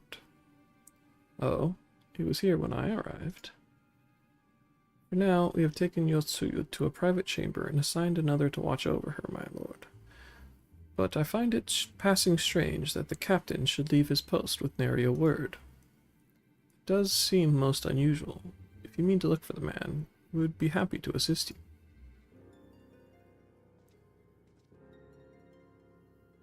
You should be glad of the help. While I search without, mayhap you could ask our soldiers here if they know anything. We'll join you. With respect, my lord, you should remain here. Should the Empire move against us, you'll be better able to coordinate our response. Ha, and there I was thinking I was in charge. But you have the right of it. Go on then, I will mind the house.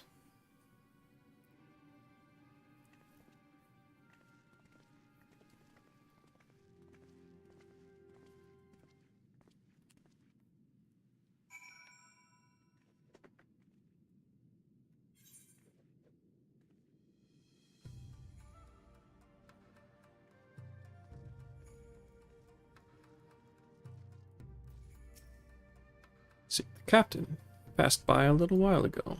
I wondered if I should tell someone, as it happens. Did not look well, you see. I asked if aught was the matter, and he told me the past had caught up with him, but I doubt it was that. There are older men in our ranks.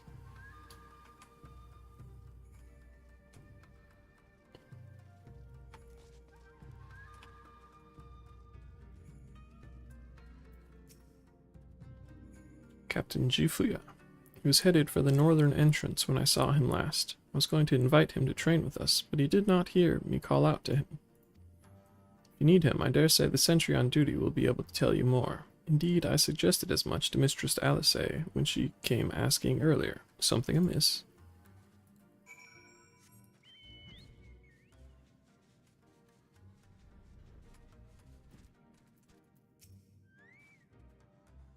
Aye, the captain went outside some few bells ago, looking quite unwell. I'm sorry to say, this is mentioned to Lord Gosetsu, who straightway struck out after him.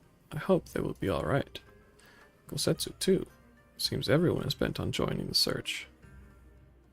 It's all well and good, but someone has to stay behind. There's no telling what the Empire is plotting. You go on, Fluffy. Alphino and I shall hold the fort.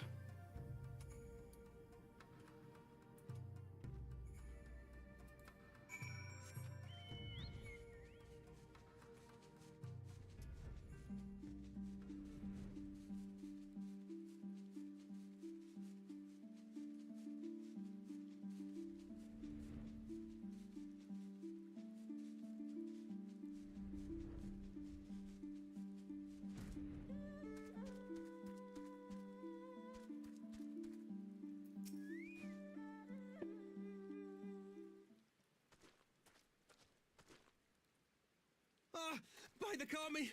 Your Lord Hien! Leave me! Leave me, I beg of you. Say nothing of this. I was never here.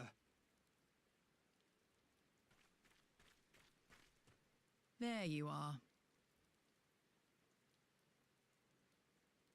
Lady Yugiri, Lord Gosetsu, forgive me my abrupt disappearance. You have your reasons, I am sure. Will you not share them? I was her master, when she was yet a courtesan.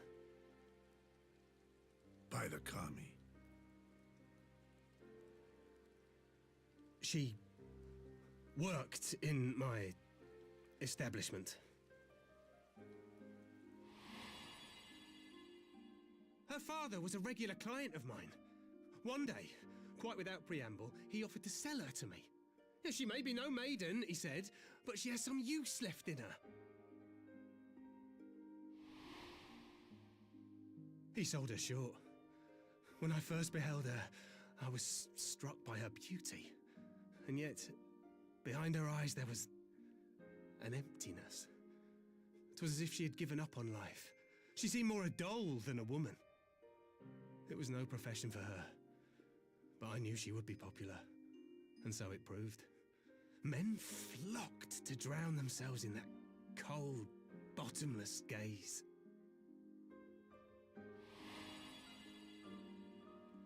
The rest you know. She became an Imperial informant, and for her loyal service won the office of acting Viceroy. While you came to serve the Liberation Front. 'Tis said that the atrocities Yotsuyu committed were driven by vengeance. If so, I bear part of the blame for creating the monster she became. Joining the front was meant to be my atonement. But the truth is, I am a coward, whose only thought was to escape her wrath, then as now. I see. Then I shall recommend that you be assigned to a new post. I trust you have no objections, Yulgiri? Oops. No, Alpha escape. it would not do to leave Yotsuyu in his care. I am in your debt.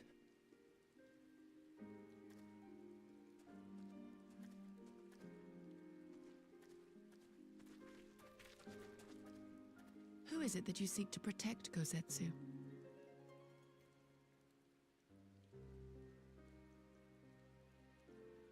Idle musings. Pray, pay me no mind.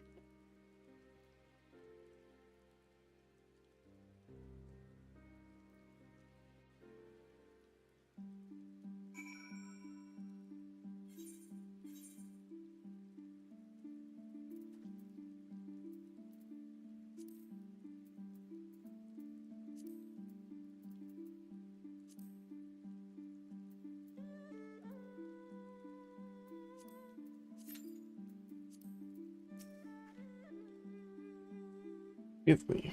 Now is not the time for brooding. I'll just rejoin the others.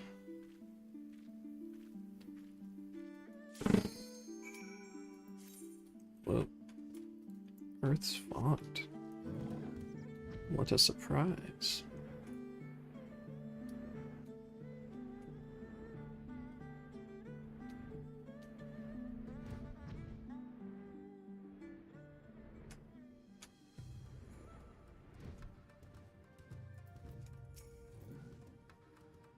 Thank you for your help in the search. Gosetsu has told me all that transpired.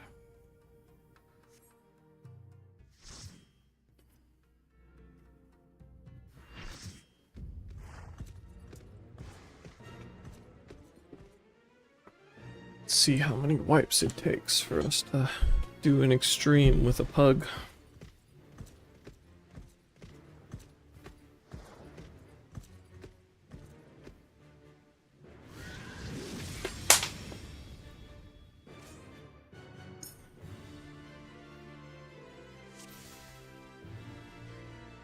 Well, I guess Earth's font is not technically an extreme.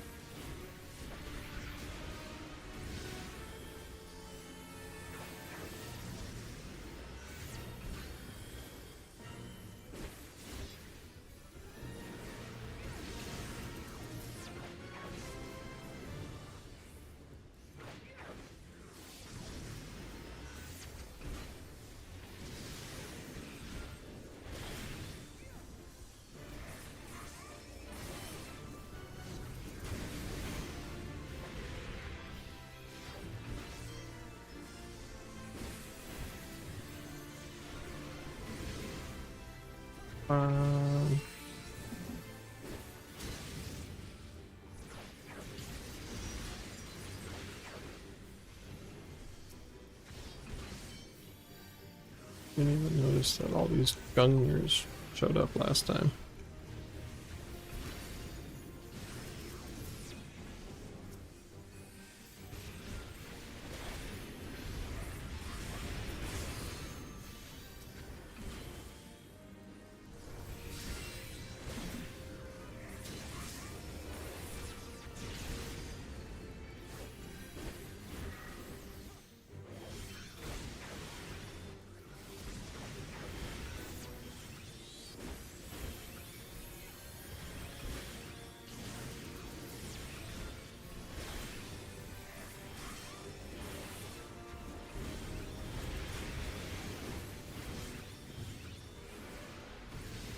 Bum, bum, bum.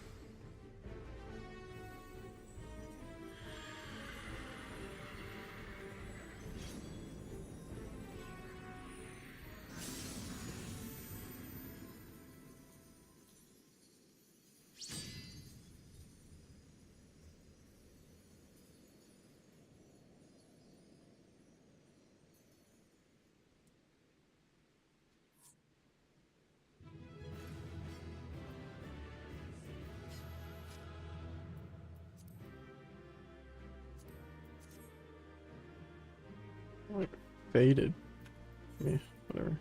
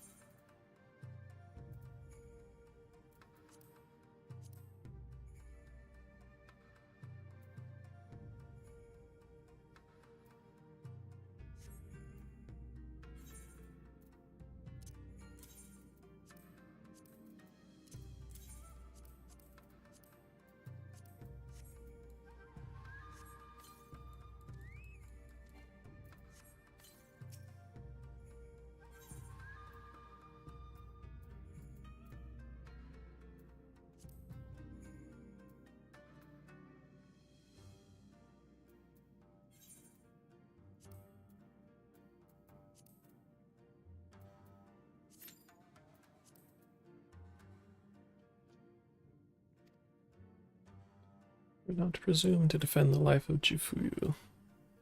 Presume to defend the life Jifuyu led before he joined the front, nor will I condemn it. Frankly, it is not my place to judge. I will only say this. If Jifuya, I know, has ever been a man of courage, that he should feel driven to flee bespeaks the depth of his terror. Even now, Yotsuyu casts a shadow over the realm. The question of what is to be done with her must wait. The Empire is on the move once more.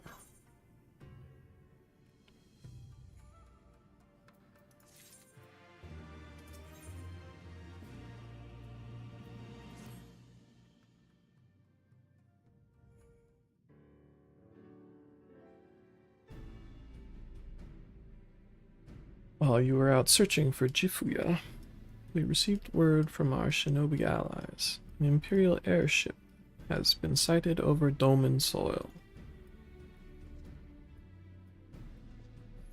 Our visitor's objective remains unclear. It may be another attempt to recover Yotsuyu, or a prelude to invasion. Either way, the craft reportedly advances at speed and appears bound for Castrum Fluminis.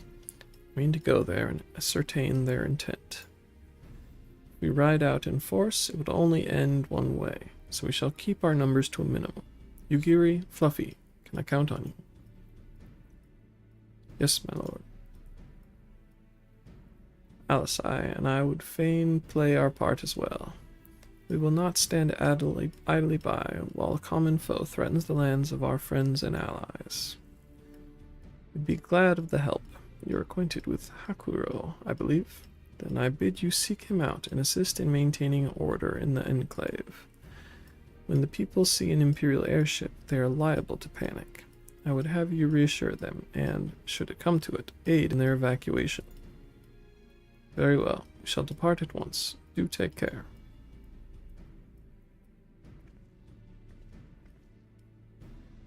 What of me, my lord? The Empire may well be after Yotsuyu. You are to remain here and guard her until my return. As you wish. Pray stay close to Fluffy and Yugiri. Well, well. Guard duty and not a breath of protest. Now I have seen it all. To Castrum Fluminus, then. Let us find out what the Empire's game is.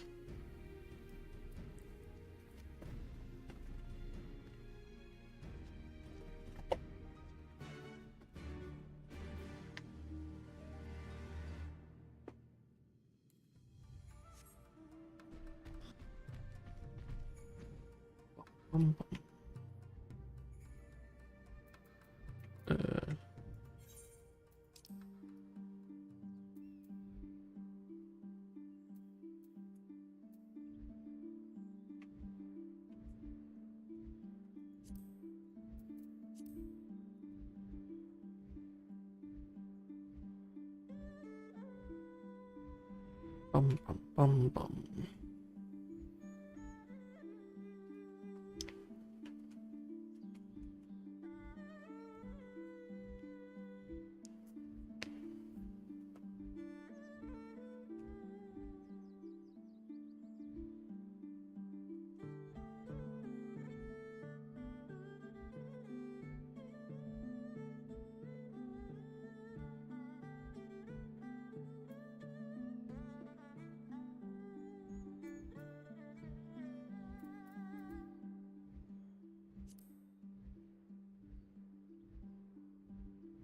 There's a perfect square of undiscovered map over here.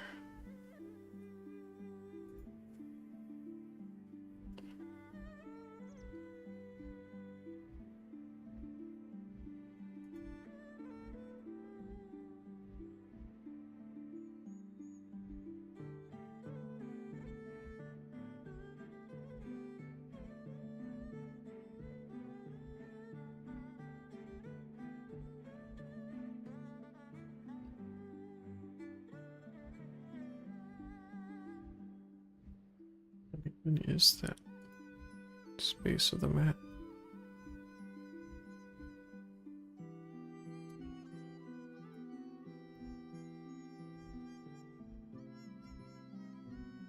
Is it something underwater?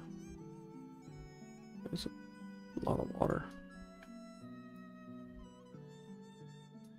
Bum, bum, bum, bum, bum, bum. The area is secure. Whatever our visitors' purpose, they plainly believe they can achieve it alone. Craft should come into view at any moment. Let us await them inside the castrum.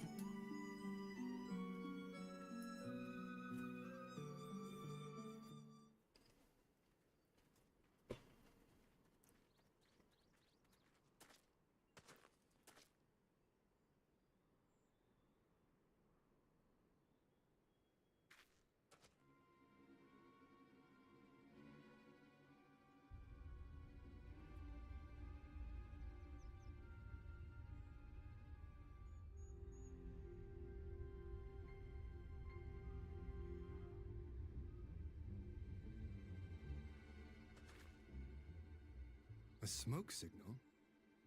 Thoughts, Yugiri? In former times, such signals were used to announce the coming of an emissary of peace. In Doma, at least. But could that truly be their intent?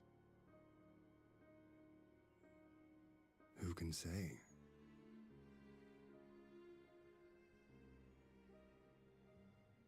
Whatever they want, we cannot simply blast them out of the sky. Not when they were so gracious as to honor one of our cherished traditions. I would not have it said that we Dormans want for propriety. Then I shall go and reconnoiter. Nay, that won't be necessary. We will meet them openly. I would welcome this student of Dorman history in person, whomsoever he or she may be. As you wish, my lord. I shall arrange for a signal of our own to be fired in answer.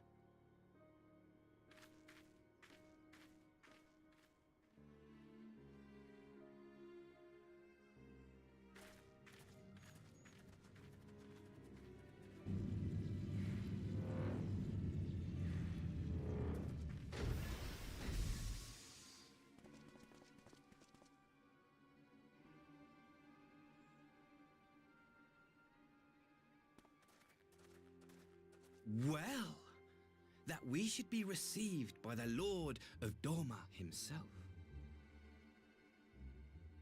I but afford an emissary of peace the courtesy he is due. Welcome to Dorma, my lord. Ah, where are my manners? I am Asahi Sus Brutus, Ambassador Plenipotentiary of Garlemald. He is heir to the Naiuri clan and Yotsu's stepbrother. It seems I need not introduce myself, not in the presence of the famed Yugiri Mistwalker. Your skills as a shinobi are known far and wide, my lady. It is true, the former acting viceroy is my sister, yet bonds of kinship aside, we have precious little in common. As will soon become plain, I come not to sow strife, but to end it.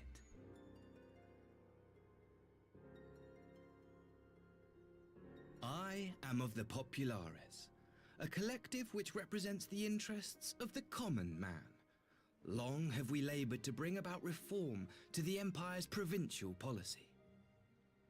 Happily for us, our master acknowledges the need for change. Indeed, His Radiance, Emperor Varys Zos Galvus, personally sanctioned this mission, granting me the authority to speak with his voice. To negotiate peace with Dorma.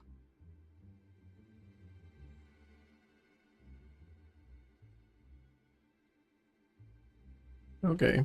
Well then, we have much to discuss. Will you accompany me to my hall? Gladly, my lord.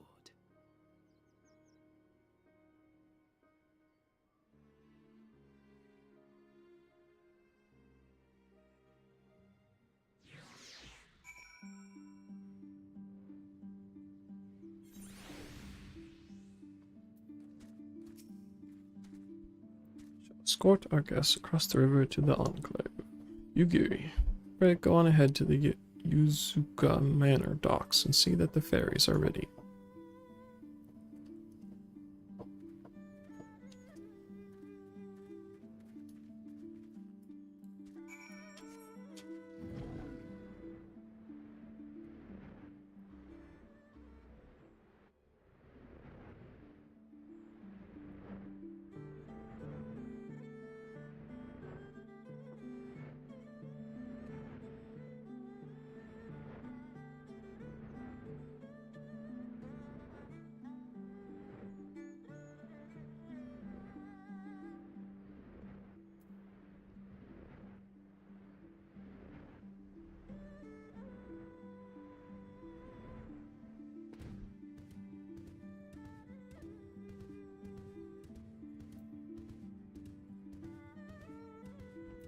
Phone.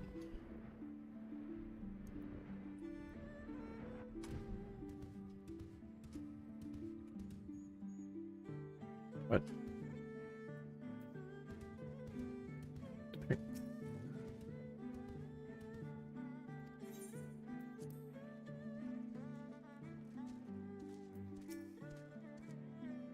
Lord Hien and I will accompany the Imperial delegation on the first ferry. You are ready, speak with the boatmen, and join us on the other side.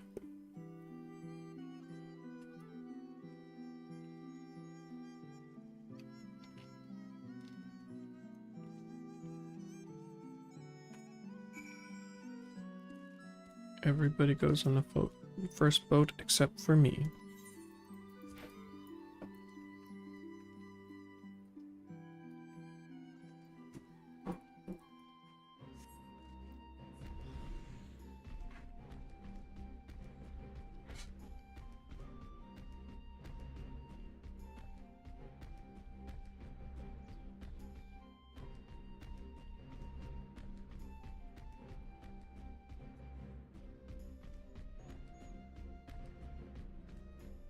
Oh, wait.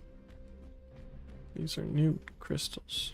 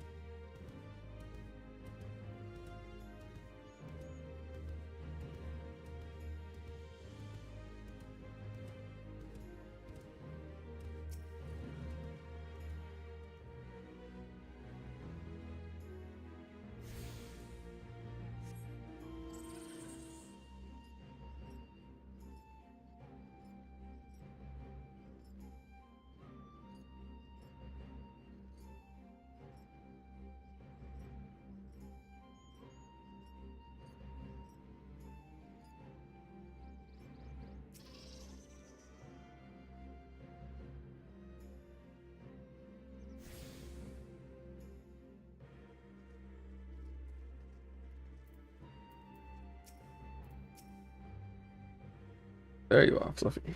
First things first. What do you think of the Enclave? I must say, I'm quite proud of what my countrymen have accomplished in the time. We even have an 8th right now, courtesy of the Oni Shishu. Be sure and attune to it, would you? Once it has the Warrior of Light's seal of approval, people might actually start using the thing. But on to the matter at hand. The ambassador and his retinue are at my hall, taking their ease ahead of the negotiations. I want you there when the talking starts. Will serve to send a message to the Empire that Eorzea and Doma stand united. I am not normally one for hollow posturing, but in this game of nations, such gestures carry weight. Oh, and should you feel uneasy about speaking for the Scions, Alphino and Alice will also be there. You need only eat, drink, and look imposing. Say you'll come. I'll be there.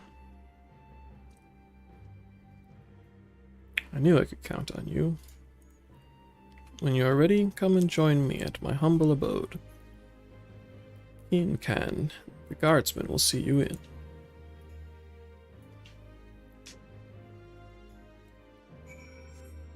Okay.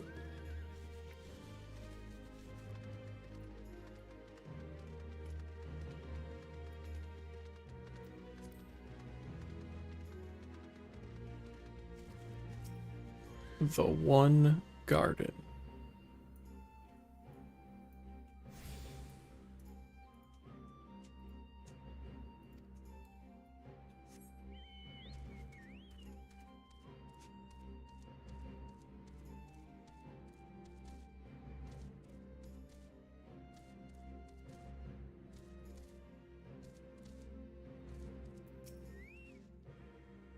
Lord Hien is expecting you.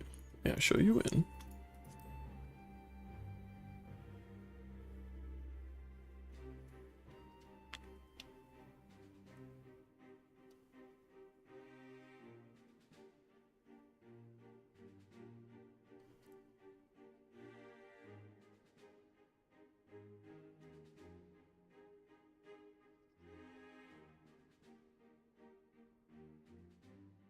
On behalf of my delegation, I offer you my humblest thanks. Never did I imagine that I would meet the gallant and noble Lord of Doma himself, nor be welcomed into his magnificent hall. You'll forgive me if we forgo the pleasantries. You say you are come to negotiate peace. Unless I am mistaken, such negotiations are typically conducted between sovereign nations. I was not aware that the Emperor had recognized Doma's sovereignty. His Radiance has yet to do so, that much is true. Know, however, that he has expressed willingness to cede Doma to her ancestral masters and treat with her as a friend. Yep.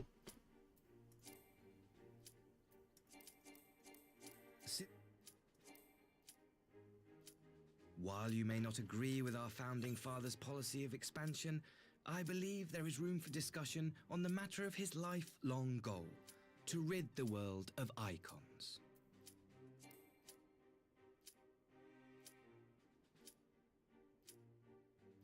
Apparently I can't get out of this cutscene.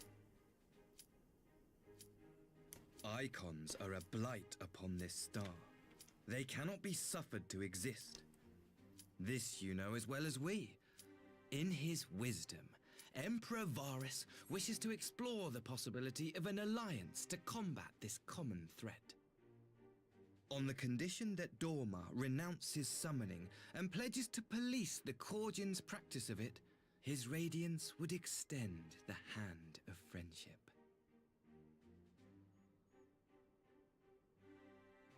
Doma has never shown any appetite for summoning, and it should go without saying that we will address any threat to our people, icon or otherwise.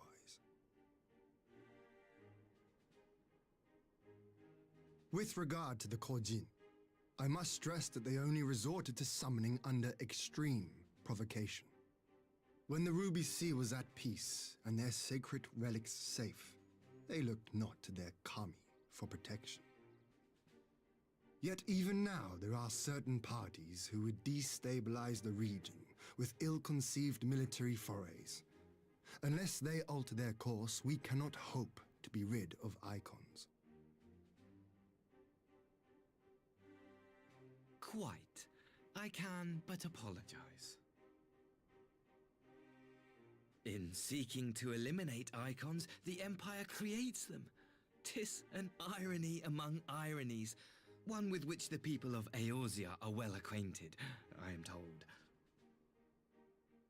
Indeed, many summonings are the result of persecution, the weak being driven to call upon the divine for deliverance from the strong. So it was in Alamigo, the bitter fruit of Garlean oppression. A tragic state of affairs. If we are to put an end to summoning once and for all, it shall not be through might, but harmony. Yet we continue to repeat our mistakes, oblivious to the lessons of history. My comrades and I would change all that. We, Populares, have campaigned long and hard for a shift in imperial policy. And at last, the Emperor has seen fit to lend us an ear. Alas, there is a faction within Garlemald that would obstruct our every attempt at reform. A collection of pure-blooded Garleans who seek to consolidate their own supremacy. The Optimates. Lest you wonder, theirs was the hand that loosed our forces on the Confederacy. 'Twas a regrettable incident, one that flies in the face of everything we believe, and I swear to do all in my power to prevent a reoccurrence. That would be most welcome. But if I may speak plain, if the Empire itself is not of one mind, how can we be certain that any peace we negotiate will be honored? I cannot blame you for doubting us. Indeed, I should find it strange if you did not. And so, in the name of building trust, I would like to make a proposal. A prisoner exchange.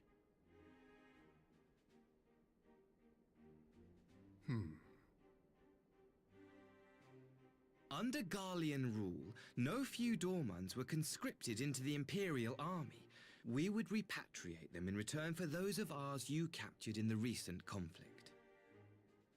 Naturally, any exchange would include the acting viceroy. Yotsu?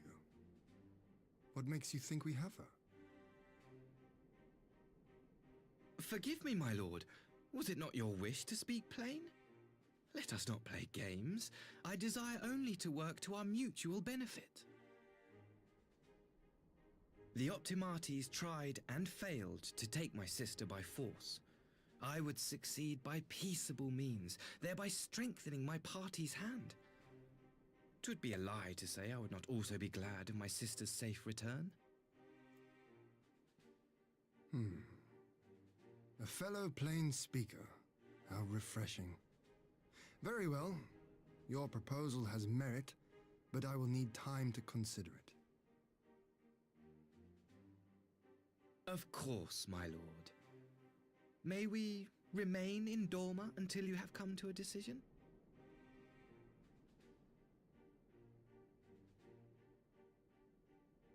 You shall be our honored guests. Yugiri, I leave the ambassador and his retinue in your care. See that they are well looked after.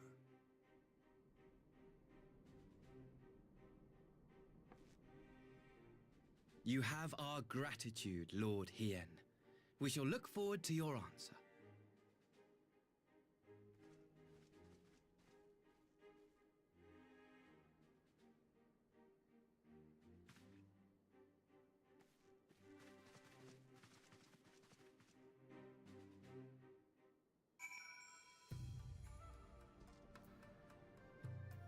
The fact that he was a bully to Yotsuyu as a kid implies that this is a trick, and also that Garlemald is like always the enemy.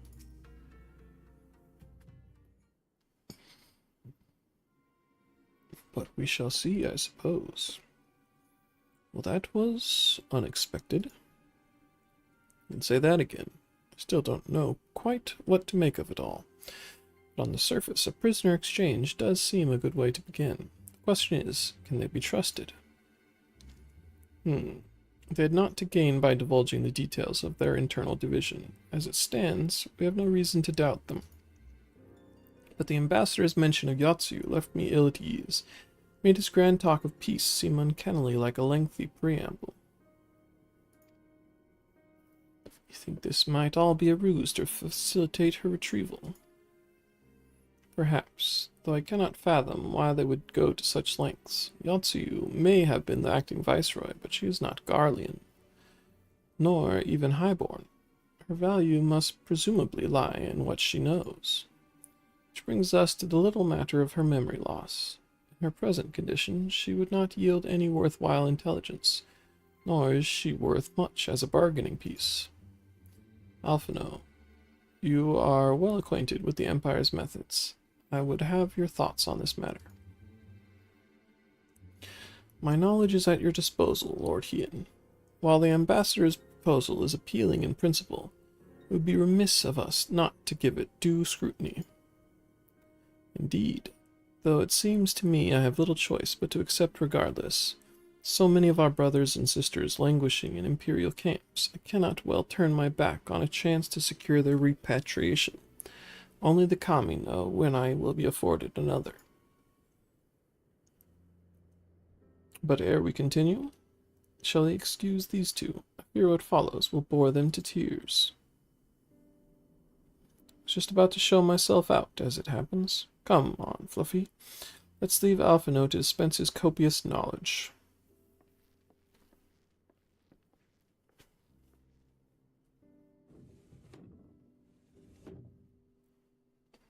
Someone is still sore from being made to watch at Sakazuki.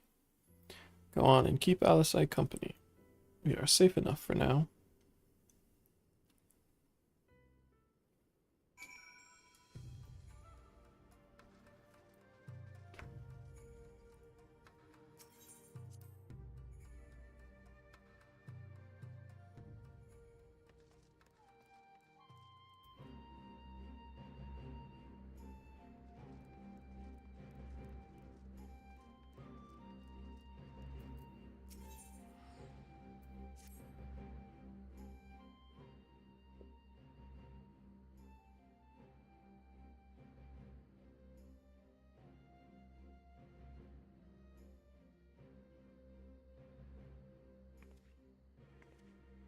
Oh, Fluffy. It's a rare honor indeed to receive heroes such as you. Pray allow me to introduce myself. My name is Kozakura, and I manage the accounts of the Shinzen Kai. Oh, but you must be unfamiliar with our organization. Forgive me. At present, we are largely concerned with facilitating the reconstruction and revitalization of the Enclave. Needless to say, we have our work cut out for us. It's quite fortuitous, actually, you being here. I had mind to petition your assistance. What? What's that emote? Ah, right you are. It's rather difficult to converse while staring at one's feet. You would doubtless benefit from an explanation. As you may know, the Enclave was once the economic and cultural center of Doma. Alas, it suffered terrible devastation at the hands of the Empire, both during and following the failed rebellion of yesteryear.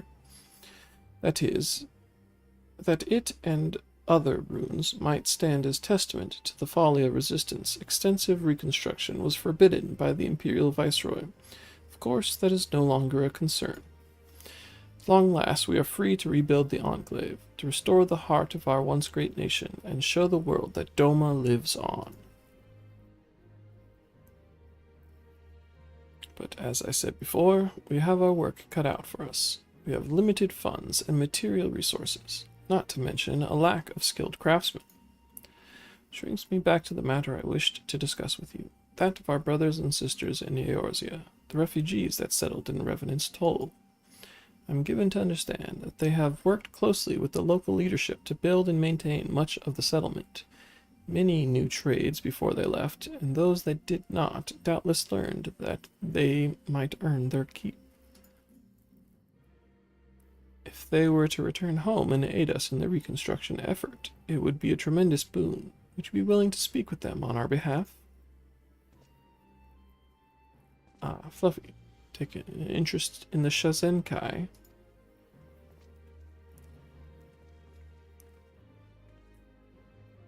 Well, it seems as good a time as any to discuss the matter. I'm grateful beyond measure to you and the Scions of the Seventh Dawn for welcoming Yugiri and my people in their hour of need. As the beneficiaries of this kindness, they have made every effort to repay you and the people of Revenant's Toll. Nevertheless, we here bear a responsibility as well.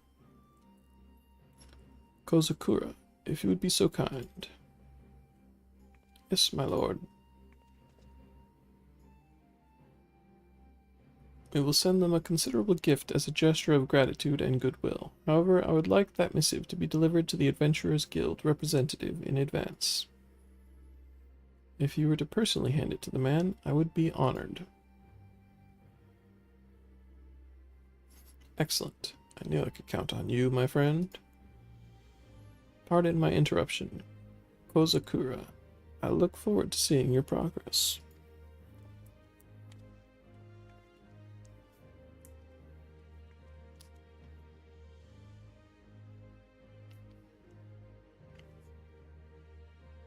Oh dear, I hope we don't disappoint him. Anyway, I'll not keep you. Thank you again for the assistance, and safe travels.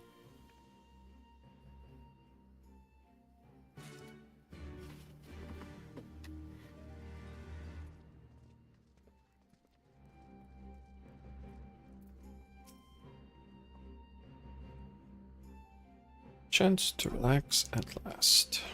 I know when I'm out of my depth, Fluffy. Though no weapons are drawn, a negotiation is no less a battle. The stakes can be every bit as high. One misplaced word and people could die. Take someone with a cool head, and I'll be the first to admit that's not me. So, we're left with the eternal question. What to do while they prattle on?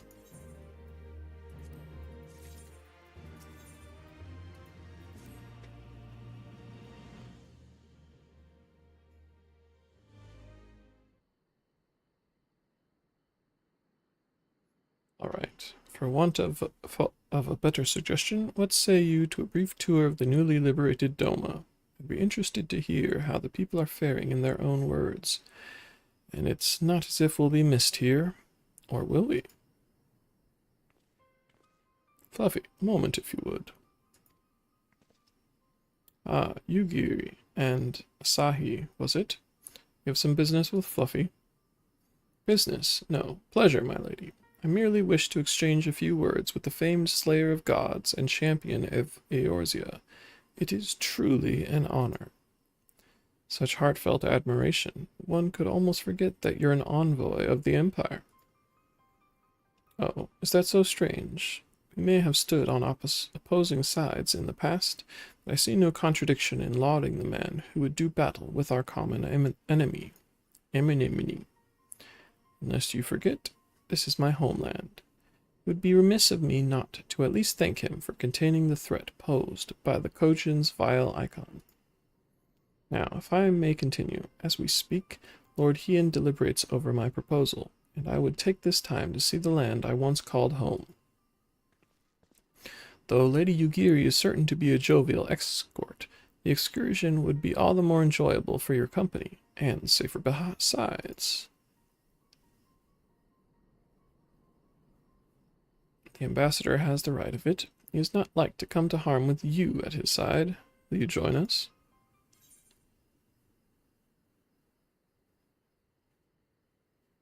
Quite sure he'll be safe with you, Yugiri.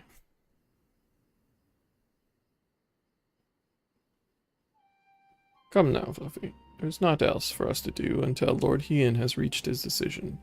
And were we not at this moment discussing how best to learn more about the current state of Doma? Settled in. The four of us shall make a brief excursion through Yansha. Might we start at the town of Monzin? I would see what has become of Doma Castle. Very well, if you will follow me.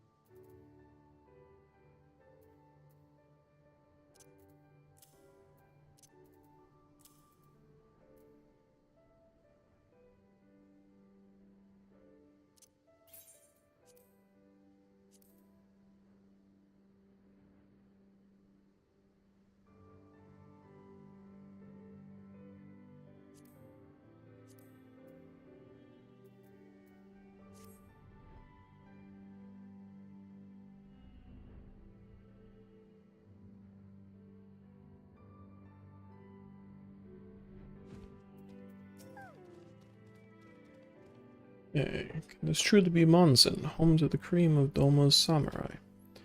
I had heard that Yotsuyu intended to send some few of our automata here, but only by way of warning. It should not have come to this. Indeed, her savagery served only to incense the people and spur them to rise up in protest.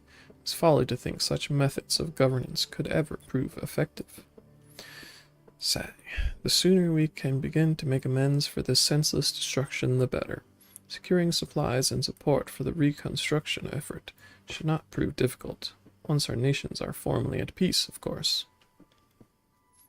Yes, of course. If you would have a better view of what remains of the castle, we must proceed through the ruins.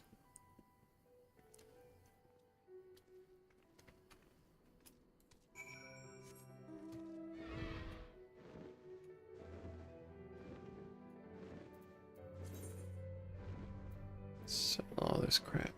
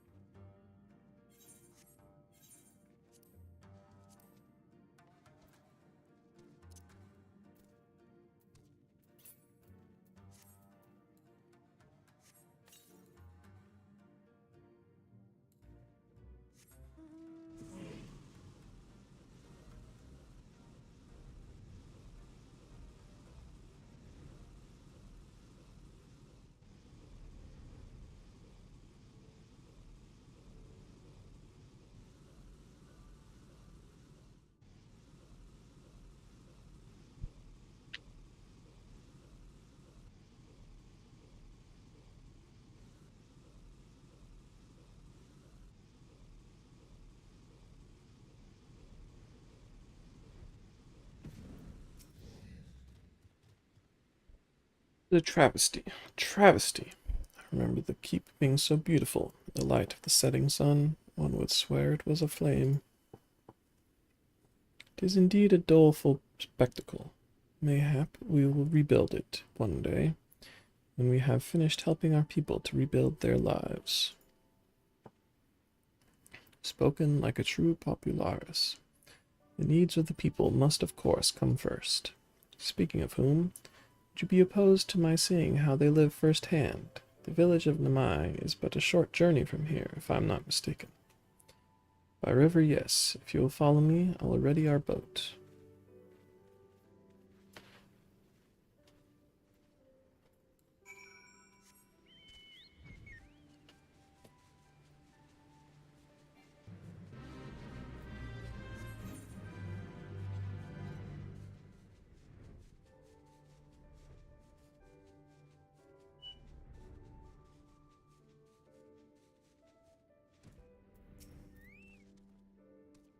To cast off.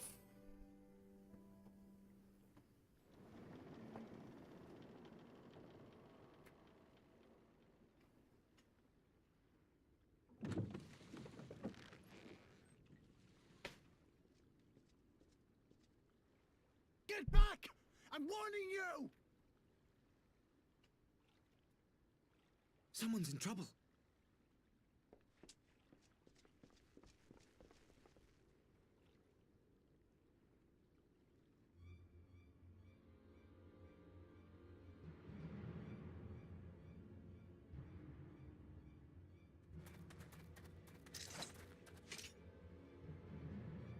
Are you all right?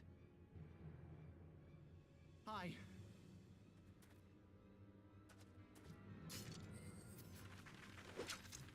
What do they want with you? Yuki, and you lot too.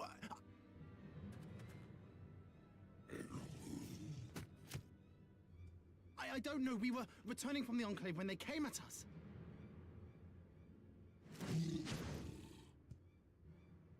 It seems they won't go quietly. And neither will we.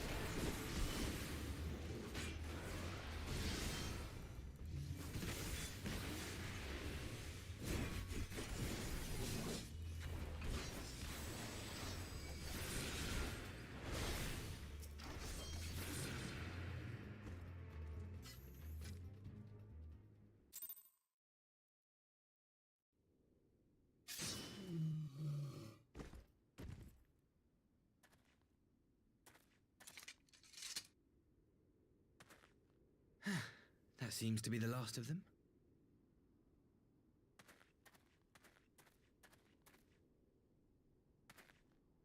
You have nothing to fear, child. You are safe now.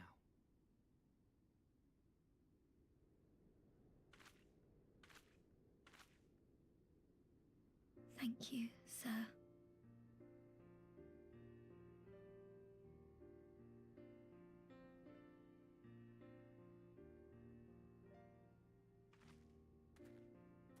You saved us again. Thank you. If you're ever passing by our village, look us up. You'll always be welcome.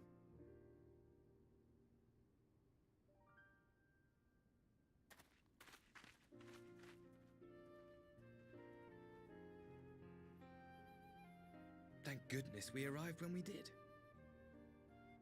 Indeed. But what could have prompted the Red Kojin to stray so far from the Ruby Sea? I presume these are the sellswords hired by Yotsuyu. If so, the answer is simple. Desperation. Bereft of imperial employment, they seek other means to line their coin purses.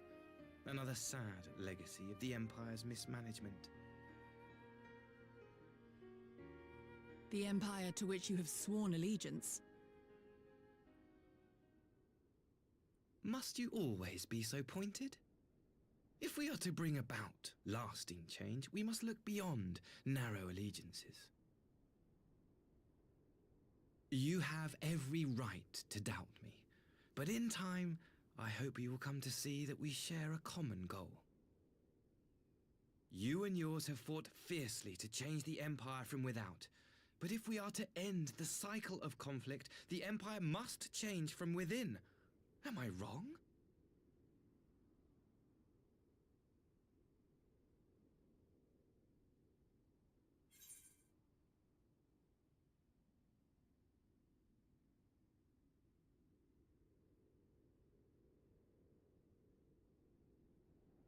Not about that. True reform can only come from within.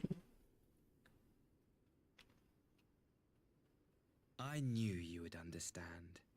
You have witnessed such change firsthand, after all, during your time in Ishgard.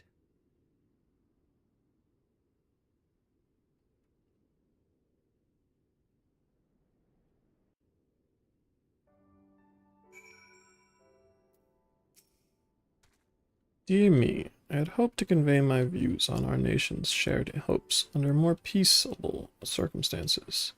Yet this regrettable little interlude did afford me a chance to see the famed hero of Eorzea in action.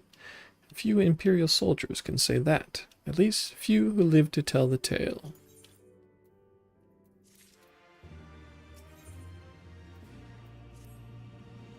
Well, after that little ordeal, I believe it may be time for us to return to the Enclave. Return, my lord, but what of Namai? He seemed so eager to observe the villagers going about their daily lives. To be frank, I still am, but I rather doubt the good people of Namai would take kindly to the sight of a man in imperial uniform with blood still dripping from his blade. Even in your company, my presence would only prove a distraction. Fret not, however. Thanks to the three of you, I have seen a great deal more than I otherwise would, and with luck, Lord Hien will have finished considering my proposal by the time we return.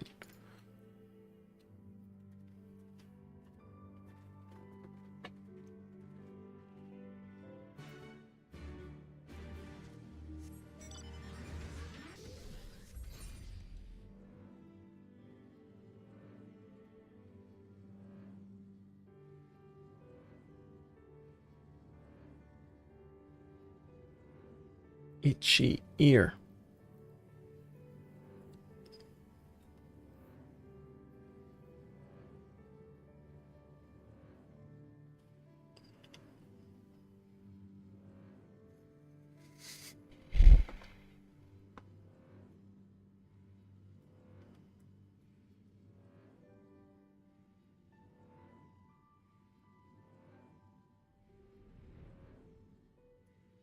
Very nice.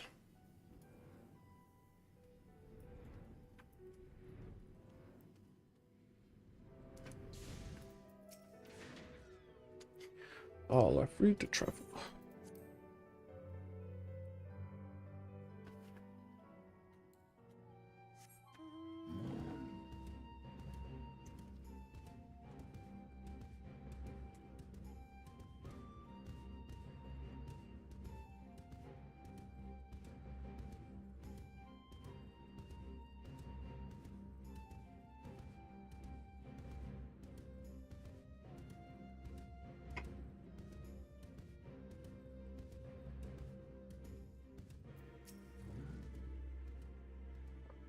Again for agreeing to join me. Not for your aid, the Cogent may have overwhelmed us.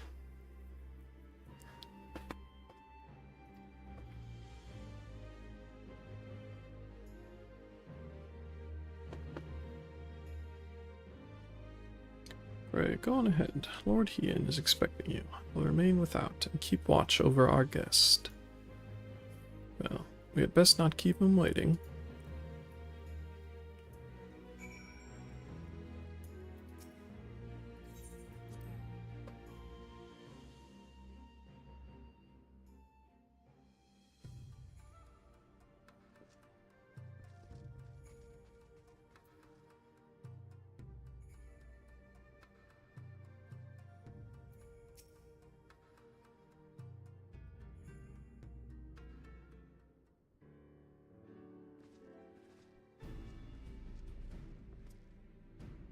Welcome back, my friend. Yugiri tells me you accompanied her and Asahi on a tour of Yansha. I'd hoped you might take the opportunity to recover from your exertions at Sakazuki. But I gather your time was well spent. Till the ambassador affords Yugiri a chance to make a full report, however, must rely on you to supply the details. So please, tell us how it all unfolded.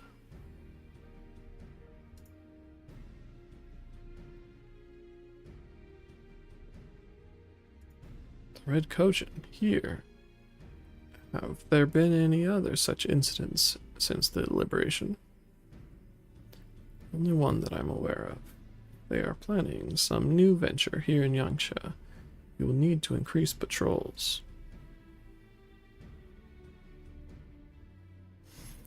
In any event, I am indebted to you for fighting them off. But tell me, don't be modest. Was Asahi truly the first to leap to the youngster's aid?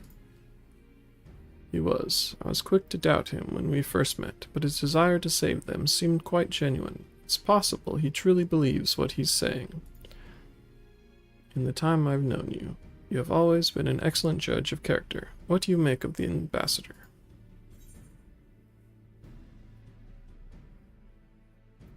I don't think he can be trusted. The question of what his true intention may be remains. Regardless of his aim, I am resigned to play his game, for now at least. Well, forswearing summoning should be simple enough, considering you never dabbled in it in the first place, which just leaves the somewhat thornier question of how to police the Red Cogent.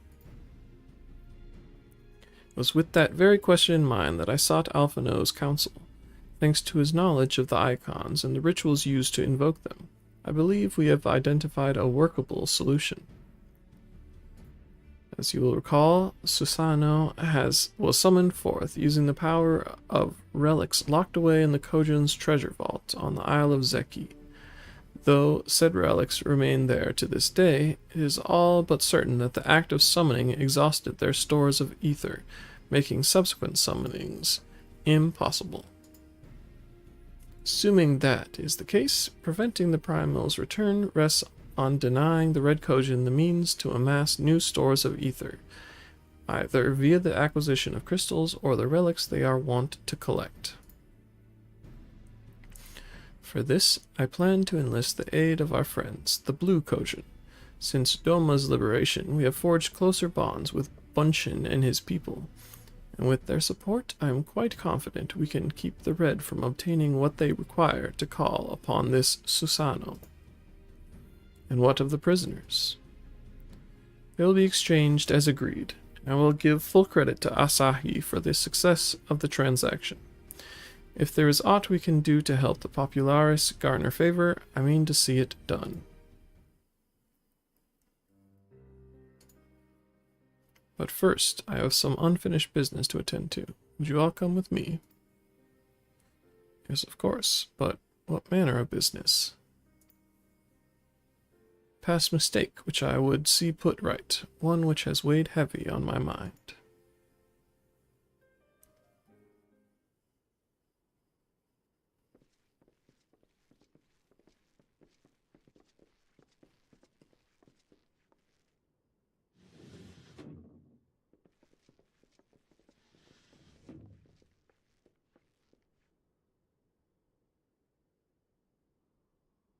Nom nom nom. I had her brought here in secret while the three of you kept our guest company.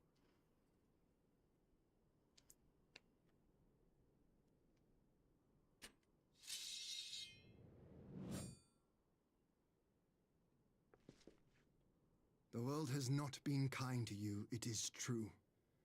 But that does not excuse your sins. You should be at the bottom of the river.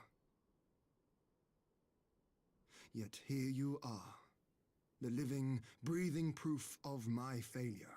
A failure for which I would now make amends. What did I do? I don't remember. Was it really so terrible? Tell me, please. What did I do? You speak of sins, my lord. But at whose feet do those sins lie? With the soldiers who committed the crimes, or those who commanded them to do so? With both, I would say. For all have a conscience, and all must choose. But with no memory of who she is, or what she has done, what sin remains to be cleansed? You ask that I show mercy. I ask why the heavens saw fit to deny me my rest. Why Yotsuyu was spared not only death, but the bitter memories of her life.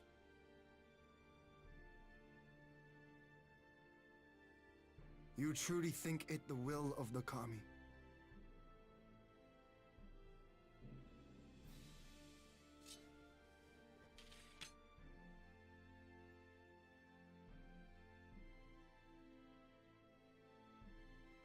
If so, her life is not mine to take. It is yours to safeguard.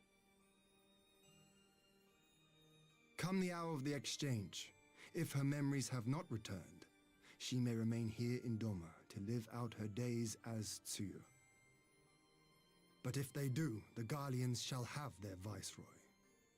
Though the people will protest, they will come to accept my decision when they have been reunited with their loved ones. Thank you, my lord. Now then, I believe we have kept our guest waiting long enough.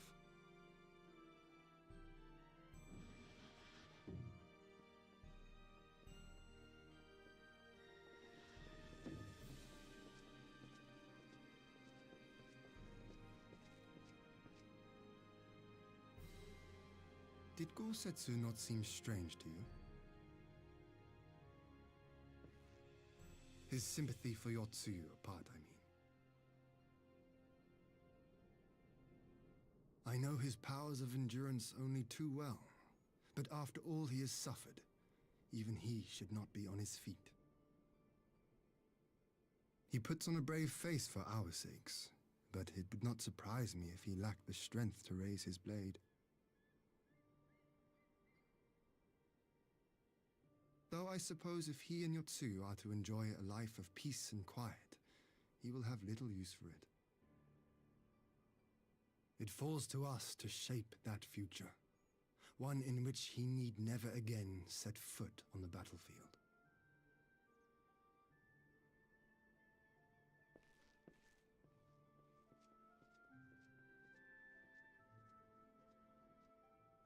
Okay.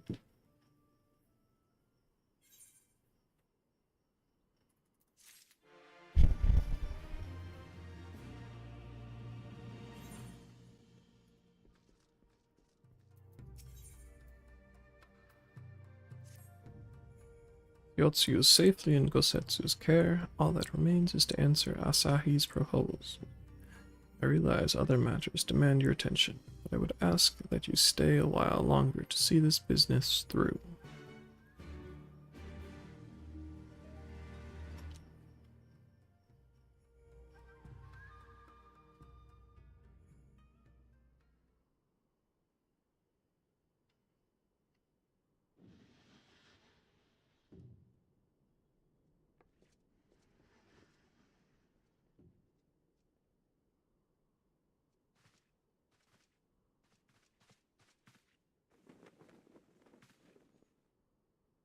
My apologies. Our deliberations took longer than expected. Think nothing of it.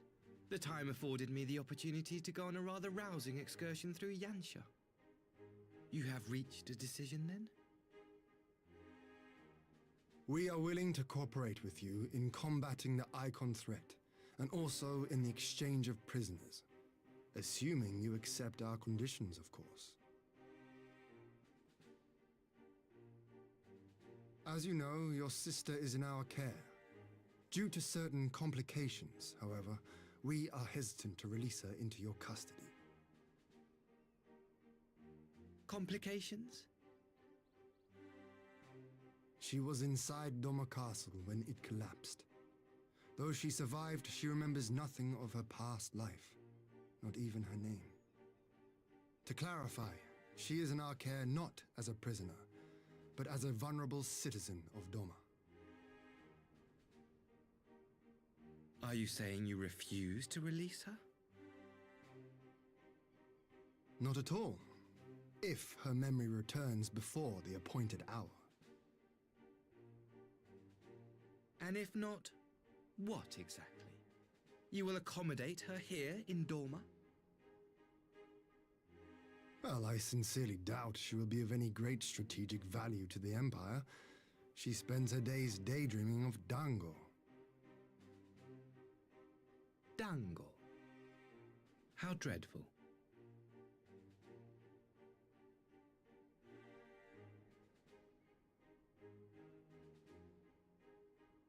Very well. In light of our recent misstep in Sakazuki, it seems only fair that I show you the same understanding you have shown us. Though I do have one small request. Regardless of Yotsuyu's value to the Empire, she is yet my sister. Before I leave, might you permit me to speak with her in private? Of course. Perhaps you could even bring her a plate of dango. She would be most pleased. Yugiri will see you to her chambers.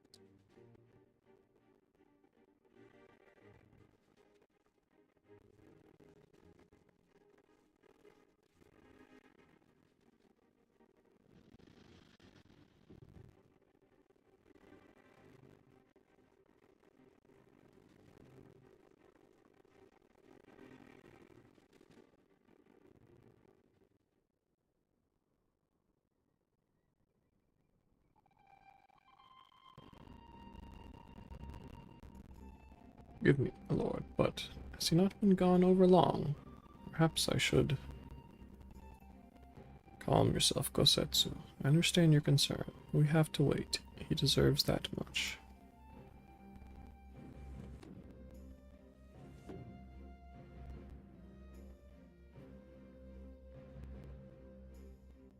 I am sorry to have kept you all waiting. Thank you for your understanding. Long did I dream of this reunion, but never did I imagine it would be so joyless. Part of me hoped your stories of her condition were just that, but alas, it is as you say. Tsuyu, do you remember anything of this man? Anything at all? No. I'm a stranger to her. That much was clear to me from a single look. I leave her in your care. As you wish.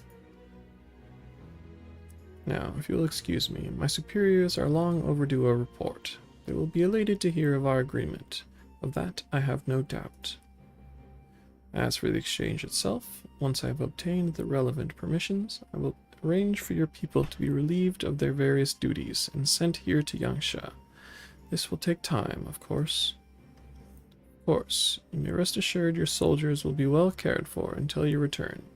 We will also begin taking steps to better encounter the threat of the Kojin and their icon. Before you take your leave, there is one other matter. I'm informed it was you who took the lead in rescuing 2 young dolmens from a band of Kojin sellswords. I've not yet had the time to thank you properly. Please, there is no need to thank me. I only did what anyone would do under the circumstances. Fortunately, I was in good company at the time. The blight of the Red Kojin is of the Empire's making. Were it not for our transgressions, those children would not have needed saving. The people of Doma have suffered enough, my lord, and I promise to do all in my power to spare them further pain, be it at the hands of the Kojin or indeed the Empire. Pray the Emperor will see things as you do. There may yet be hope for us all.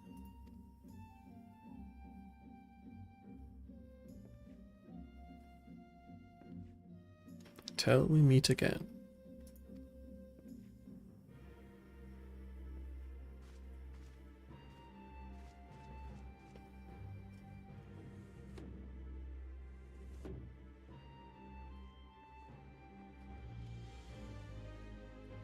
Yosetsu. As before, I leave Yotsuyu to you.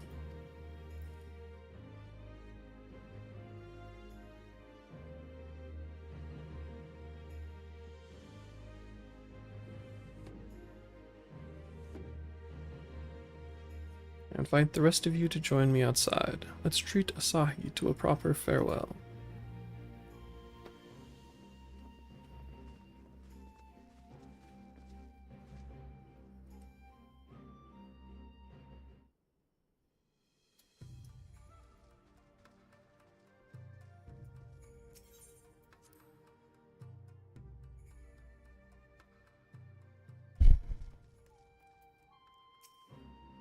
The ambassador's airship awaits at Castrum Fluminus. Let us be off.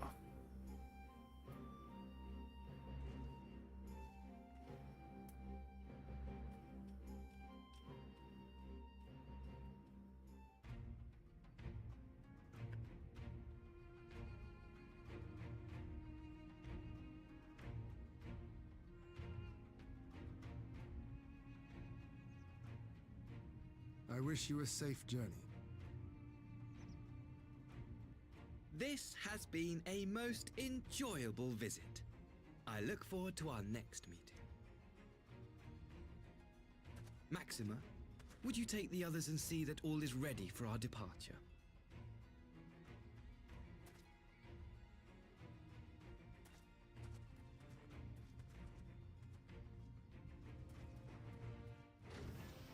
I simply cannot leave without first giving thanks to the Warrior of Light for accompanying me through Yansha.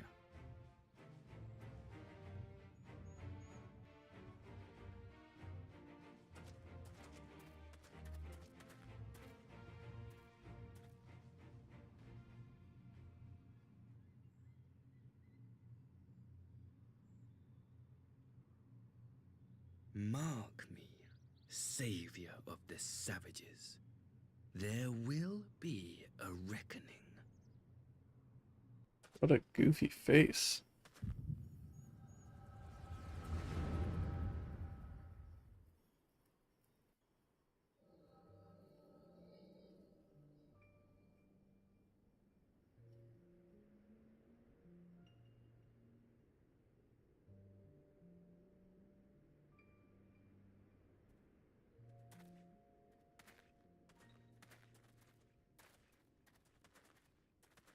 You've nowhere left to run, traitor!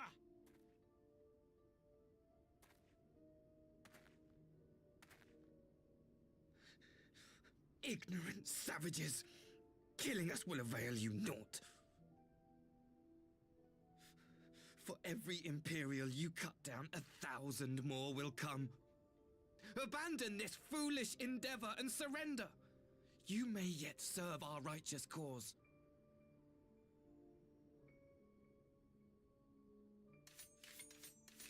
How dare you speak of righteousness? You who forsook kith and kin to serve conquerors! Be glad I grant you this mercy.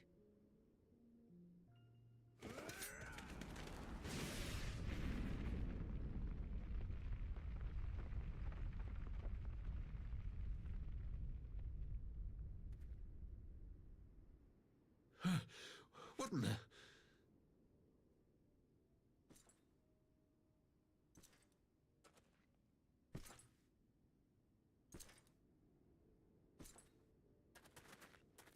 Reinforcements? No, just one! Cut him down!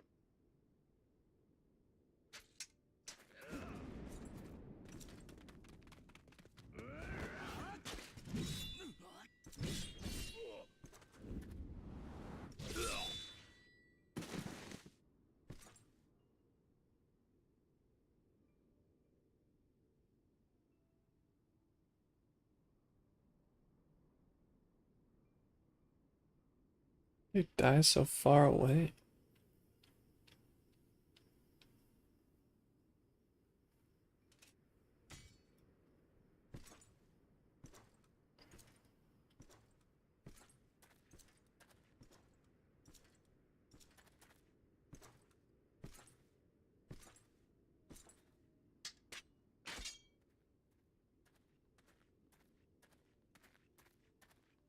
Thank you.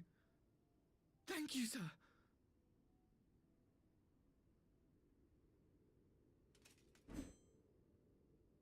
This one is promising.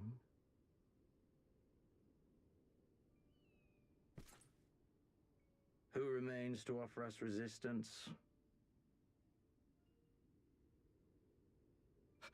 A host of rebels led by Lord Cayenne hold the Enclave across the river.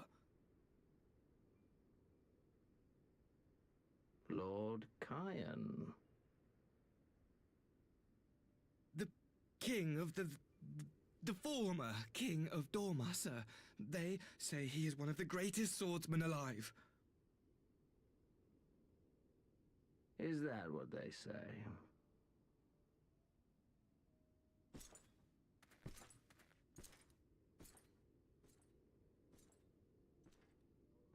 Who was that? Surely you jest. That was Xenosier Galvus, Legatus of the 12th, the crown-bloody prince. I heard he was strong, but that was frightening.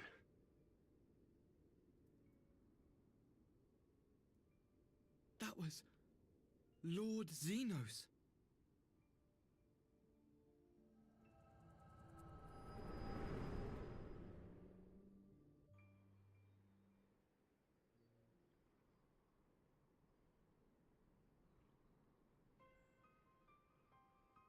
Everything you are, your power, even your face, it vexes me.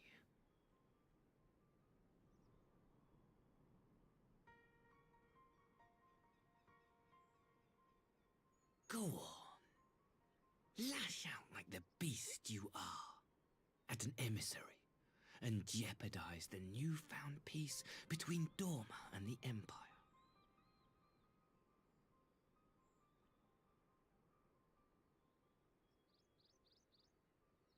My lord was destined to lead us unto a glorious new age. Your light is nothing to his radiance.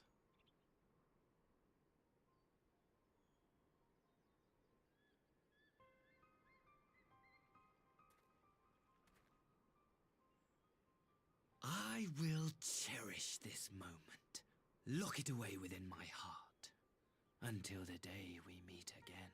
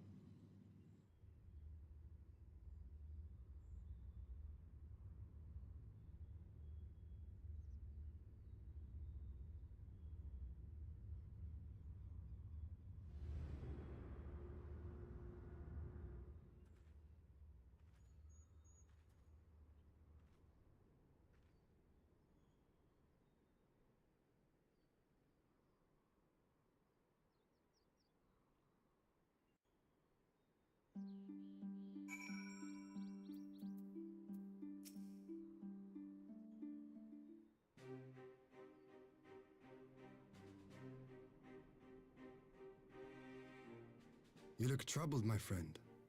Was it something he said?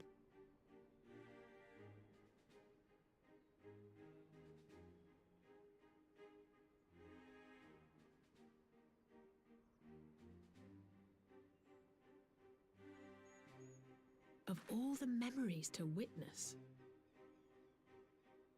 I had my doubts about him, but I would never have guessed he was a disciple of Xenos. My lord. Calm yourself, Yugiri. I set no store by him or his enlightened brethren. But if by treating with them there is even the faintest hope we might secure the return of our conscripted brothers and sisters, I must play this game. After the way I risked their lives in the rebellion, I owe them that much. My lord, you bear no blame for their fate. If not blame, then responsibility. They were prisoners, and still I chose to fight, knowing they could be executed in retaliation. But now we have a chance to bring them home. If it means bargaining with a monster, so be it. My lord. Besides, I think he likes me, which is more than some can say.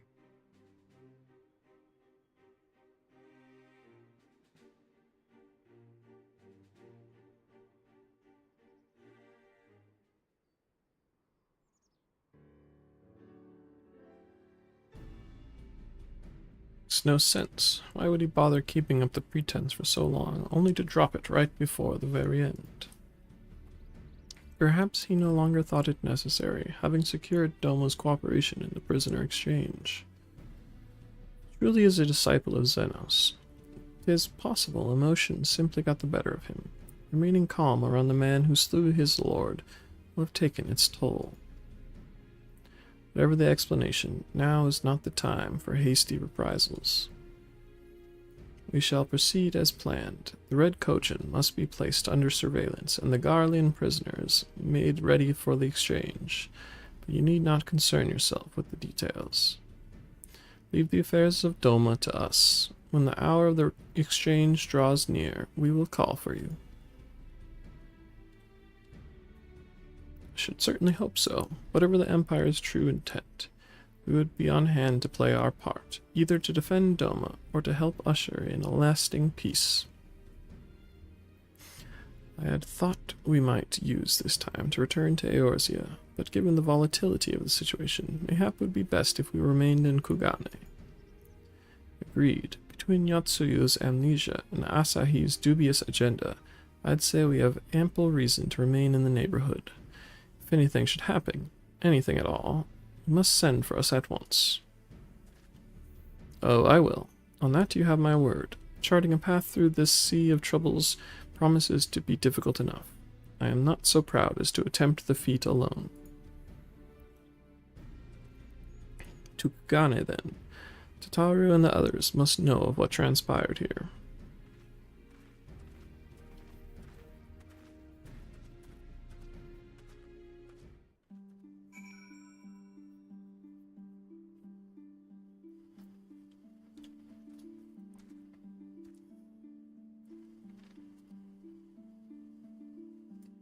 Alright, I'm gonna call it there.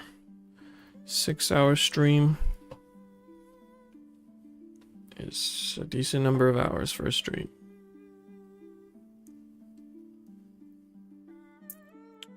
Well, I'll see you later. I also finished Omega. Yep. Good night. Signing off. Farewell the rest of the internet.